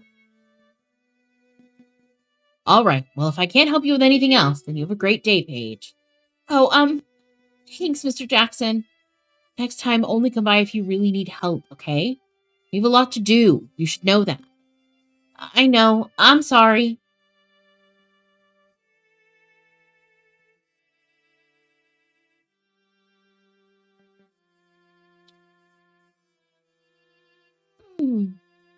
I poked my head around the pillar and whispered. Psst. Is he in his office? Yeah, come on out. I stood up and pulled the lockbox out just enough to show her I had it. She nodded and beckoned for us to leave. I followed her quickly, glancing over my shoulder one more time to make sure Dad wasn't following. I couldn't believe we pulled that off.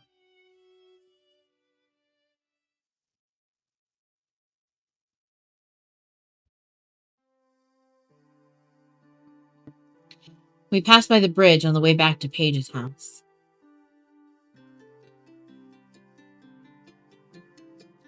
Look, he took down the tape. If you'd waited till today, then they wouldn't have gotten you in trouble for digging up the box in the first place. Good point. Well, stop smirking. She burst into laughter, and I just smiled. Finally felt a bit of relief, like maybe this time I'd be able to find out all the answers I'd been seeking. I'm asking answers. She got the lockbox and looked at it. It doesn't look like he opened it. I guess the words fell away and I smacked my forehead with my palm. What? Doesn't help us if we don't have the damned key. I almost threw the box down on the ground out of rage. So frustrating. We finally won. I finally got to the end of the tunnel and the light was right there. The answers inside this little grungy box. I didn't have the key. Here's a key? Why didn't you grab it? When I found the box yesterday, the key got stuck. Obviously, my dad must have taken it out. So, your dad has that too? I guess. I was so mad. Come on, let's go back to my house. We'll get warm, get some food, see if we can't break the lock or something. Yeah, alright.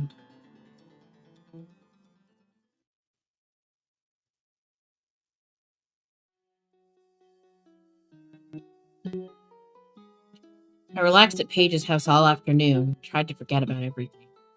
Funny, for some reason, when I actually wanted to forget stuff, my brain seemed to be incapable of it. We tried for a while to break open the lock, but it was no use. I had to get that key somehow, otherwise I would never know what was inside here.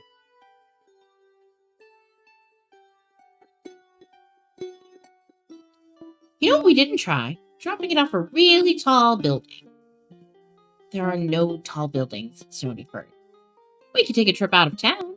We could go driving down to the city, help get our minds off it anyway. I guess we could take it to a locksmith. You got money for that? No. Didn't think so. It's okay. I'll look through my dad's pockets and stuff tomorrow. I would go home tonight, but I think if I do, I'll get in a fight with him. I need to play nice. Too worked up today. You're worked up all the time. That's true. Paige got quiet, standing awkwardly as I sat on the bed. I watched her as she walked toward the window and stared outside. The sunset showed through the trees, and the light splashed across her hair.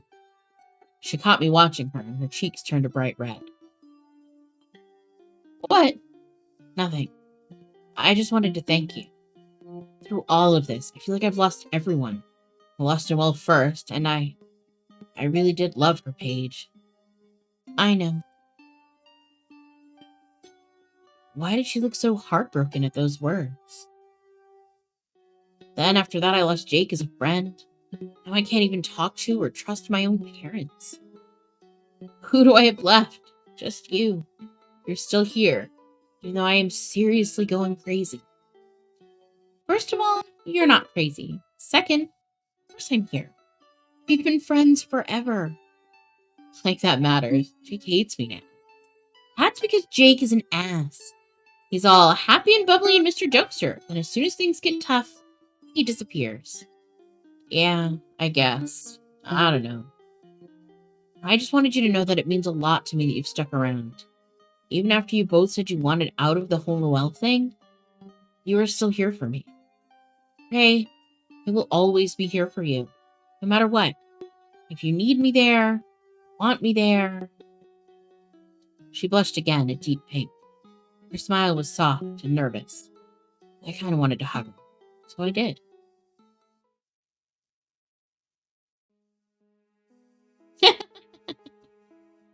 I took Paige into my arms, enveloping her in a desperate hug. I needed a sense of warmth, closeness. I felt so far away from everyone, everything, but not her. She was here. Gray? Thank you. Paige slowly hugged me back. I could tell she was nervous. Gray, I want to tell you something. Anything. I know you loved Noelle, you always have, but I feel that way about you. I tensed up a little, but I didn't let go. I knew that somewhere deep down, Paige had always had a crush on me. I had ignored it for so long because I didn't have those feelings for her. I felt very close to her right now. Still, I felt so angry at Jake for getting with someone new so soon after Noelle's death. What kind of person would I be if I made a move on Paige right now? I know you are still in love with her, and I'm not asking for you to say anything back to me. I just wanted you to know I'll always be here for you, Gray. I've been here through everything else. I want you to know you can always count on me. Floating. Paige, I pulled away from her, my face burning with embarrassment and guilt.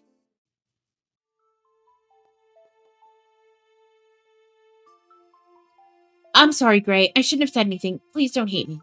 Of course I don't hate you. I'm glad you told me. Just I have a lot of feelings about a lot of things right now. I don't think it's a good time. No. I understand. I didn't mean... I don't want you to be...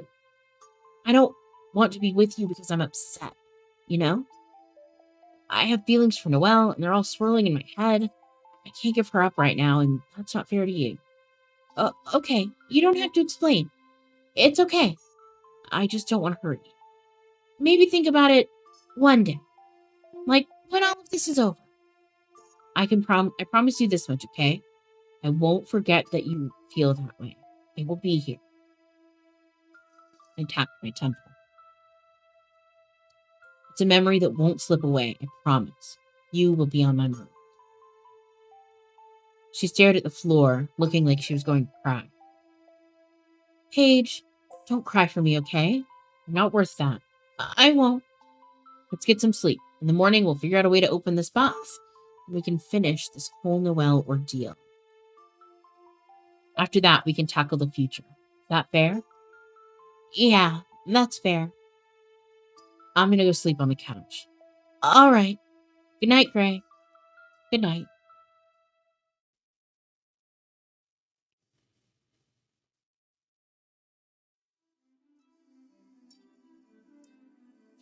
I woke up the next morning and felt the overwhelming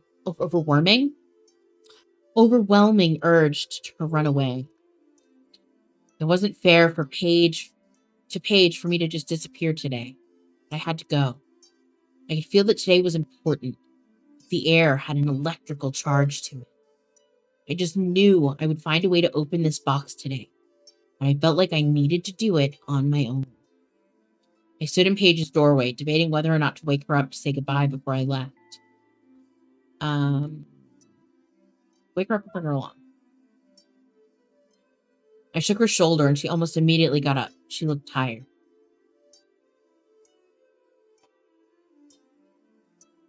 Oh, Gray, you're up already? Yeah, I'm about to head out. I thought I'd let you know so you can come with me. I don't know. I don't feel like you should open the box. What? Why? I feel like it's not necessary. Why do you want to find out about that stuff anyway? Wouldn't it be better to just move on? I'm going to open it. Well, I'm going to stay here. Whatever's in that box isn't going to help, I'm sure. Okay, fine. You're acting weird, Paige. Went through all that to help me, but you don't think it'll have anything in it? Last night threw me off emotionally, that's all. I don't feel it 100%. Then I'll see you later, okay? No hard feelings? Of course not. Text me later. All right.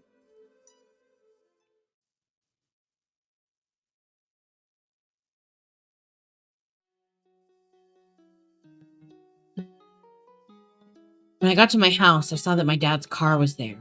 I couldn't believe he actually got a day off. A few days ago, I would have been so happy to have been able to spend time with him. Now, I didn't want to talk to him at all. I had to hope he was still sleeping.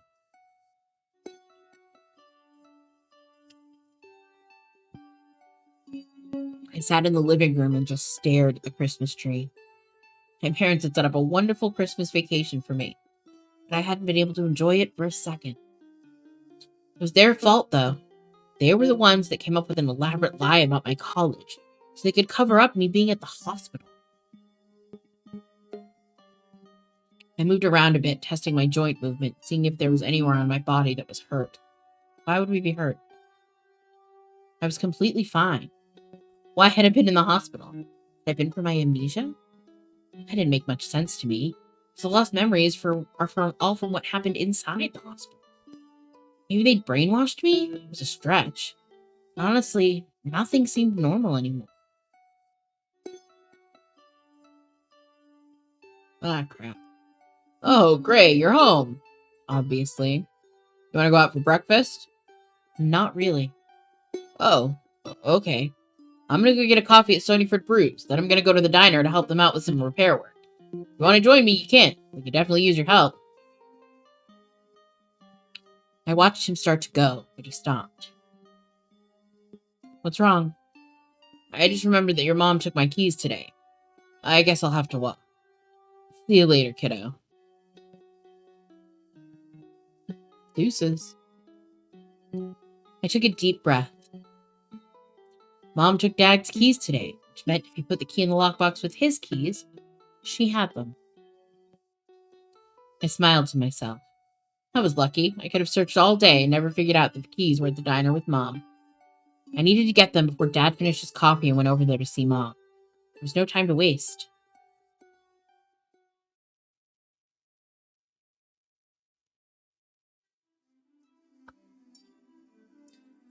I walked into the diner and took a seat, feeling the adrenaline buzzing through my whole body. I kept looking over my shoulder, expecting Dad to walk in and ruin my moment. The diner was pretty empty, which wasn't too surprising since it was Christmas Eve. But the repairs Dad had talked about were obviously only because there was a ladder in the room, Dad's giant toolbox, and a piece of the ceiling had been lifted.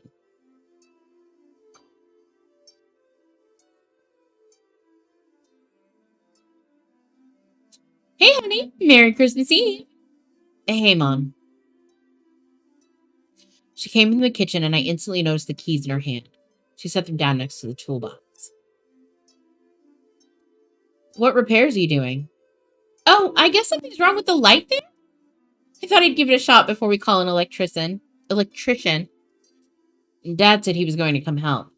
He already let me borrow the tools and everything. I can do it.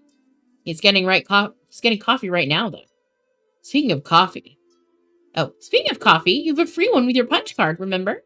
Oh, yeah, I forgot. Want me to get it for you? This was perfect. Yeah, absolutely. Here's the card. Okay, it'll be a minute. I have to enter this into the computer. Take your time. Go get the keys. I quickly took the opportunity to grab the keys. I hid them under the table and pulled the lockbox out. Dad had so many keys. Maybe it was because he was a cop. But there were a whole lot of keys that looked like the one I needed. I struggled to shove each one into the lock, trying to figure out which one was right. The problem was, it hadn't turned easily when I'd tried the other day. I stuffed the keys in the box into my jacket when I heard my mom coming back.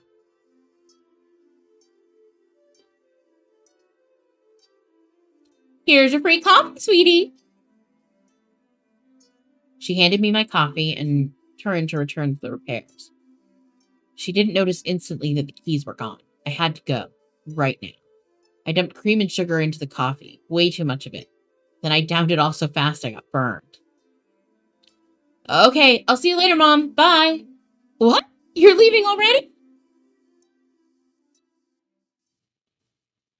Deuces. Oh, we got a message. Text. You should be ashamed of yourself, Gray Jackson. You're acting like a real idiot, you know that? Just leave Jake alone, okay? You know what? Screw you, Gray. You're obviously never a real friend in the first place. What? The fuck? Sorry. I rushed out of the diner without answering my mom. I wasn't making a mistake like last time. I needed to go get this thing unlocked immediately before someone had the chance to stop me again. I considered going to the bridge to open the time capsule, but I didn't want to risk my dad coming out there. The park seemed safe to me, so I went there. I found a bench to sit on, my hand trembling as I took the box out of the tool. I found a bench to sit on, my hand trembling as I took out the lockbox and key. I stared at the box for what seemed like hours, watching my breath cloud in front of me from the chilly air. This was it. I was frozen, too afraid to actually open it.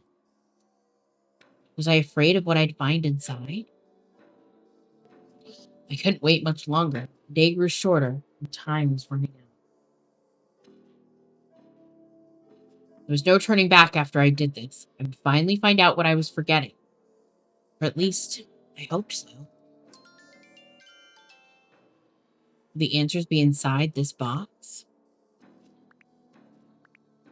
Why did you run away so fast? Did you take your father's keys?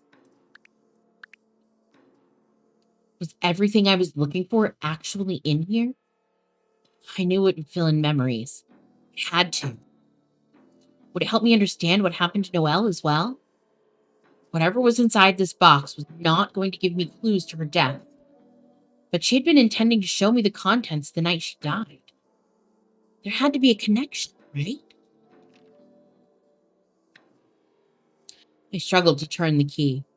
I assumed my dad hadn't been able to open it either, but I had to hope I could get it. The lock was old and crusted with dirt and rust.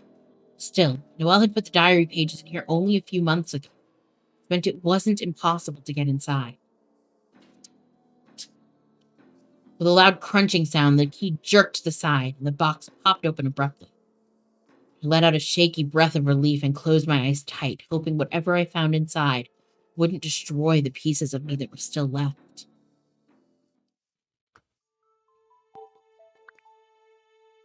Do you have an email? Oh yeah, Stonyford Bruise. It's fine. Diary hours. That's fine. Okay. I couldn't remember ever putting anything inside in here, and I couldn't remember burying it. These were definitely my things. The contents of the box were old and dingy. There were old toys and papers. My head hurt as I picked up the toys. Some were ones I didn't recognize, really, probably belonging to Noelle. Others were mine. A small toy car my dad gave me when he came back from a business trip when I was 7. A set of erasers given out at my 11th birthday party.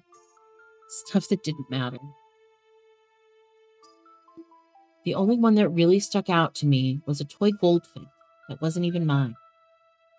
I only remembered it because Layla had got it for her birthday on the night that she died. We'd been arguing over her presents that night. How had I gotten it from her? Why had I put it in this lockbox? I moved it to the side and picked up the folded diary pages. Noelle's handwriting was so recognizable to me. The diary pages were from summer, starting in June, and going until September. My hands were shaking so badly I could hardly read. June 28th. I decided to start a new diary. I didn't write enough in the old one. I'm going to try to do better with this one. I've been so busy. Gray and I have been hanging out a lot since graduation. We went stargazing last night. I wonder if he felt like it was as romantic as I did. July 1st.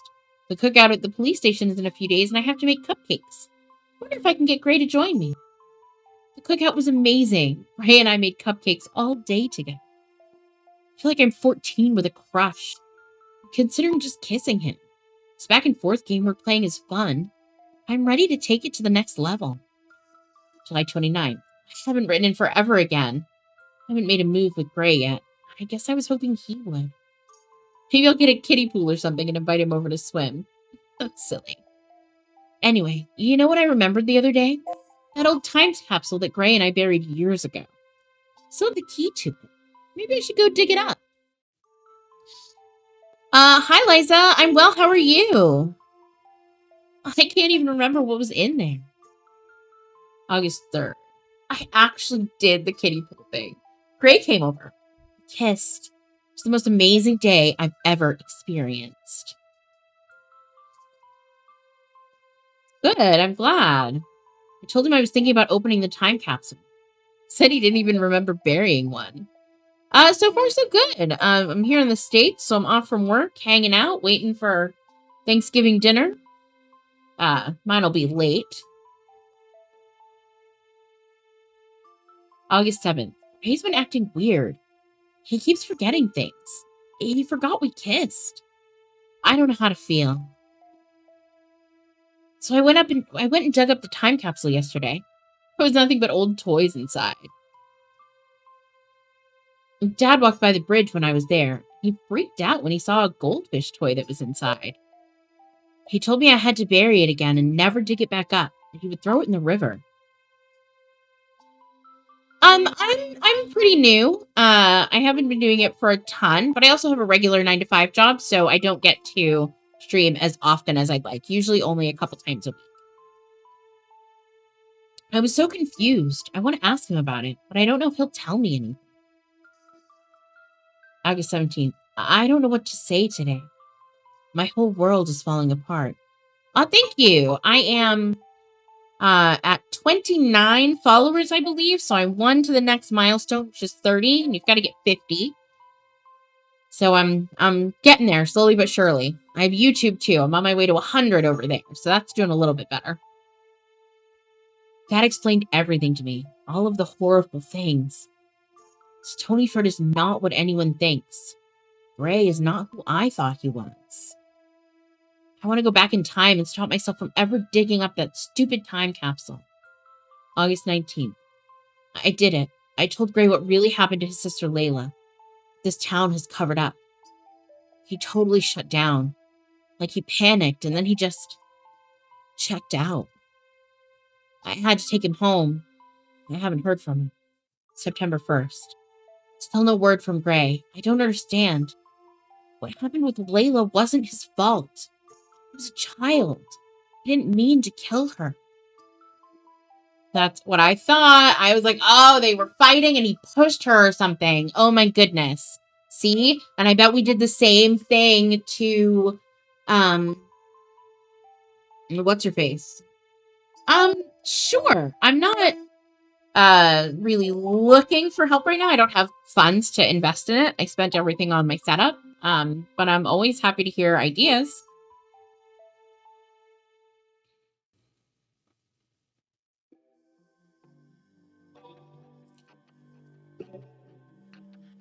I stared in horror and disbelief at the paper.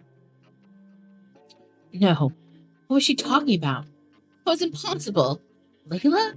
I didn't kill Layla. I cried out as my head throbbed with excruciating pain. It couldn't be. Just like that, I remembered. I remembered when Noelle had taken me to the bridge and shown me the time capsule. She told me about the goldfish, why it had been so important to me all those years ago. My mind raced further back to the day we buried the lockbox. Even then, I hadn't known why the goldfish had been so important. All I'd known as a child was that the memory of it made me feel sad. Even back then, so many years ago, my mind protected itself by forgetting. I'd been locking away horrible memories for my entire life. I began to sob as the memory of that horrible night flooded into my head. The night Layla had died.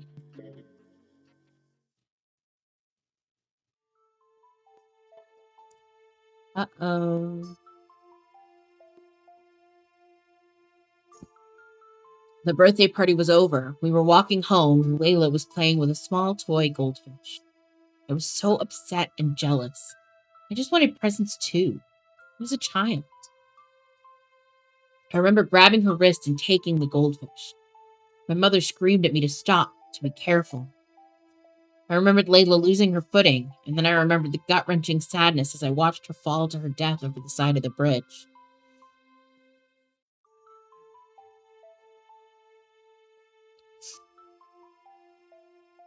It was an accident. I hadn't meant to kill her. I already have some of that stuff. We're working on that already. Updating it and making it better.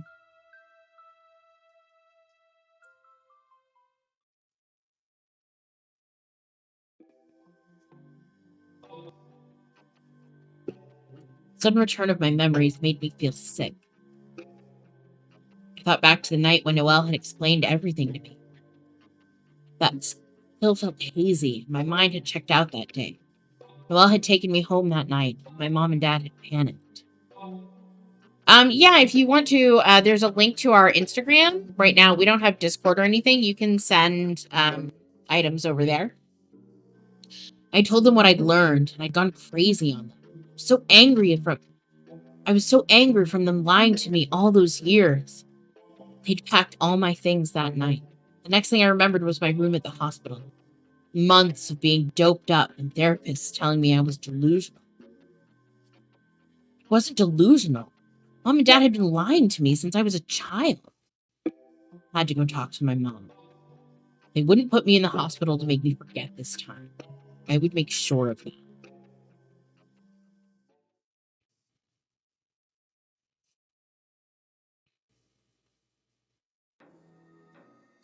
I didn't know where I was heading. I just knew I had to find Mom and Dad. I was so angry. I was surprisingly composed. I knew I wasn't a bad person. I'd made a mistake as a child. I'd feel guilty about that my whole life. Why would they lie? My head hurt as I wondered what the connection of all of this had to do with Noelle.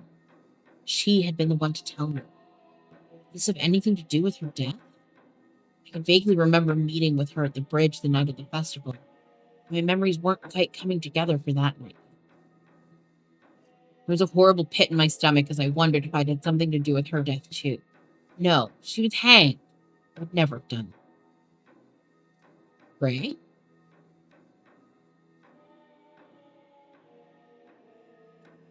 There you are. Your mother called me. She's looking for you at the bridge now. She said you stole my keys off her. You bet I did, and I opened my lockbox too. Oh, what? Lockbox. I accidentally left at the station. I sneaked in yesterday and got it back. And I just opened it. Well, what was inside? Everything. All the lies you've been telling me. The lies about Layla. Dad's expression quickly turned to anger. As soon as I'm done with stream. It's almost like he was going to hit me. I took a step back just in case. How could you lie to me? How could you send me to the hospital and have them tell me I was delusional? I forgot everything because of that place. And to tell me that I was at school? Why not just tell me what really happened? Let me face it and come to terms with it. What is wrong with you? There's so much more going on here, Gray. It wasn't up to us. Not up to you. What are you talking about? Stonyford protected you, as they've done for countless others. Wait, Stonyford? What does Stonyford have to do with this? Stonyford is special, son. Here, we protect each other. Things like that, like death, they have no place here. Together, we keep everyone safe. We make sure everything is good and happy. You can't get that anywhere else. Only here. If we'd told you, if we'd let you remember, well, we just couldn't do that. It would have made us leave. You can't be serious. It's a part of being here, son, of being in this wonderful place where everyone is family and loves each other. You're safe here. We're all safe. If we'd let all of that be out in the open, then we wouldn't belong here anymore. We wouldn't be welcome. I didn't want you to have to grow up anywhere else. This is crazy. You're all crazy. Maybe, but it's for a reason, Gray. Everything we did was for a reason. What about Noelle? What about her death? Did you cover that up too? Dad, how could you do something like that? I don't understand. I had to. I have to protect this family no matter what. This family? What do you mean, this family? Who killed Noelle, Dad? Ray. Thought about everything, about Noelle, about how Noelle had tried to get my mom to tell her where I was, about how they fought over me being gone, about how badly my parents didn't want me to know the truth. No, she couldn't have. Ray, you have to understand. I don't have to do anything. I'm going to find Mom. I ran away as fast as I could. This couldn't be real.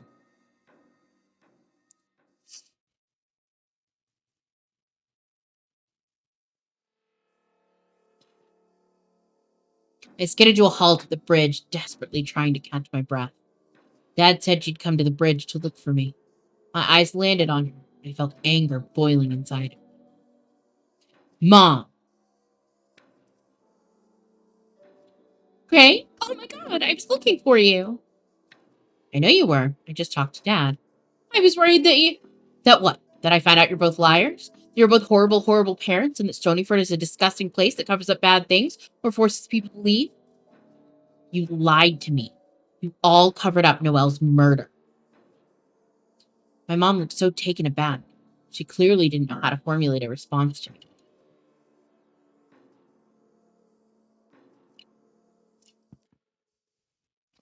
It took everything in me not to attack her, to be honest. But that wasn't me. I wasn't a bad person. Gray, you don't know the whole story. I know enough to understand what you've done. What you and Dad have both done. What this town has done. Please, let me explain. I know I'm terrible, but it's only because I care about you. Oh, you're going to explain. I want to hear you say it yourself.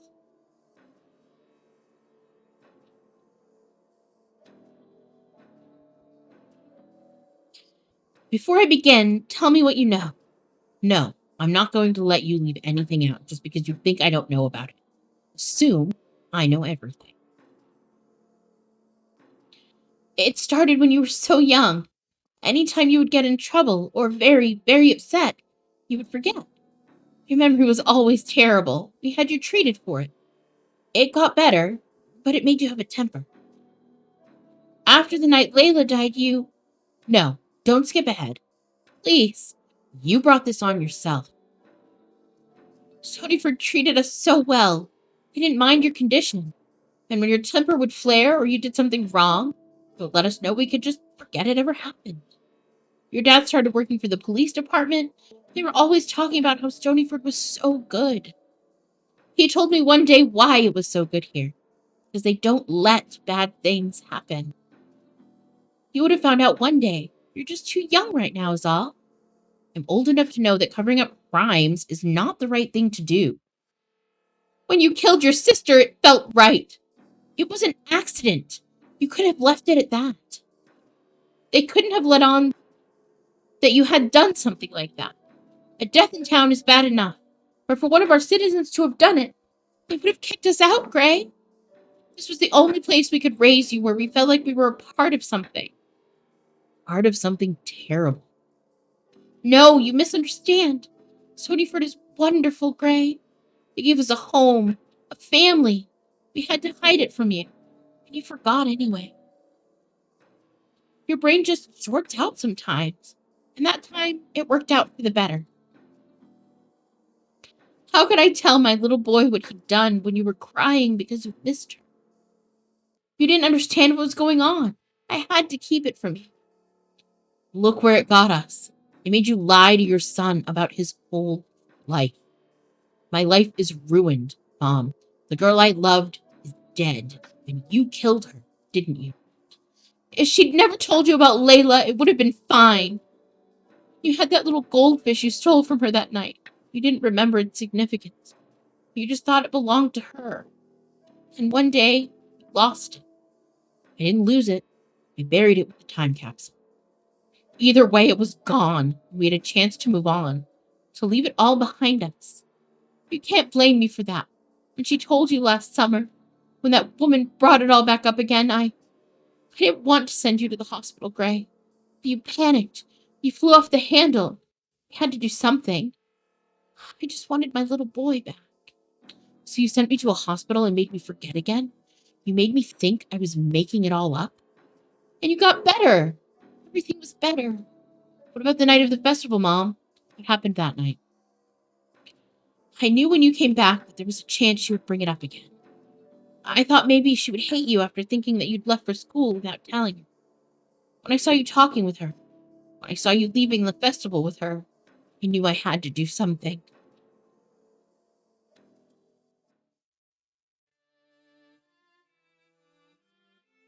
I saw you leave together in the direction of the bridge. I knew immediately what she was going to do. She was going to tell you again. She was going to ask where you'd been. Both of these things would put us right back at square one. I wanted you to be able to go to school, to live your life as normal as possible. She was going to ruin it, like she'd ruined everything before. I couldn't let it happen.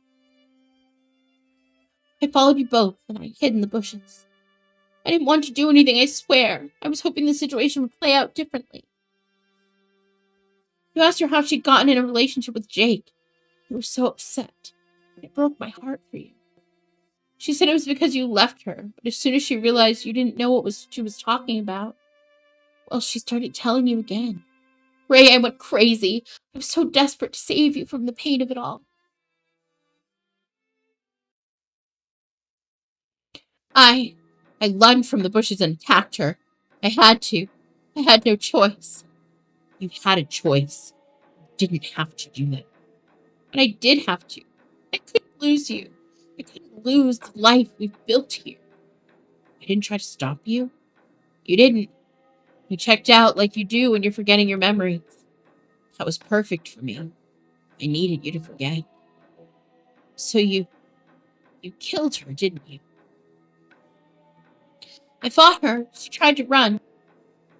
She knew she'd have to run away from me to let her go. She slipped in the snow, and I caught up to her. When she got to her feet, I pushed her, and she slid down the bank toward the river. She must have hit her head. She wasn't bleeding when I reached her, but she was knocked out.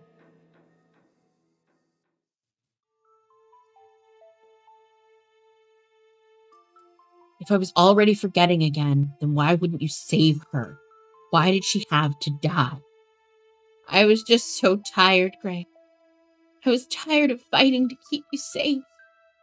I'd let her go, and Noelle was the type who would have fought with me over this forever. She loved you. I love you more. I'm your mother. I know how to keep you safe. What did you do? Her scarf was so long that I could use it like a rope. So I dragged her to the side of the bridge, and I tied the scarf around her neck so it would look like suicide. I'm sorry, Gray. It was the only way. I didn't know you would go looking. I didn't know you would figure it all out. How could I not figure it out? There was proof everywhere that I hadn't been at school. You had to have known. Even if you figured it out, I wanted it to be you that discovered it for yourself. I didn't want her to be the one to tell you. Then you should have told me yourself. And what about Dad? He knew too, didn't he? Yes. I told him that night. I cried to him and told him that I had no other choice. He understood. So he covered up at the police station. Who else in town knows? Mayor Adelson and Russell from the grocery store. The two of them are in control of keeping Stonyford safe. They keep all of the secrets. How? How could Mayor Adelson cover up the death of his own daughter? Because Stonyford is special, Gray. You have to see that by now. It made your life better. We have a family here. No matter what we do, we can find unconditional love. You're insane. You can't find unconditional love in a town, Mom. They just want to cover their own asses. As long as there's no crime, then the people will be complacent and happy. They won't get in trouble, but everyone has to be involved, right? So what happens when someone doesn't want to be involved anymore, huh? That's why people don't ever leave, because bad things will happen to them. You're getting carried away. He covered up his own daughter's murder. A murder that you committed. Oh, you're welcome. Hey, Aurora. As much as he loved Noelle, she was a threat to the town's way of life, and he forgave me for trying to protect them. I know. Most of the people here don't even know how good they have it. Admitting that Noelle was killed would shatter the illusion that everyone here is safe, and it would all fall apart. I'm off from my regular job today, so, bonus stream. We'll have our regular streams Friday, Saturday, and Sunday, too. See, you just called it an illusion yourself. No one is safe here. Not any safer than anywhere else. It's all fake.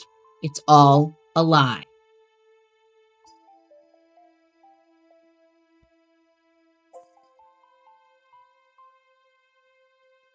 Gray, calm down.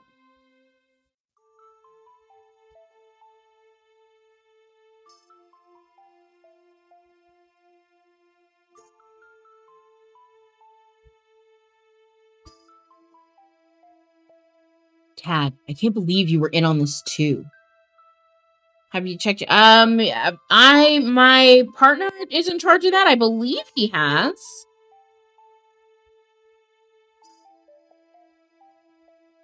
Mom killed Noelle, and you covered it up. What's wrong with you two? I don't have a Discord, so I don't think you sent it to me. Everything we've ever done, every choice we've ever made, it's all been for you, Gray. So you can have a better life. You have to understand. People make mistakes, son. It's human nature. You've made mistakes. I have. Okay. And your mother has. Here in Stonyford, though, we get forgiven for those mistakes. We get second, third, unlimited chances.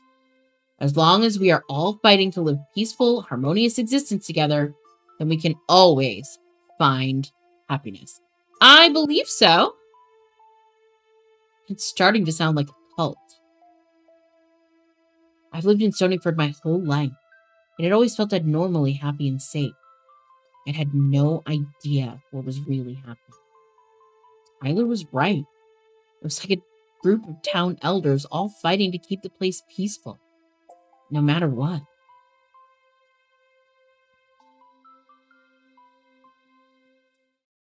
It's not a cult, it's just a way of life, existence. A home we can all be proud of, together. Thank you. This is a little different from what I usually play. But it's been on my list, and I knew I had a long time to stream today, so I'm having a good time. I think it's almost done. And then we'll see if what time it is. If Ben is home, Ben is my husband and the other half of Casa Fortis. He's working, so if he's home, then I'll end. But otherwise, we might play some Stardew. I know I've done horrible things, Gray. I really do know that. I will never fully forgive myself for doing what I had to do. I did have to do it. We can all move past this. How? Sending me back to a mental hospital and making me think I'm delusional again? No, this time you can remember everything that happened here. You can join those of us who understand what it takes to run a place like Stonyford. You can help us keep it safe and happy. I know it seems hard, but you killed someone too. How can you talk about Layla like that? Like her death didn't matter. Of course her death matters. We mourn her loss every day. We also know that by doing what we did, we saved you from living a life of guilt in courtrooms and no future. By keeping Noelle's true death a secret, we gave the town a lasting memory of all Noelle's positive attributes. We all remember her as a pillar of the community, a sweet girl that everyone loved. Meanwhile, we all live happily ever after too. Who loses here? She didn't deserve to die at all. I had no choice. That's behind us now. All we have left is to move forward.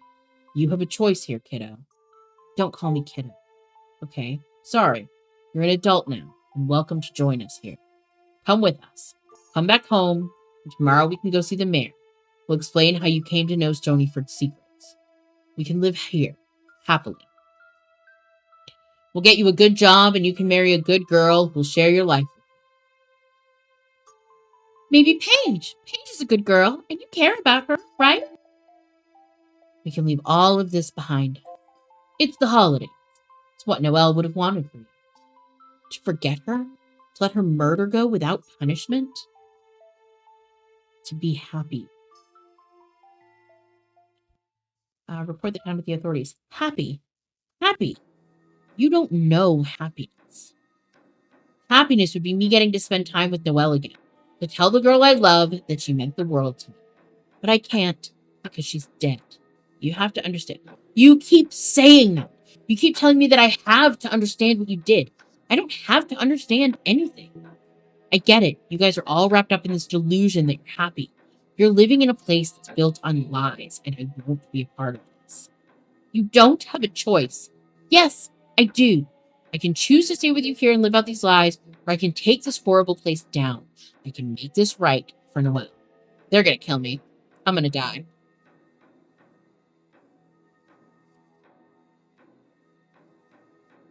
If you do that, then your mother and I will get taken down too. They'll arrest us both. You deserve to be arrested. Mom is a murderer, and you abused your position in the police force to cover up your wife's crime. We did it for all the right reasons. The right reasons. There's no right reason for doing it. I don't care what crazy stuff you guys came up with to justify it. Stonyford is messed up, and I won't play into this cult mentality bullshit.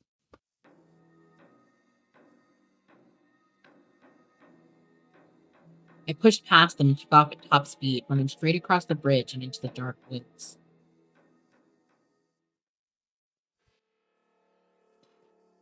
The trees surrounded me, and I stumbled over roots and through briars.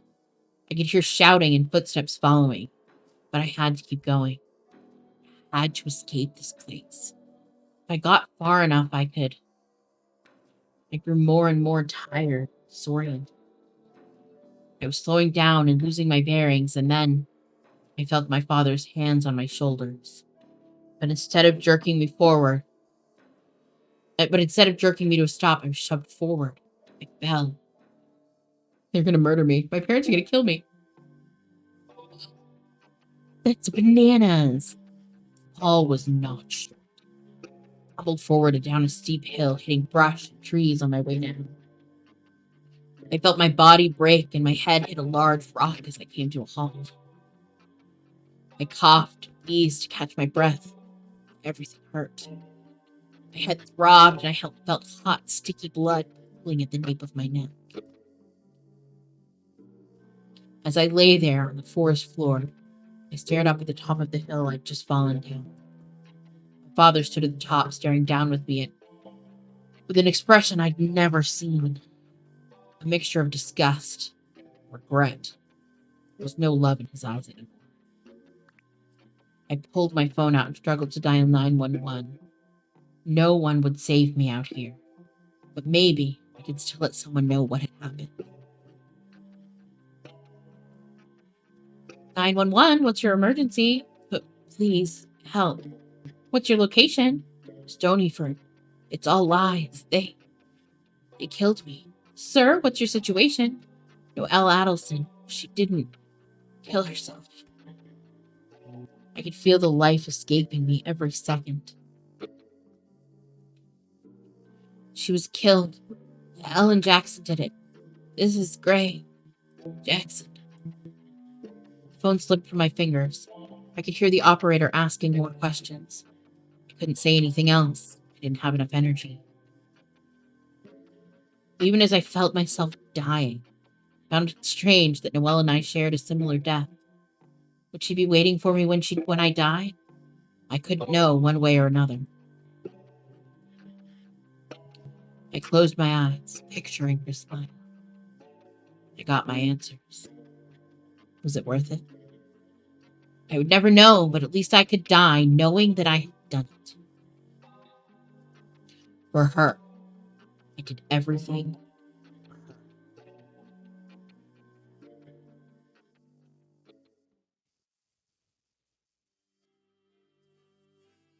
The end. So it was like 5 hours. It was pretty long.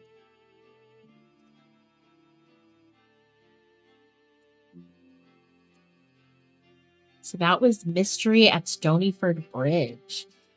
It didn't end quite how I thought it would, but I did know. I thought we had killed Layla and Noelle, but we only accidentally killed our little sister. So that was dark, but good. I really enjoyed it. Are you sure you want to quit? Yes. So it was dark, but it was good. I really liked it.